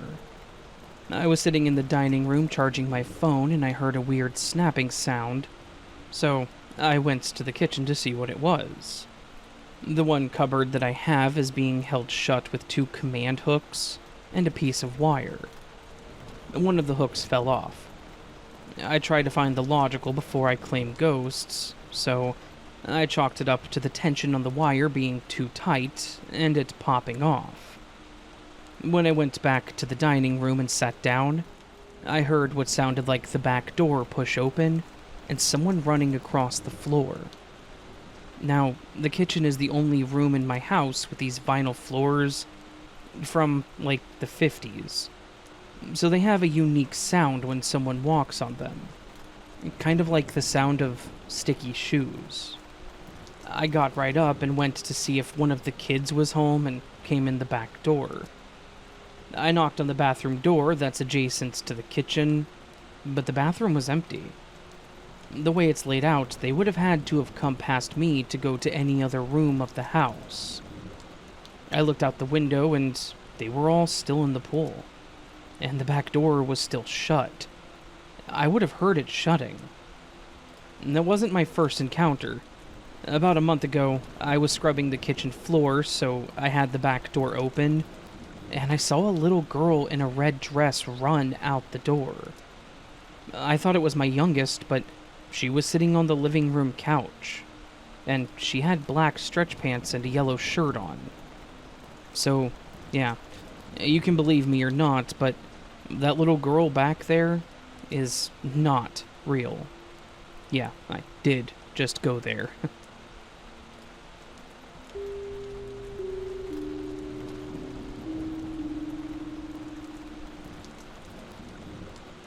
When I was 6 years old, my family moved into my grandfather's house.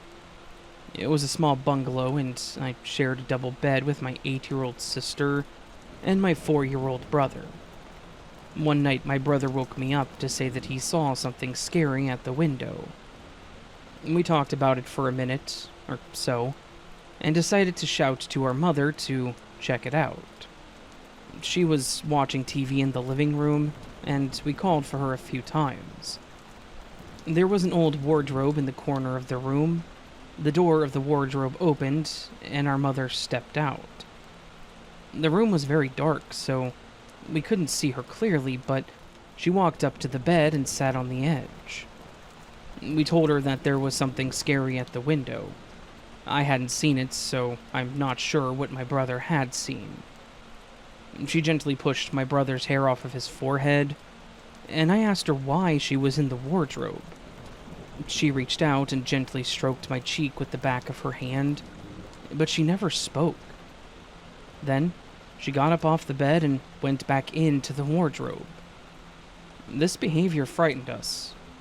We started to shout for her again, and then our mother opened the bedroom door and came in asking what was wrong.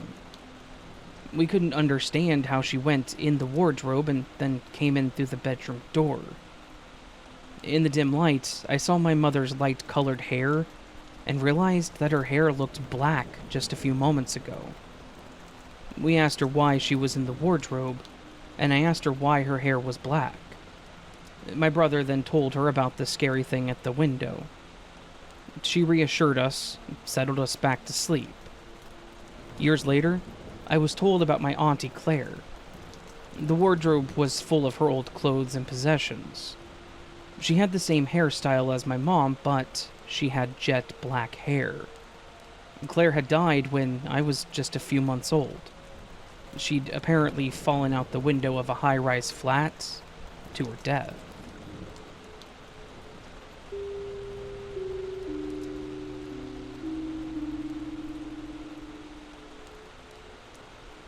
Hi, Raven. This just happened to me last night, on my way home from my boyfriend's. For starters, I want to say that I live in a very isolated area. Second, I want to explain the route from my boyfriend's house to mine. There are 2 roads that I have to take to get to the highway, and then once I'm at the highway, I have to drive about 2 miles and turn on the road to my house. Right after you turn onto this road, there is a little turn-off spot that leads to a neighbor's house about a mile down. Anyways, I was on my way home, and it was around 11:40 when I left. I turned onto the highway and remember getting the weirdest chilled feeling after I began driving. I thought it was kind of weird, but I just ignored it because, after all, I was just watching a horror movie before I left. So I continued driving past a few cars. Nothing special. I start getting close to where I have to turn, and I see a car ahead of me in the opposite lane. I don't think anything of it, and I turn on my turn signal. They then turned on their turn signal. They were much closer to the turn than I was, so they turned first. I keep driving and got ready to turn when I noticed that they're sitting there in the middle of this little road off the highway. They haven't made it far enough up to even go all the way over to this little cattle guard that's about 6 feet after the initial turn. So I was just sitting there behind them for about 10 seconds thinking, oh, maybe they're lost. Then, I had remembered hearing stories of people getting stopped in the middle of isolated areas by traffickers. As soon as that thought hit me, I locked my doors. I started to kind of panic because, by this point, we'd been sitting here for about a minute. I started thinking of backing out, back onto the highway, and taking another road home. I waited another minute, just staring at their doors the entire time. Then, their brake lights turned off and they pulled off onto the little side road and around the little loop like they were going to maybe go back onto the road after me. So, I pulled up, and I started driving, speeding back home. I look in my rearview mirror and I see them pull back onto the road and stop. I got home safely, and quickly, but that was one of the scariest things I have ever had happen while I was driving.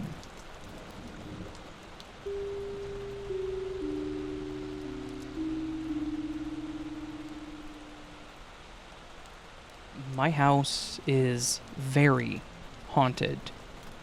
Mostly from my sisters always using our Ouija board. I as well am to blame for some of the paranormal experiences in our lives. I have a few ghost friends of my own. They're around my age and there's 3 of them. Abigail, Addison, and Grace. Grace is the youngest of them all, and I don't really like her. She has red eyes and continues to knock my things down on my dresser. Abigail and Addison aren't as bad, they just scare me when they show up next to me without announcement, and I don't see them until I turn around. Their dad also follows me around. I asked Abigail if she knew, and she said, "You look like his daughter that's still alive." As soon as I heard her say that, I knew that he meant no harm. These 4 ghosts aren't the main part of my story, though. There's much more that I will be explaining before the woman on the stairs. I started seeing ghosts at the really young age of 7. Because of how much they scared me, I would have to sleep with my mom almost every night. Or, at least, with someone. At my dad's, I wouldn't have those problems because anything that spawned into my mom's house stayed at my mom's house. And occasionally, a few days after my grandma had passed away, I would see her smiling at me while I was sleeping. That would scare me even more, but not as much as it normally would because I had this feeling that she wasn't there to hurt me in any way. Instead, she was there to protect me from evil that comes into my mom's house. Same thing happened when my great-grandma had passed away just a few months later of Alzheimer's. Thankfully, it was a peaceful death while she was sleeping. I never got to meet her, which made me quite sad. My sister's cat had also died a few days before my great-grandma, and I still see him walking around our house to this day, and sometimes still cry about it, because he was such a good cat. But this isn't all of the ghosts in my house. My downstairs bathroom, right in front of the stairs, is a portal between the paranormal and the living. Many demons and angels, even fallen angels, have come through there during the night when it's most active. Sometimes when I'm having sleepovers with my friends, we will go down there, and a spirit will push something off of the counter, and those things will occasionally break when they get pushed. One of the spirits managed to get out of the portal line, and now stays roaming my stairs, making them creak and bang at night. Sometimes even peeking over the ledge at the top to see what me and my friends are doing. The story is 100% real, and I'll write again once something else happens.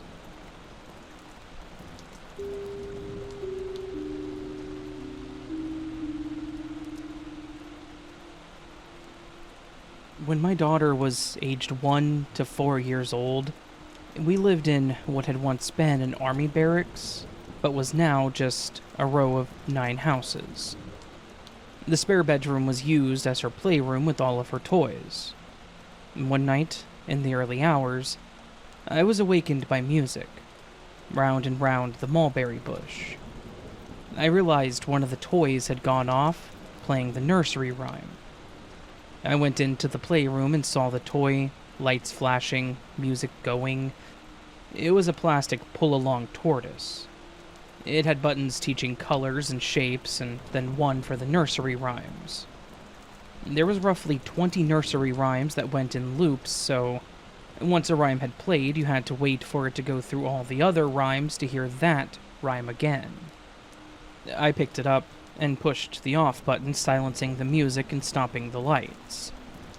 I put it back on the floor and went back to bed. About 5 minutes later, just as I was drifting back to sleep, round and round the mulberry bush starts playing again. My heart skipped a beat as I had just turned it off. I lay there feeling too uneasy to go and turn it off again, but I didn't want it to wake my daughter, so I had to do it. I could see the lights flashing, lighting up the playroom and replaying that same rhyme. I picked it up. My heart was pounding. I felt scared. The toy was still switched off, yet somehow was still playing. I pulled off the battery lid and removed the batteries. I went back to bed, but I was totally alert and listening. It wasn't long before, for the 3rd time, round and round the mulberry bush starts playing. Now I was terrified. It was impossible. I crept back to the playroom and just stood looking at it playing from the doorway. I mustered all of my courage and quickly went in, grabbed the toy by the pull-along string and ran downstairs with it. I quickly opened up the back door and just threw it outside. It stopped flashing and playing as it landed on the ground. The next day, I put that toy in the outside bin and thankfully never saw it again.